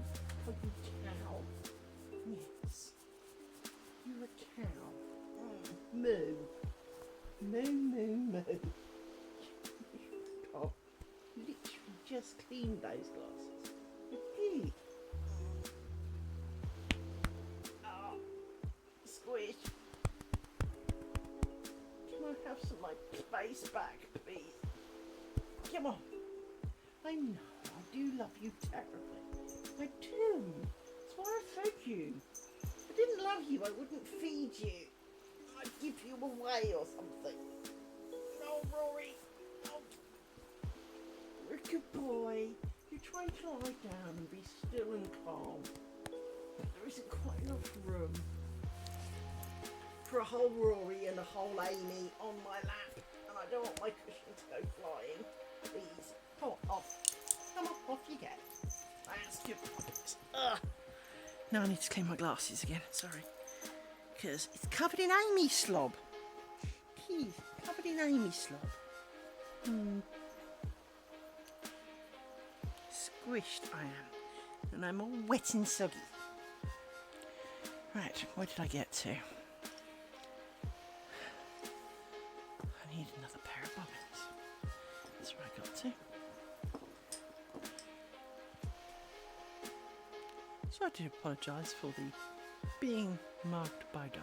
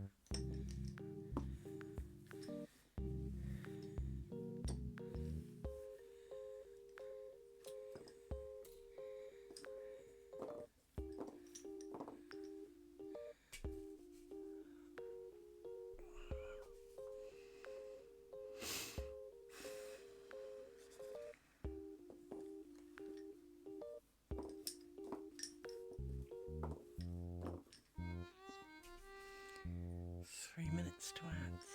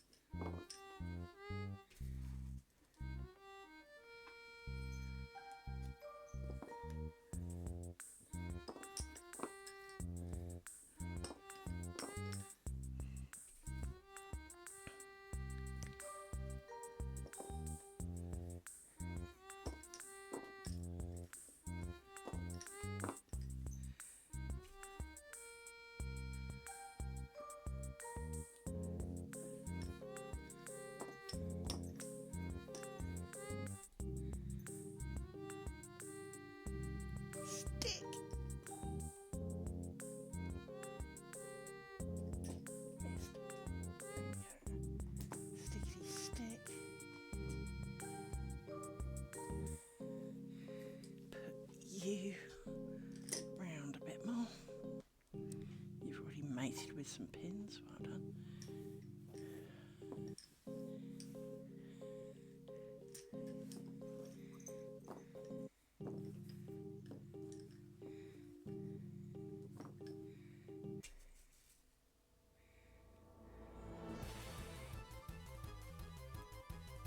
Bent pin. Go away. Don't need bent pins. Plenty of them. There's bent and then there's bent.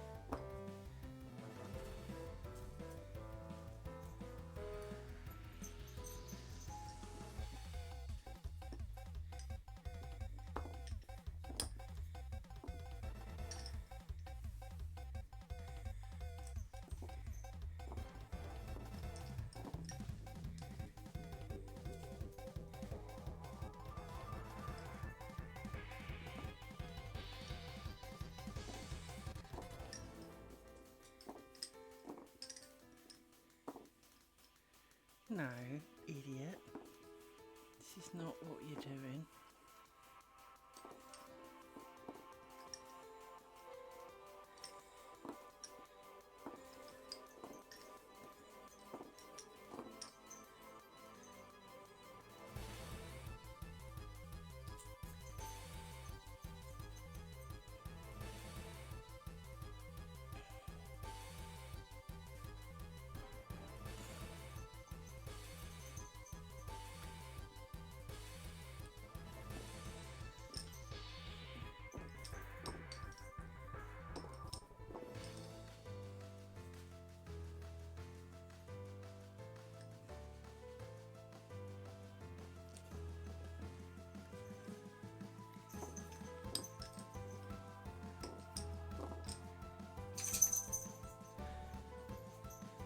It's coming.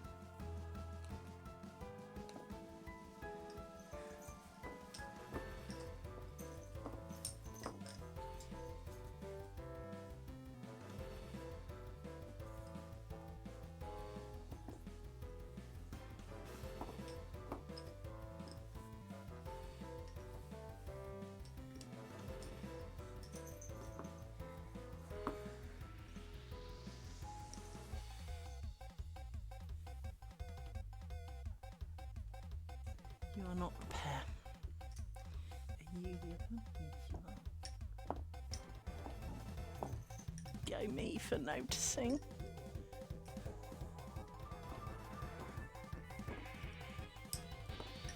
Actually noticed. Holy shit.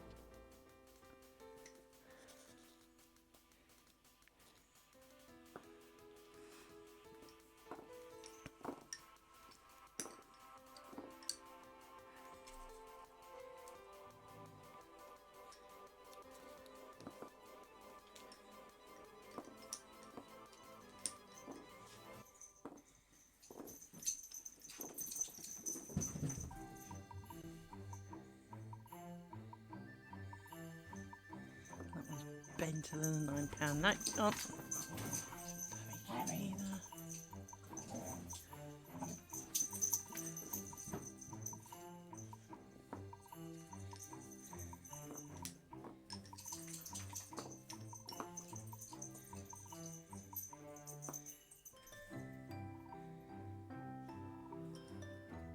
I think when I get to the end of this section, we'll see how I'm doing, but I think it might be a good idea to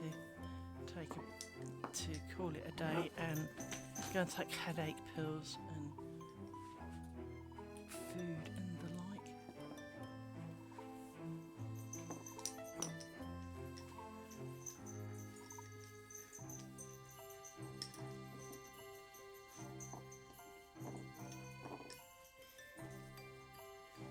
because the headache's beginning to be quite present.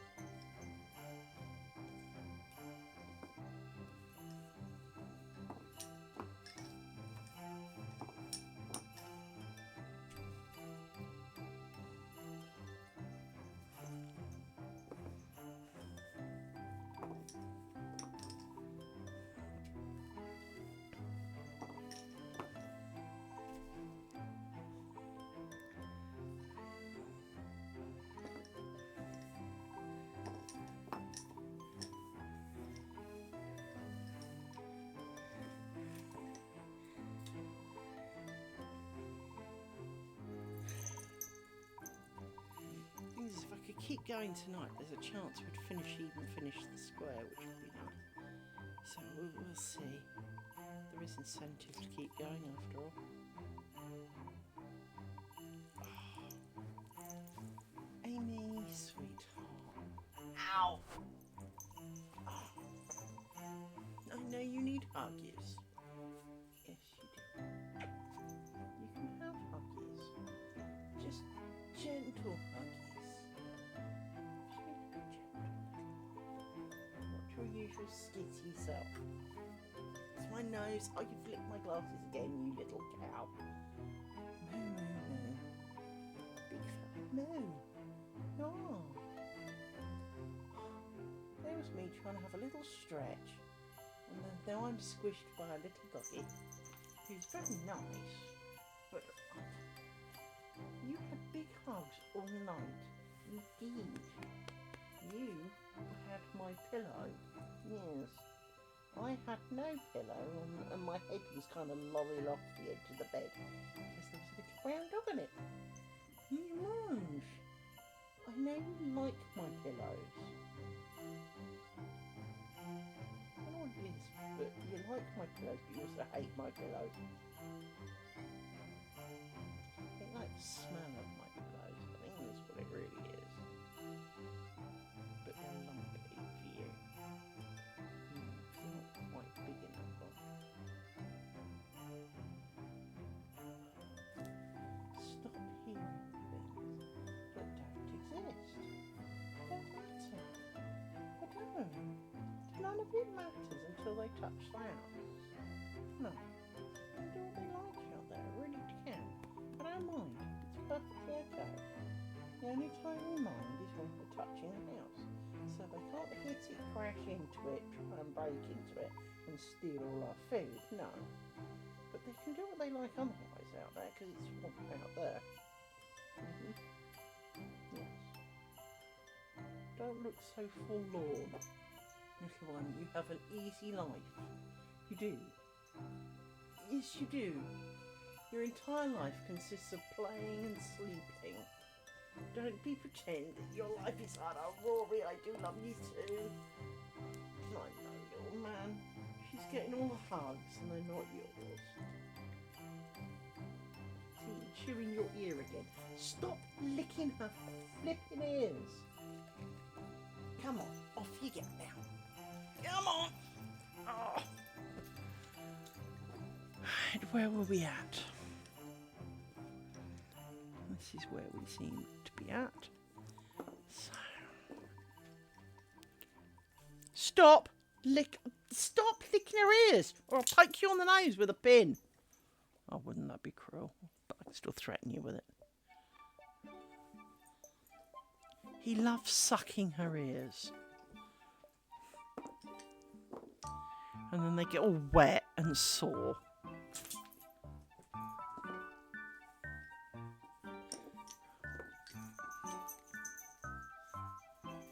Amy, come here. Let me dry your ear. Come on. Just dry your ear because it's winter and if you go outside that'll get really sore. Dry your ear a bit.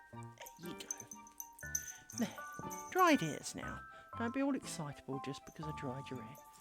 No.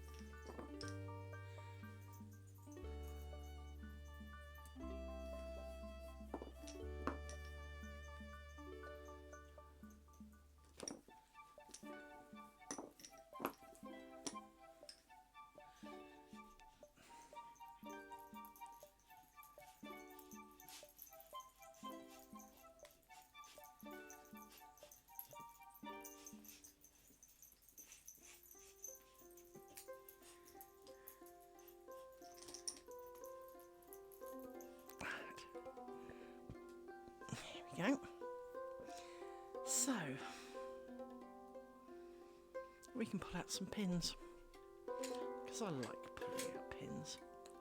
We can pull out some of these. Now let me just check that we've got a full row of downed pins. Yeah. You aren't, which is fine, but the rest of you are good. So let's take out some of you, because I like taking out pins. Feels more done when you've taken the pins out.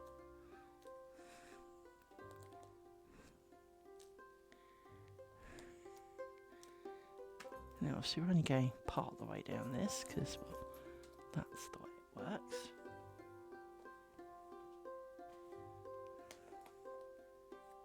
In fact, about here is almost where I need to stop. So about, yeah, I should take you.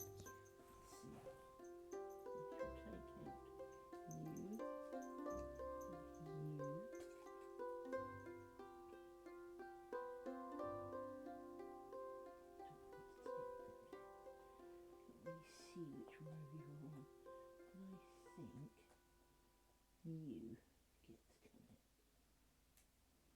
I know it doesn't need to be this precise. What do you think you two need to stay?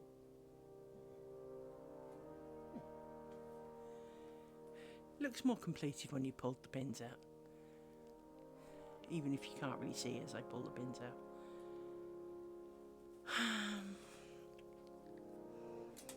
I am feeling brave. Let me drink a bit more of my Coke, see if that helps with the headache. Could be dehydration after all.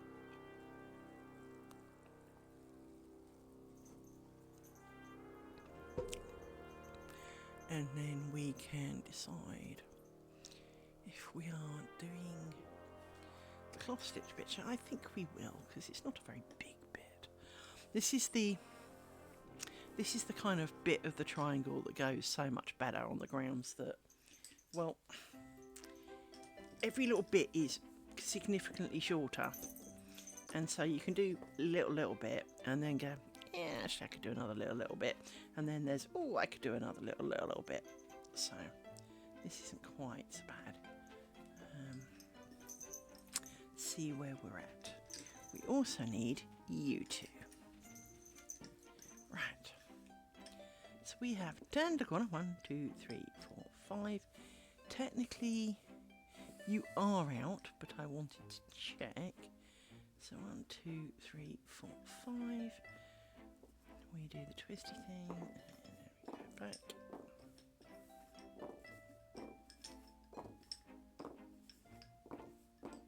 So actually, you can go back in here, because, well, you can. Right. And then we binage.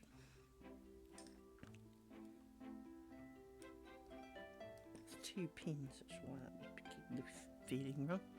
There we go. Pin.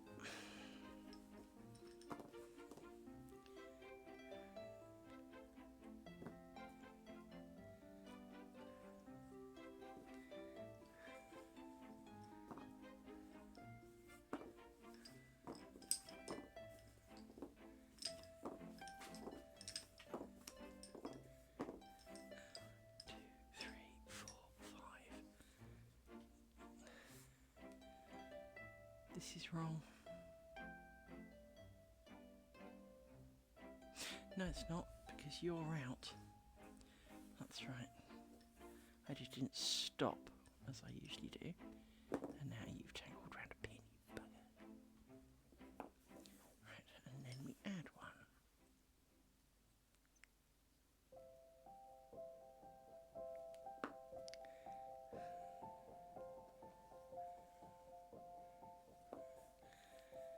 Twisted, so that's fine. We can add you.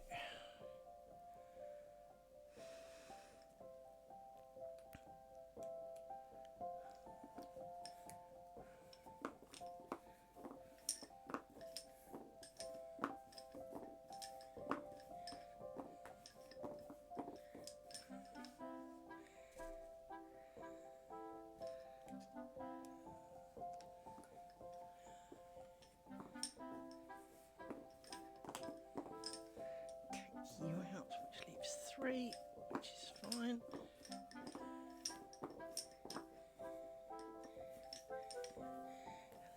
add one, and you are twisted, so that's fine.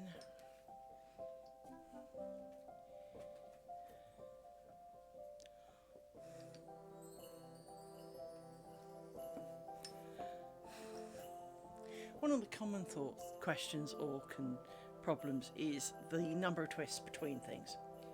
And the truth of the matter is, it's nearly all of these things. Doesn't entirely matter as long as you're consistent. So, for example, when I was doing the ground stitch earlier, which is this bit here, I do cross twist, pin, cross twist. That's fine. Some people do cross twist, cross pin, cross twist, cross twist, pin. This is also fine. So obviously there's a lot more stitches in that, and you end up with a slightly different look, but you have to be really up close to see it. And to be honest, I think if you have the more crosses and twists and things you do, the finer the thread, the more distance you need between pins. So obviously if you twist something once, it takes not a lot to do the twist. If you do it 10 times, then it takes a lot more. So the more amount of stitch you do at any one pin, kind of the more, and twistings potentially afterwards, and it is only valid for the twistings, not the crossings at this point.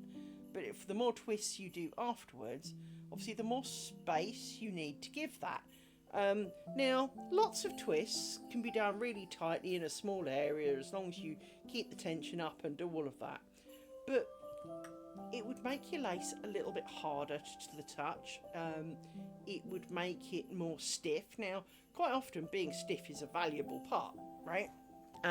Hence, on the original square that was a bit denser, it feels a bit stiffer, partly because it's made of thicker thread, but also because it was close together. So when I made my square, I chose a hair thinner thread and a hair wider scale so that there was a bit more room for it to move. And this is often a good thing to do, but you do obviously, like knitting gauges, sometimes, you know, you can go too far with it for sure, right? You're too long. You're annoying. Stop being annoying. All right. You can go too far with it. 1, 2, 3, 4. So from that point of view, obviously, because you can go too far, you do need to check it. Because of course, if all you did was like one cross in this kind of distance, it's not going to have. I mean, technically, it probably would still be structural, but kind of not at the same time. And a lot of people do double twists between stitches. So I've got different stitch groups. They would potentially do double stitches. The truth of it is, as I said, technically, it doesn't matter. Even if you miss some, you end up with the parallel threads, right? You could make the parallel threads part of your design. You just need to be consistent. And that is the key part of all of this, is that you need to be consistent. Whatever you pick, whatever you do, you will now need to do this for all of it, or it will look funny because, well, that bit will look different. So, for example, I could change the roseground. The roseground can be done differently. I do a kind of default standard roseground. You can do more twists and things within it, but it would show. So you have to kind of stick with what you pick, which of course is why you test it.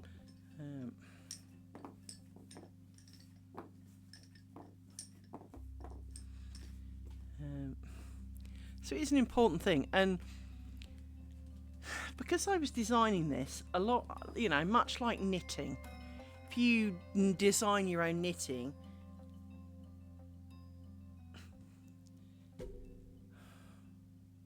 I'm sure it was next week. My co-worker says he's got his review tomorrow. I thought mine was next week.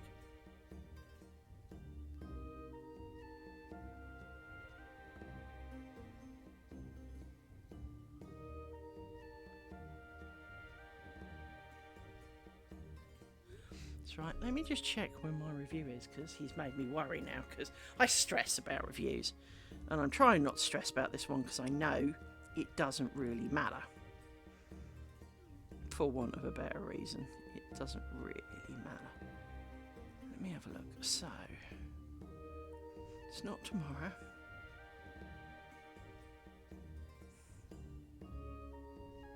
No, it's Thursday this week. No.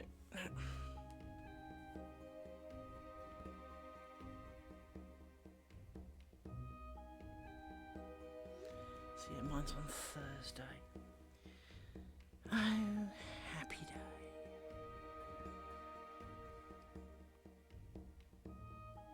But as it says, I also know it doesn't matter, so I'm not farted.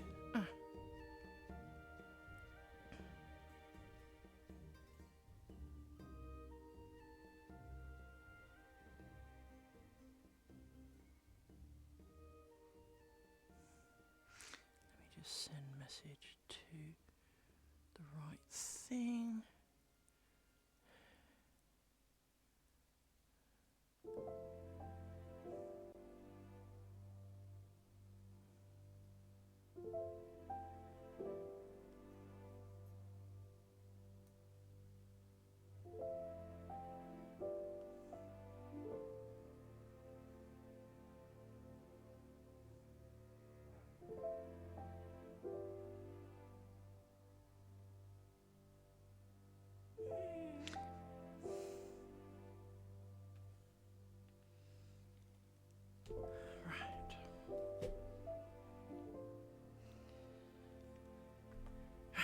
Oh joy, got a review on Thursday. I'm going to be in a great mood Thursday then. Even though I know it doesn't count. Yeah, I know.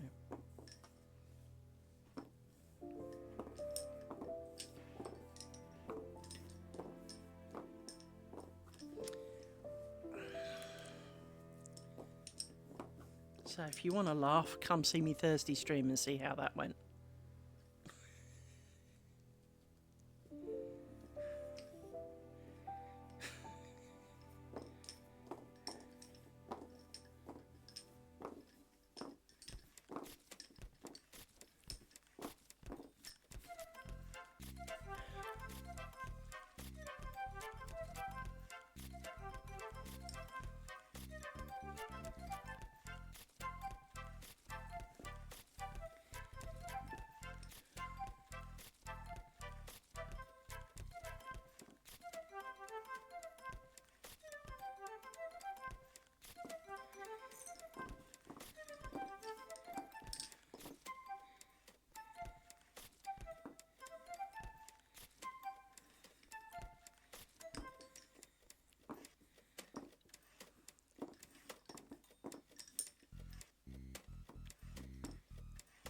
Stick. We need a stick.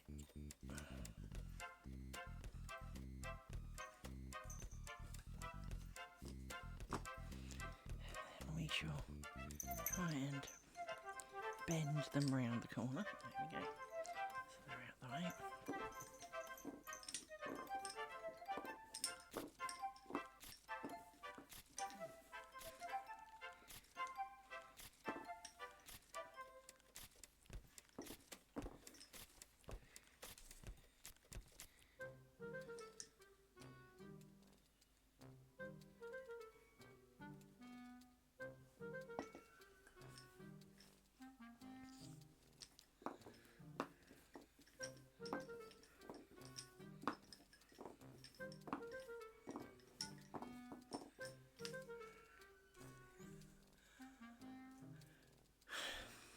Been seeing lots of memes recently about the film Jack Black, and I actually realised I haven't seen this film, so I need to find that, I think, because it did look like it would be quite cool.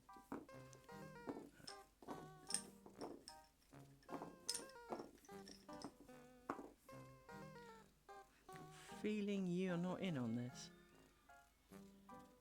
No, you're not. You're done.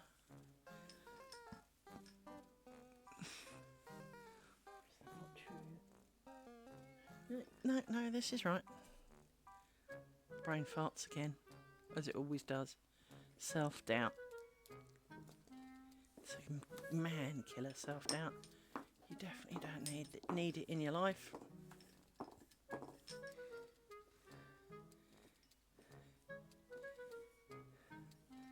And that was too many.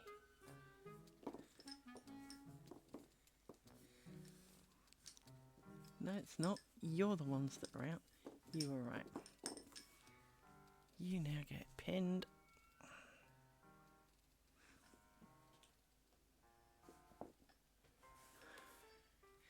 And there we go. Right. You can have a stick.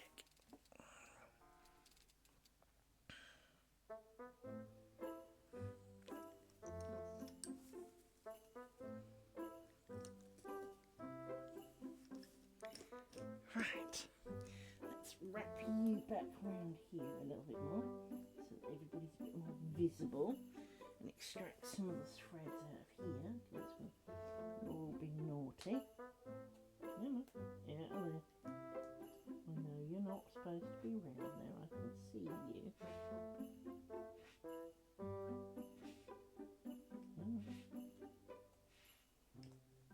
The hardest part is finding which ones to apply the tension to keep them out of there.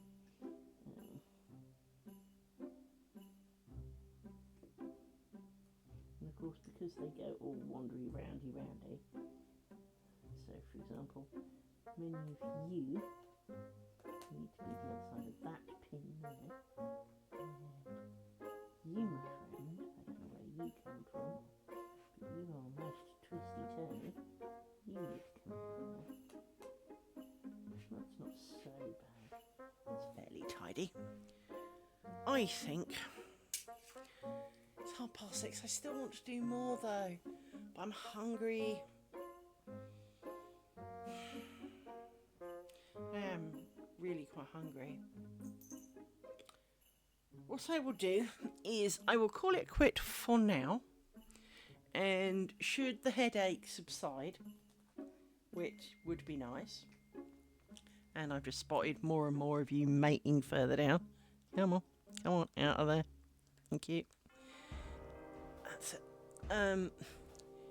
If my headache goes away, I will be back later. If my headache doesn't go away, I won't.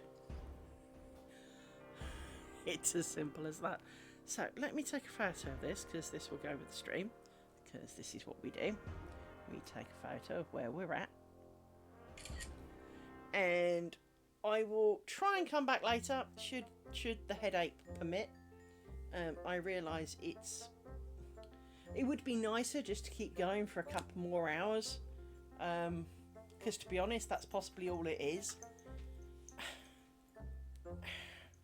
Or do I go and get some headache? But then I'll be really hungry. If I do 2 more hours, I will be ready to eat the dog. Can I eat you, little miss? Can I eat you? Well, if I stop now, I can give you a big hug. But what will actually happen is you'll fuck off and not want hugs now I'm not streaming, won't you? Murphy's Law replies, I think. Yes, you're a good girl.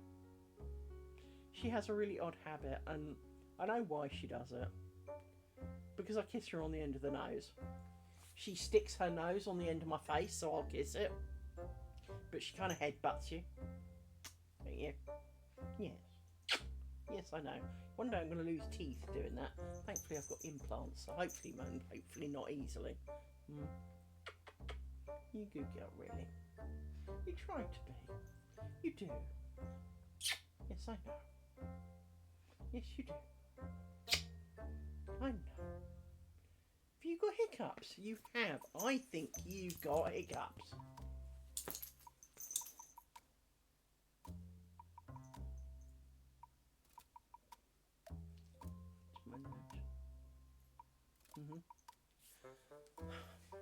I don't want to stop though. It's only 5:30. Oh, screw it. Let's do some more. But what I will do, how long till that's quite a bit. Let me go and take some headache pills for starters. That's definitely a thing. In fact, let me go and see if I can get a snack as well.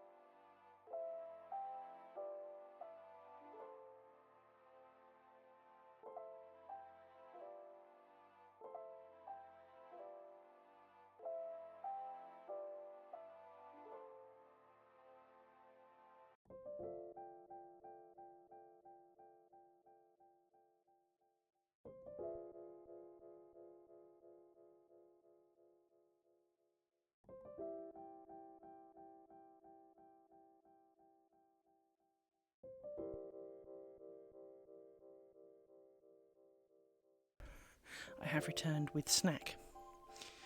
I don't have any proper snacks, so it's kind of a couple of sandwichy type wrap things, but I shall eat those at you, and we shall do some more.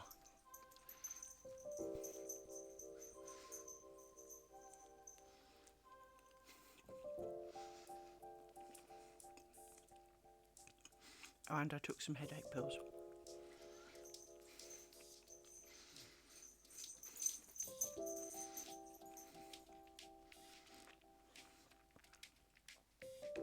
You had your dinner, this is mine.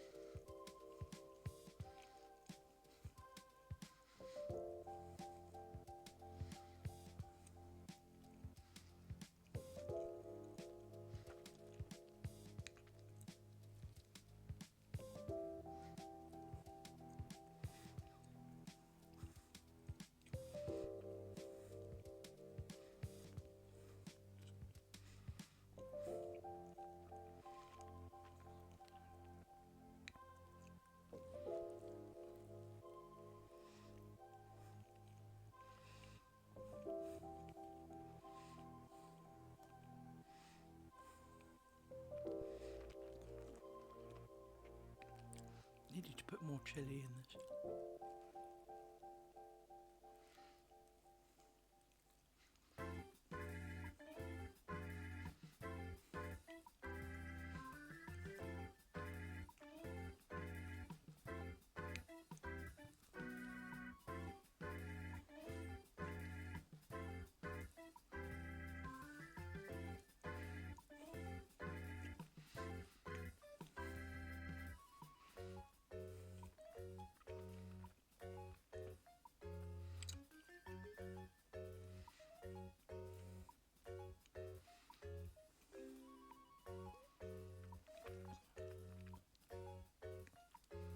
Just realised that I got chili puree, which I used, and they are the weakest chilies in the history of the world, clearly, because that was quite a lot of chili and that was not a lot of chili.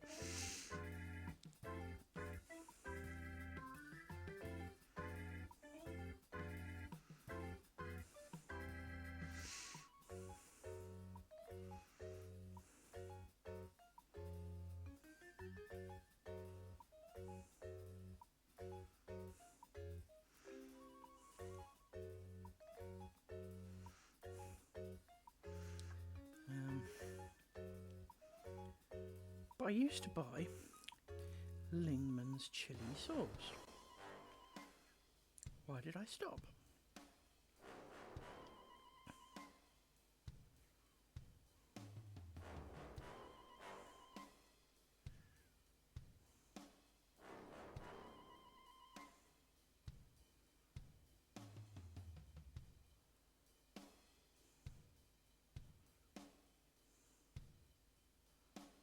It's amazing how many varieties of chili sauce are available according to online shopping. The word Lingman is not one of them.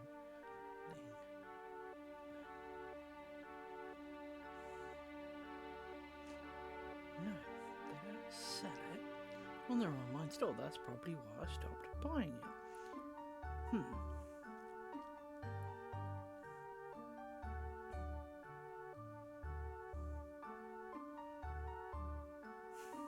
No, I didn't mean to click. Why is it that you hit... Because I've had to reserve my Christmas thing.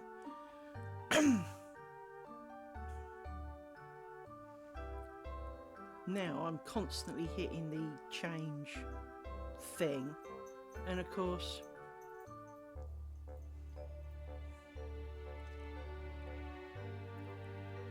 I suppose I do milk tomorrow, don't I? But I don't really want to wait till... You have enough food for tomorrow, you can wait till then. So Tuesday.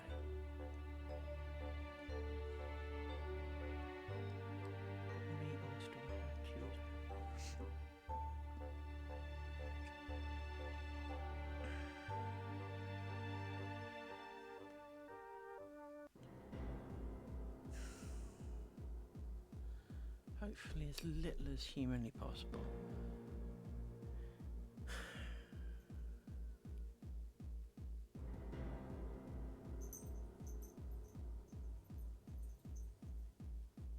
Let's pick that.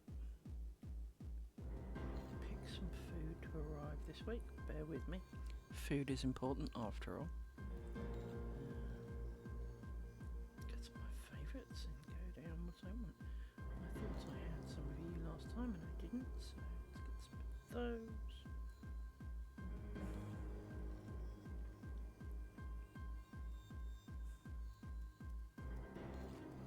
Actually, instead of those, I'll just get some of those.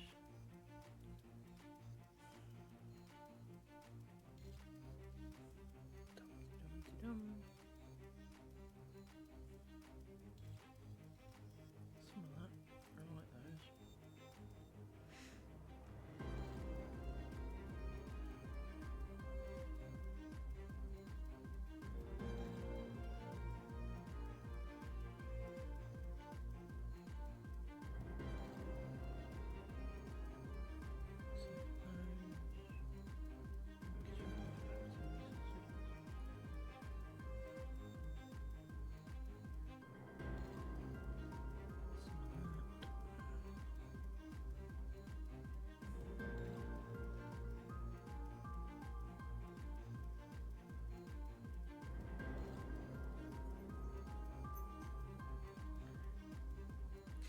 If they're new Tesco's, how come they're already in my favourites? The answer is because I've been buying them for ages.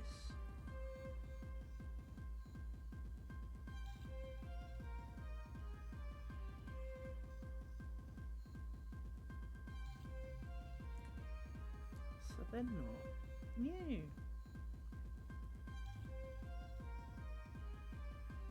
Let's do some of those.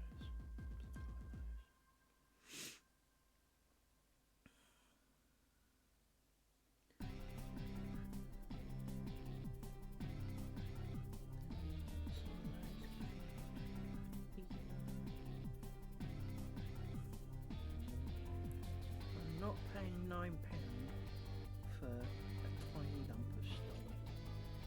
Much as I like the stock, I am not prepared to pay more.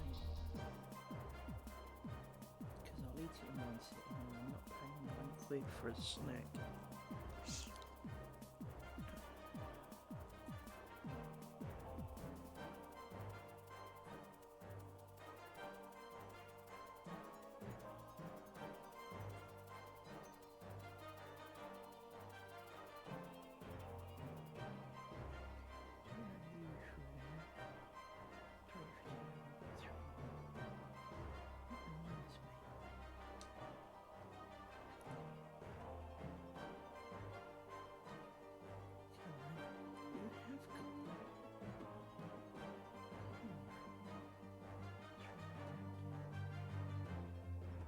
I like a good bit of flapjack. Lyles, who make golden syrup, which is a glorious substance in its own right, have come out with flapjack. I need to do that. I'm sorry. I haven't tasted in my life. Or at least I need to try them.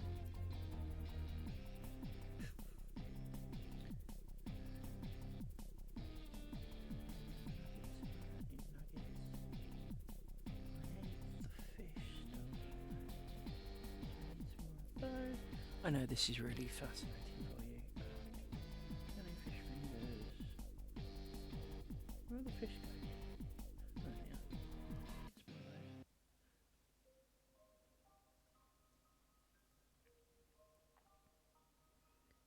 It's one of those.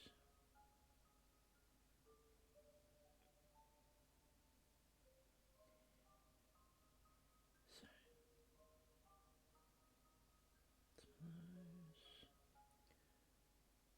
I'm tempted to buy some crunchy nut granola, but I just eat it.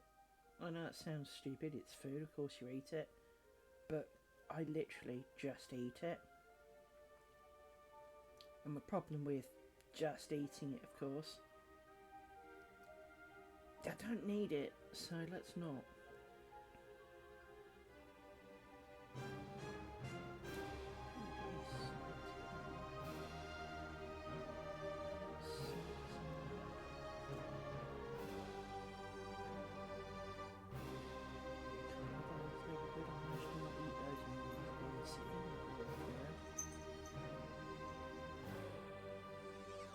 Noodles. I need a lot of noodles.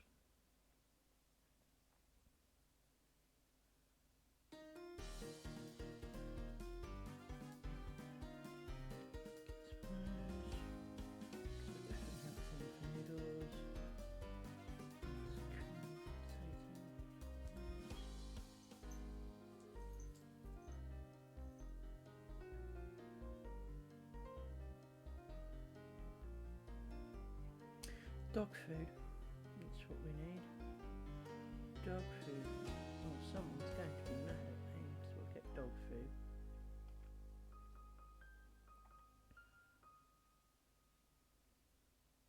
Didn't forget your dog. Panic over.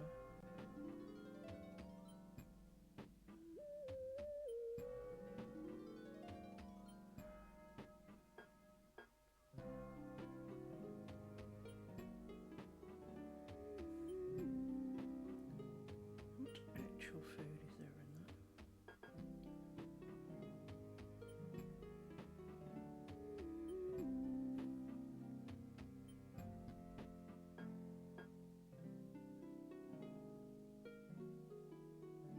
Probably need more actual food.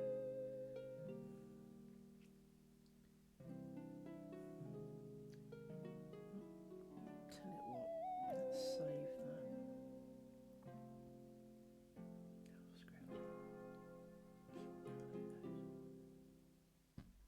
Why not? I also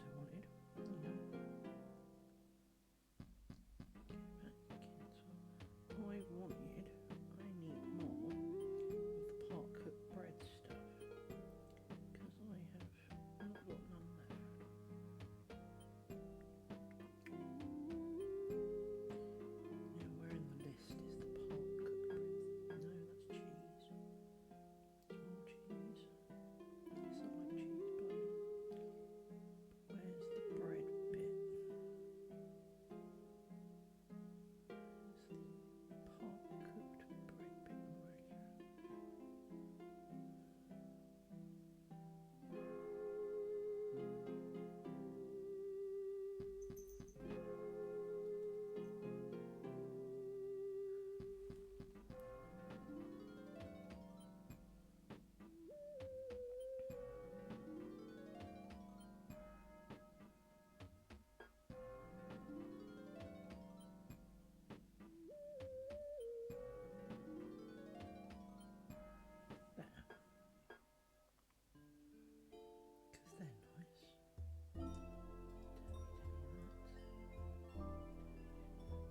No, I don't need anything. Since when have I ever ordered medium right ready avocados out of you, Tesco?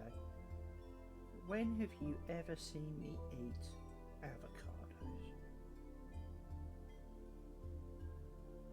I have forgotten Diet Coke, you're right. I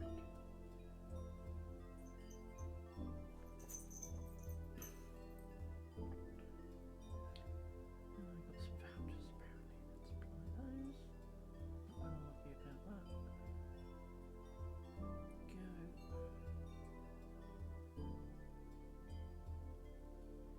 Magic Code of Doom. Check in with your card supplier. I'll be pretty pissed if they don't take my Tesco's. Thank you. Right.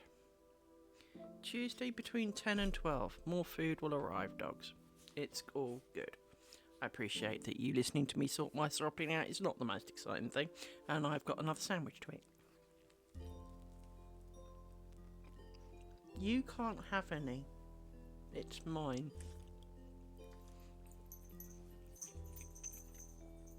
I didn't see you sharing.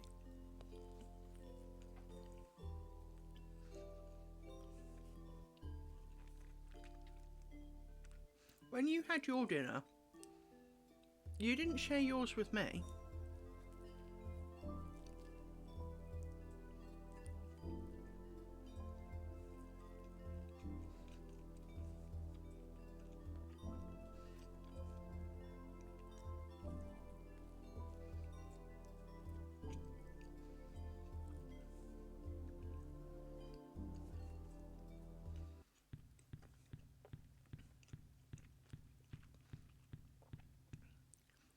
In case anyone's curious, I am having ham, plastic cheese and chilli with pureed chilli in a row.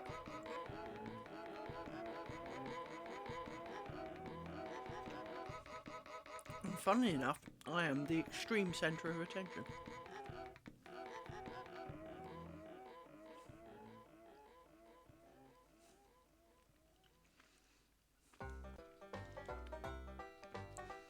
Do I look like I'm skinny enough to be sharing this with you, Doug?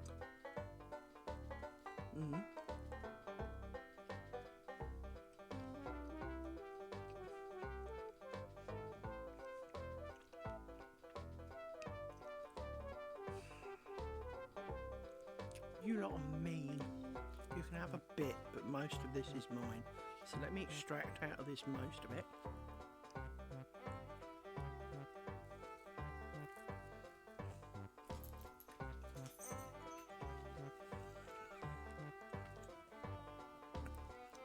There. You've had some of my dinner. Now leave me alone because there's none left. Right. You're next.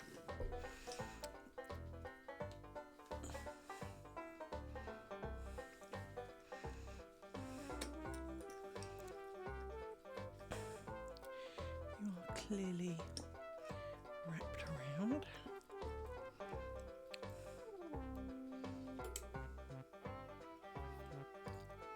A bit better for that. The headache pills are also kicking in, which is quite good. Which I needed.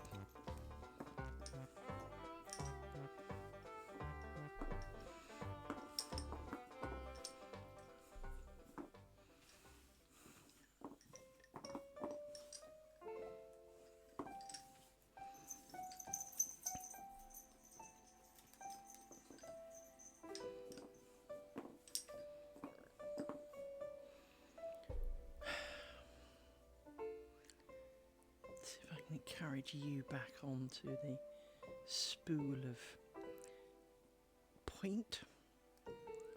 Come on, you can do it. There you go. Let's see if I can shorten you slightly.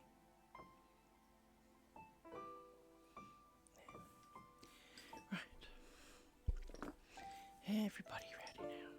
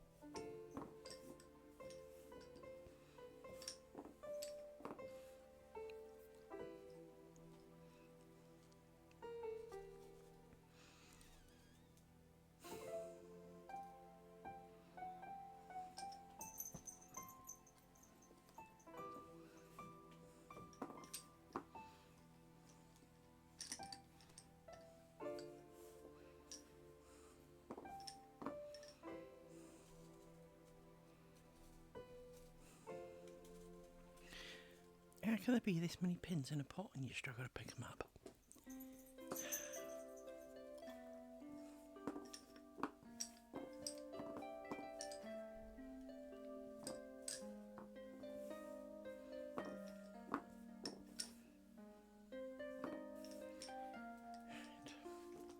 I'm going to do this way because then we get to the bottom and then those bobbins are no more. So I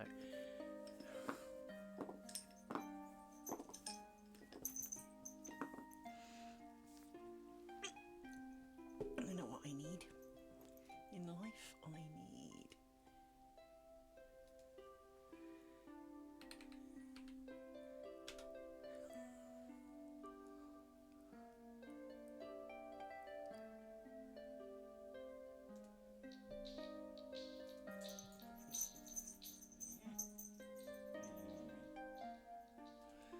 There we go.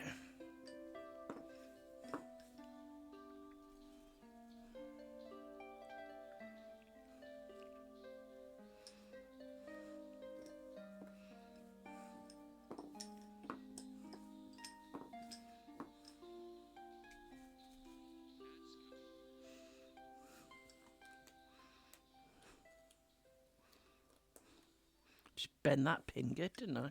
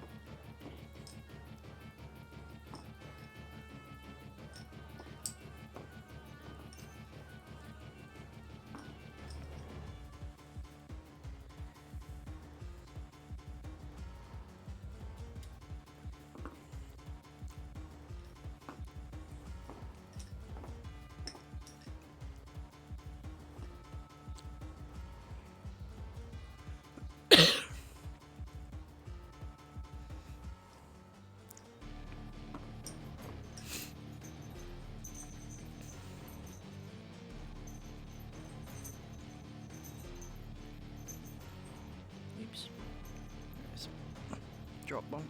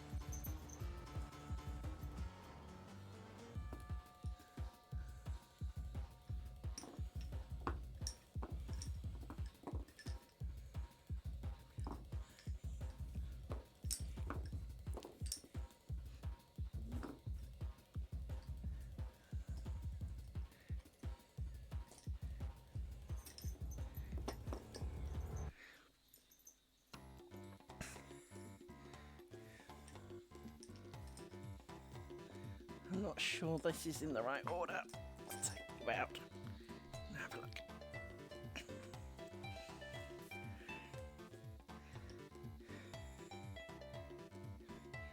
You're a pet.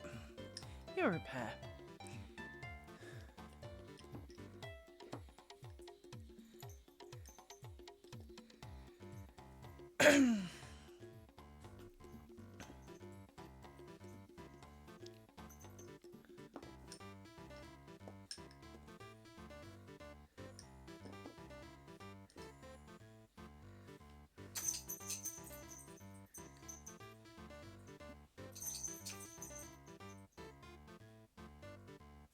My pokey stick gone. What do I do with my pokey stick?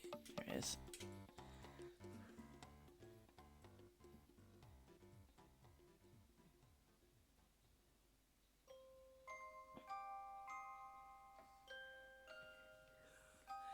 So you're a pair. That's fine.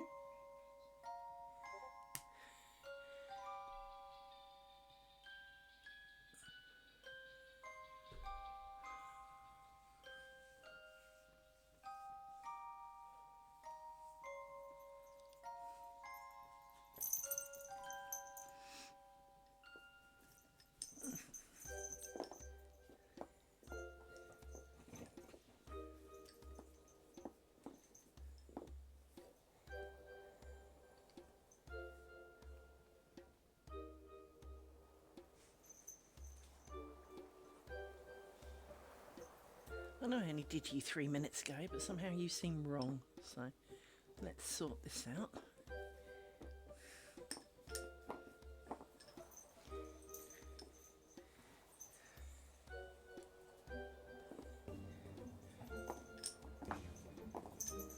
You go over there and you go over there, so don't need you for the minute.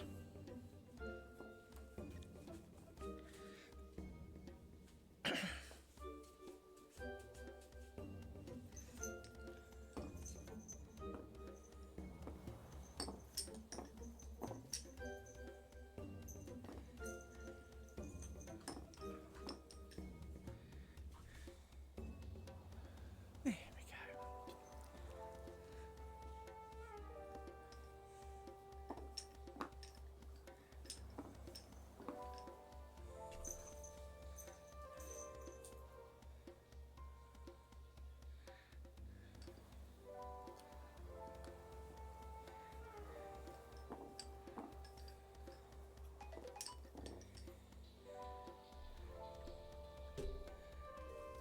Six o'clock. It's 2 pins.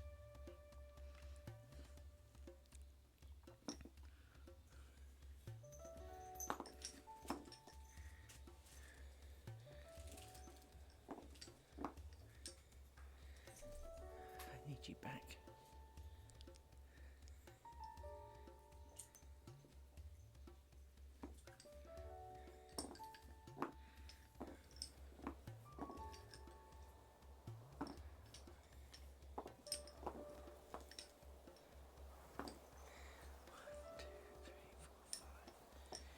Now we can stick you because we're done with you.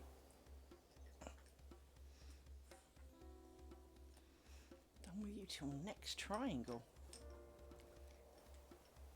So you can go up there.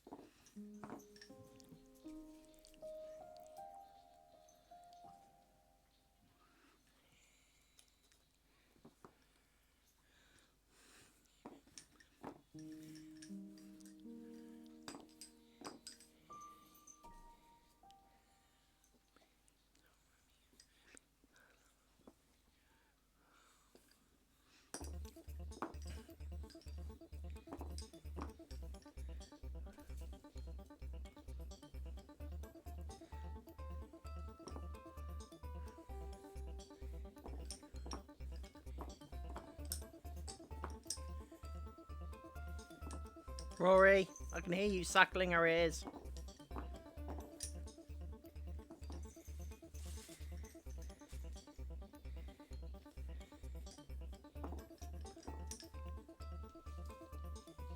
Rory!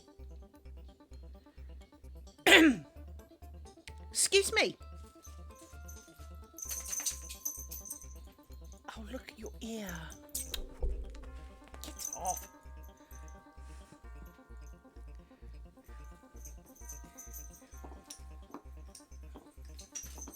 Why don't you stop him?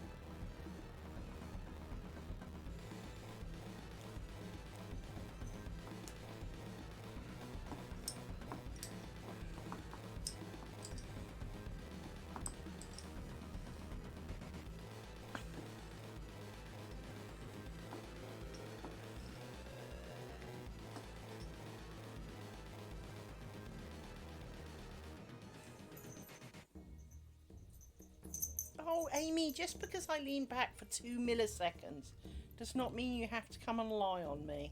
No. I'm not that horizontal. I'm actually barely upright. Come on, you sit there. That can be good. Yes. Have you got any gunky face? No. No tramples. I don't want to be trampled. That's going to look like a permanent bloody thing on your leg, isn't it?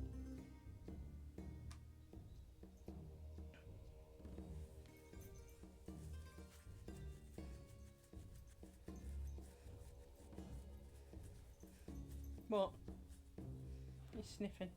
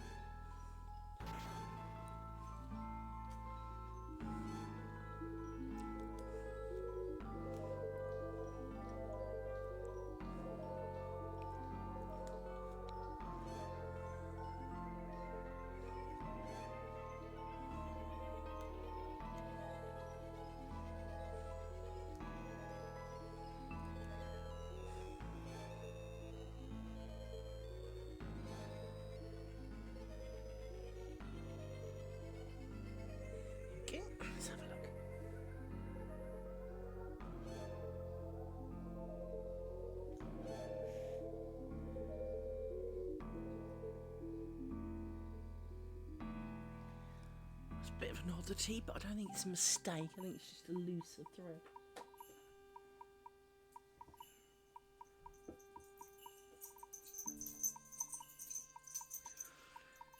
Fair enough.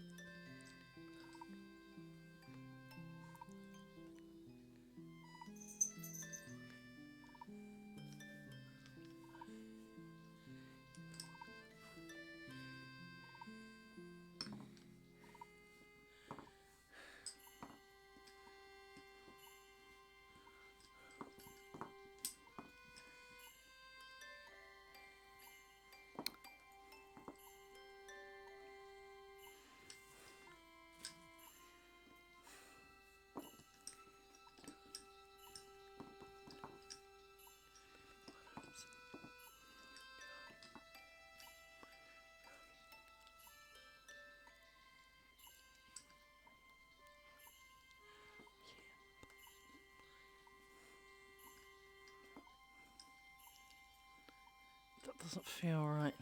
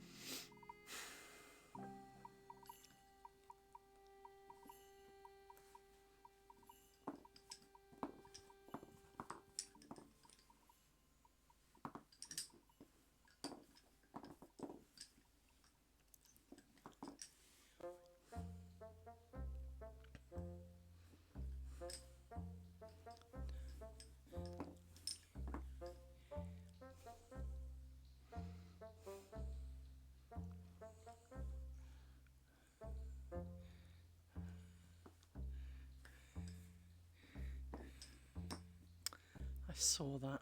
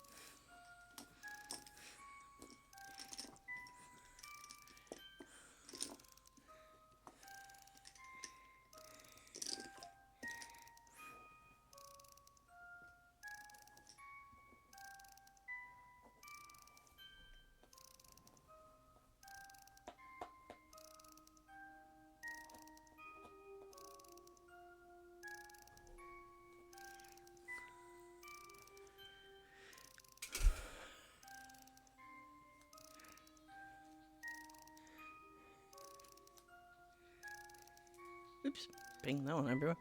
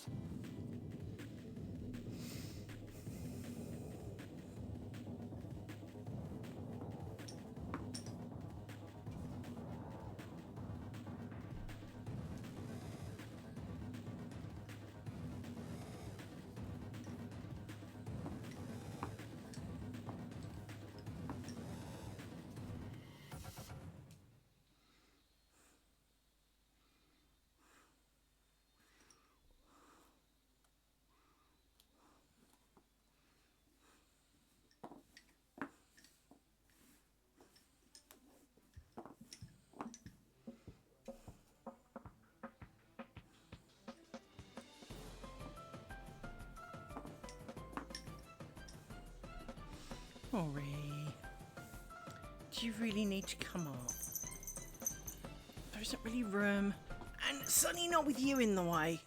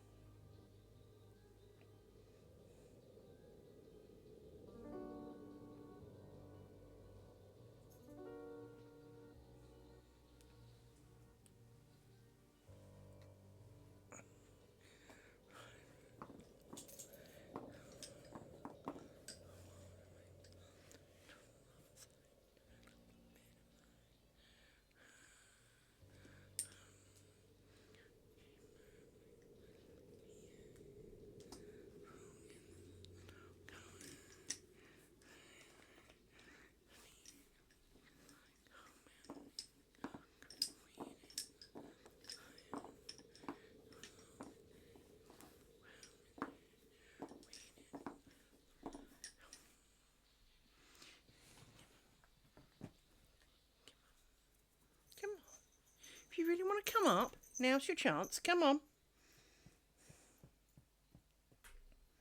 Come on. I know. It's bigger than your usual gap. Come on. No, not you. Poor Rory. He wants to come up, but he's confused. Come on. Come on. Come on. Not you. Come on. Oh, what was that for?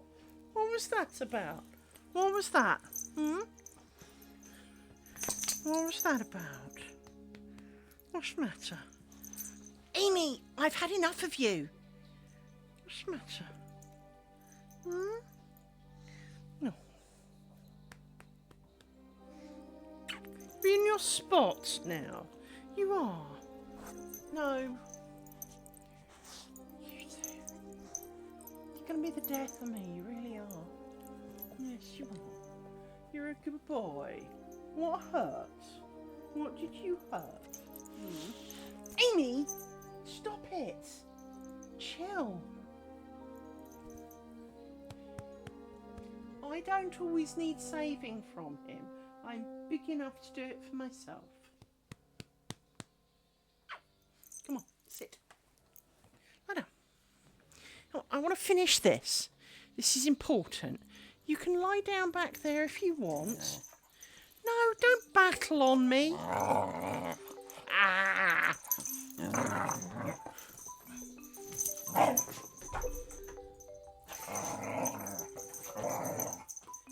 If you get bit, little one, I will friggin' laugh at you. Well, I won't, that's the problem.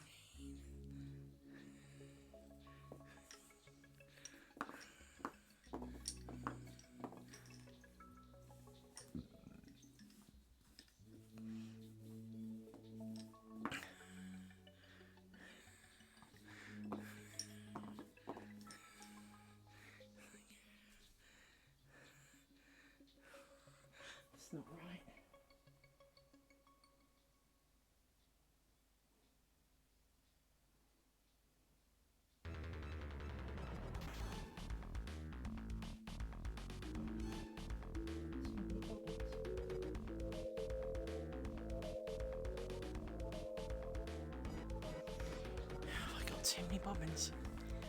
I know why. Because you are nothing to do with it. And that is the right number of bobbins.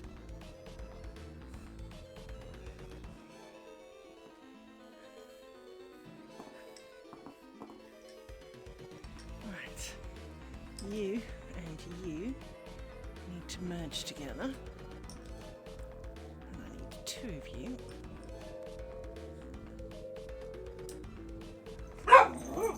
Amy!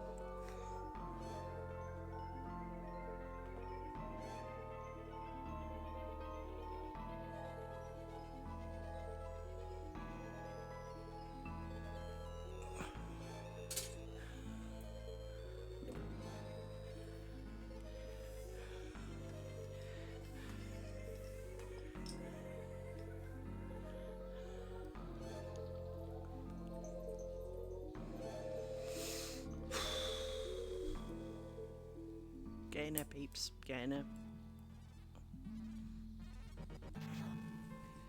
I'll want you again in a bit, but not for now.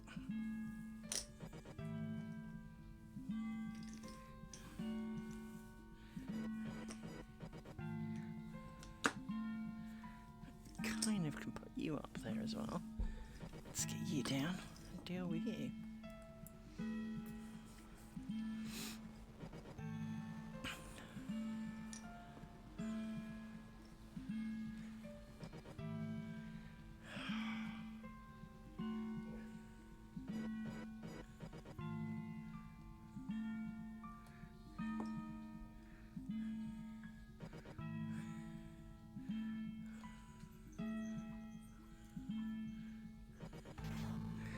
Stuck around my finger. Yes.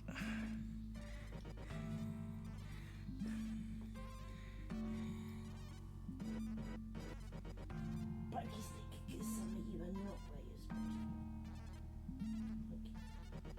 You.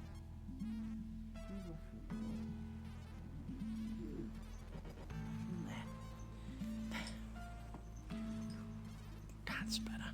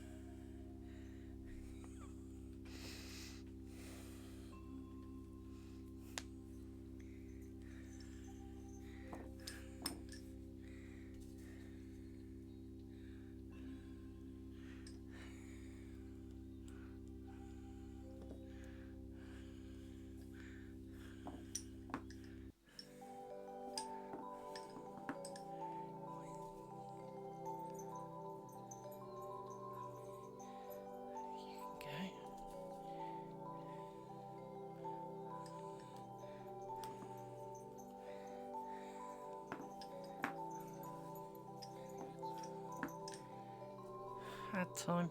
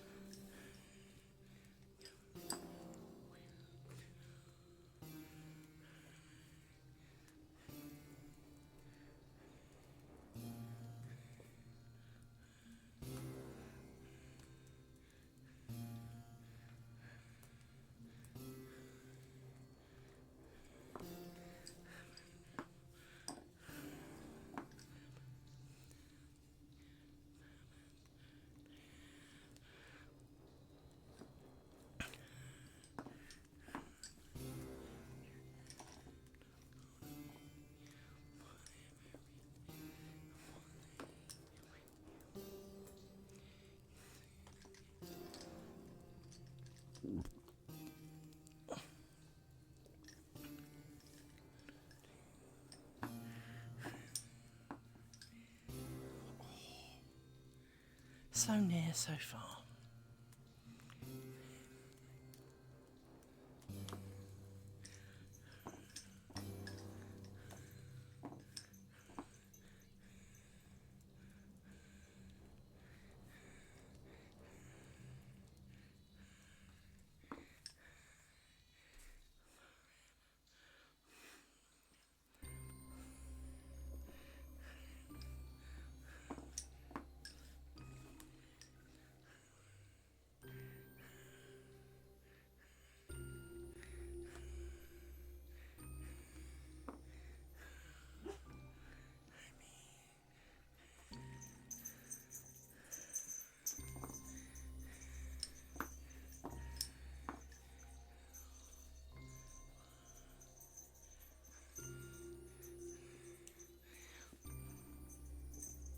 I didn't twist you too.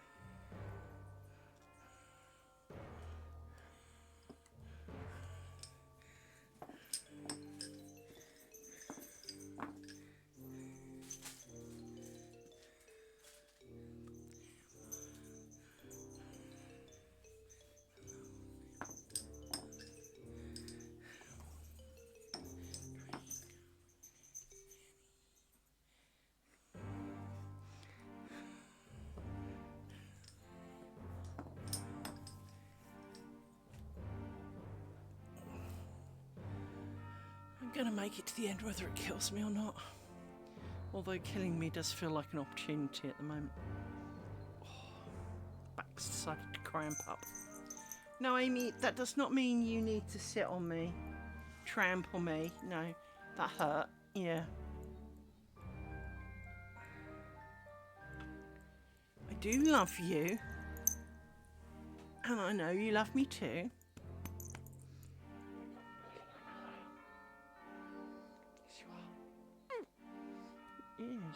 Is noise. Very noise. Yes.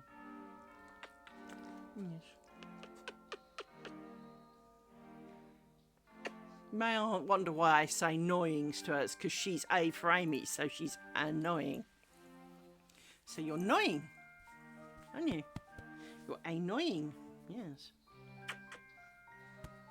You're annoying. Yes, you is. She's wagging her tail like mad, son. Not like you're offended, is it? No. Because you're silly. Yes, you is.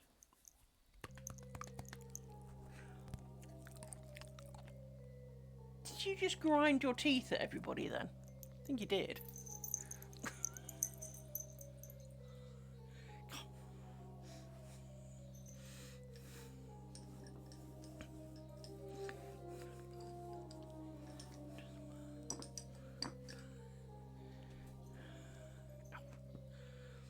Can we tie off those? That's 4, isn't it? 1, 3, 4. Yeah.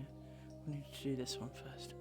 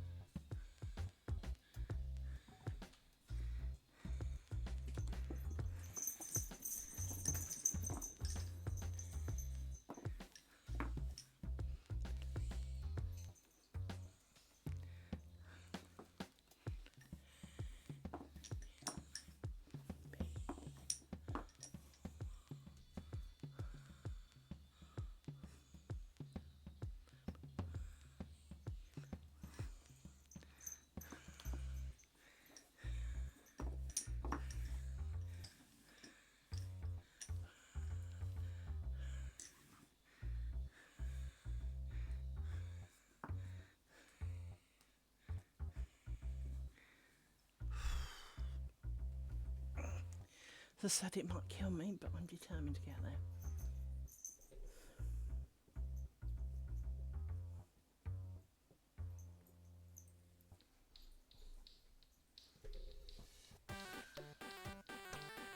Perhaps it feels like it might kill me.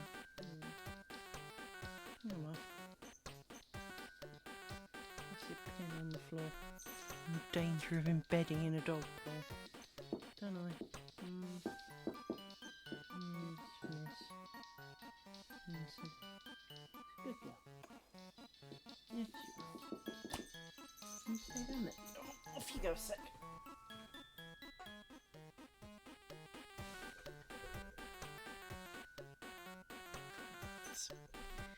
Right. At least that won't be going in the dog. Right.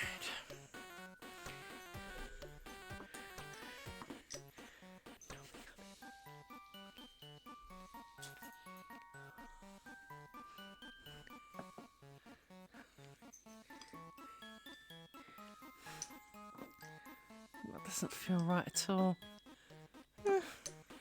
It's just the angle.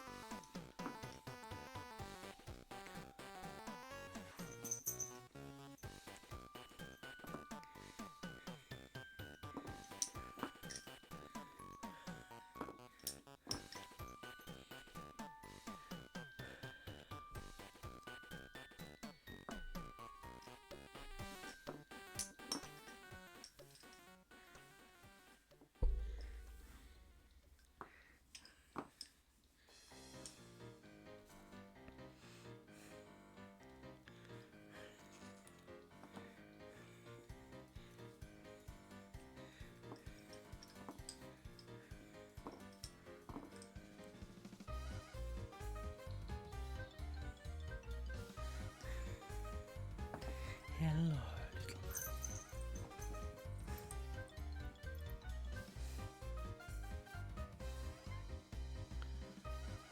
Come on.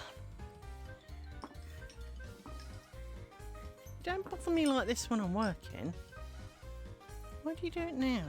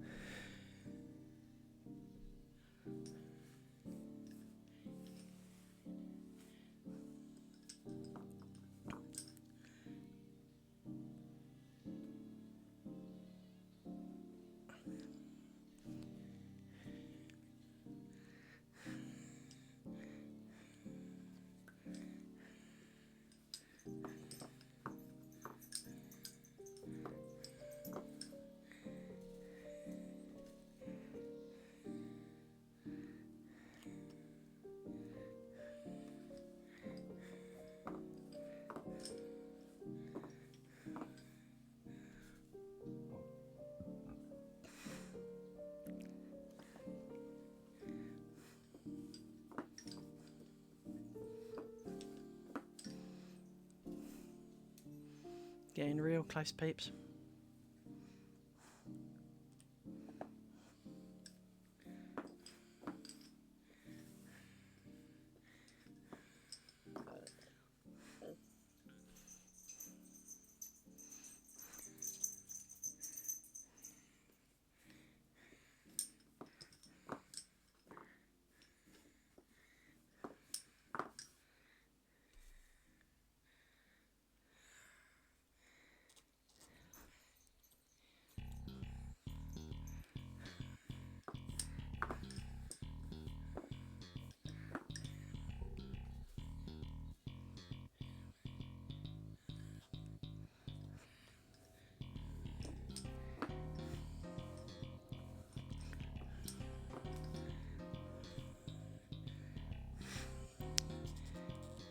Three.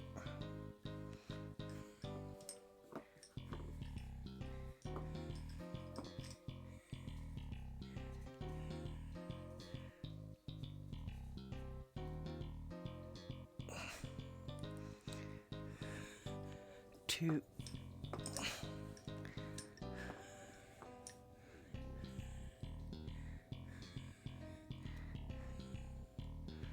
One. Yay! We finished triangle. Huzzah! Let's lengthen some of these bobbins because they are like super short.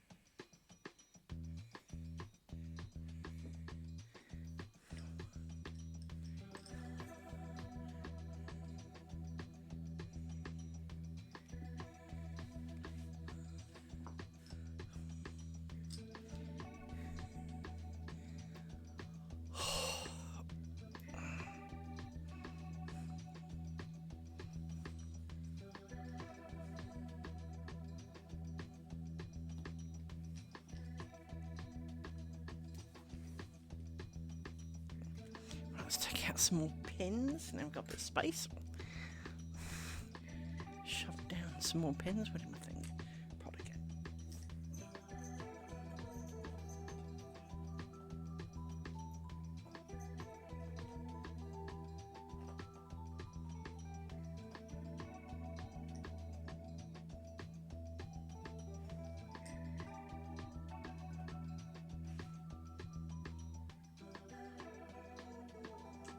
This pin here come out of this hole,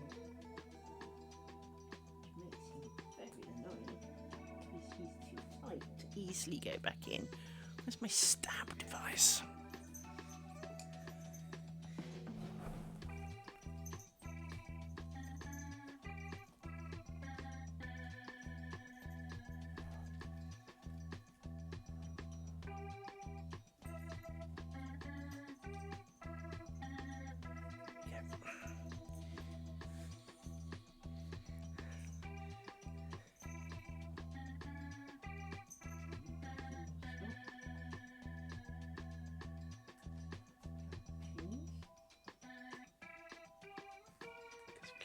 Lots of pins. And we like pulling out pins.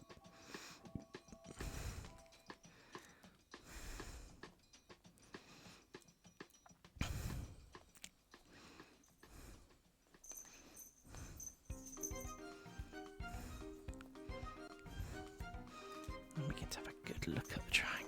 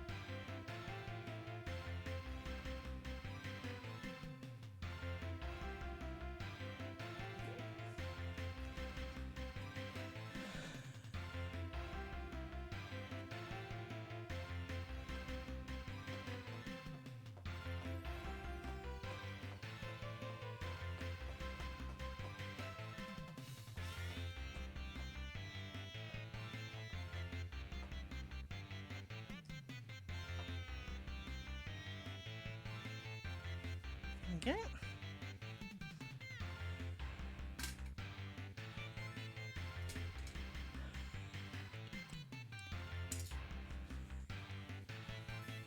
Now, if I turn it around this way, we should be able to move some bobbins out the way and see the whole triangle.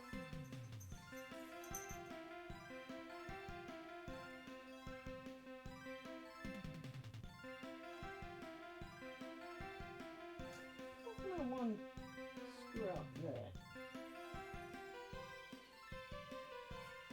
And you twist it around. It's looking pretty cool.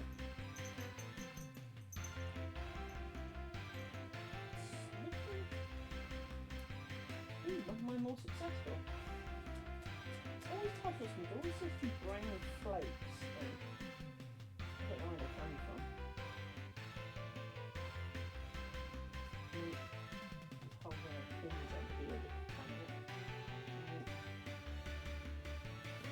That's looking pretty damn cool, peoples. Celebratory time. So, take a picture of them. Remembering to clean the lens of my camera first, because it's on the back of my phone, so it's easy for it not to be.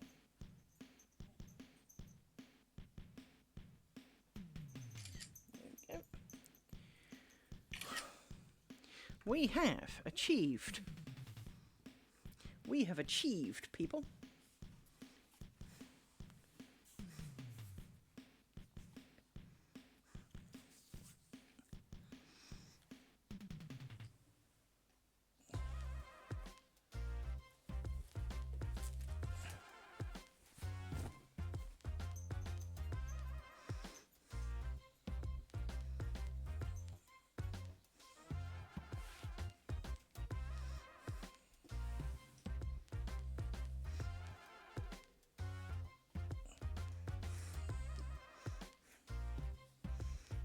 Okay, pin that down.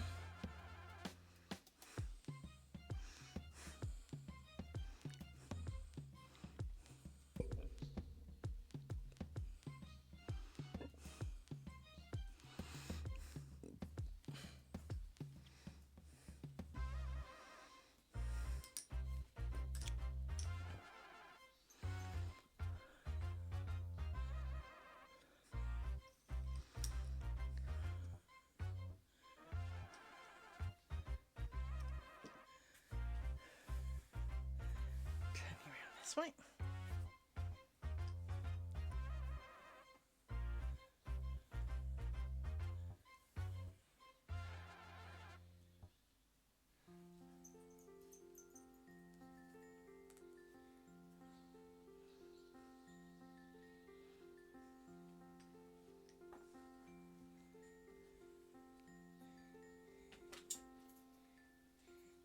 About there. Right. Now, what we need to do is what we've done so far, which is flip, because then they're all ready for next time in the right order, with these ones at the bottom.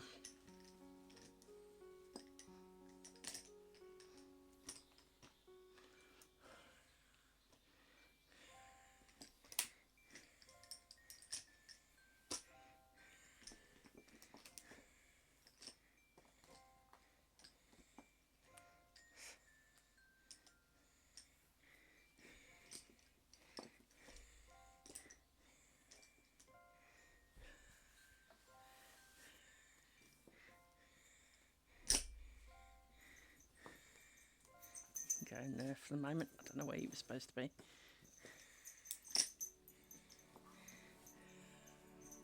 And you are the first lot for the next one. There we go. All ready for next time.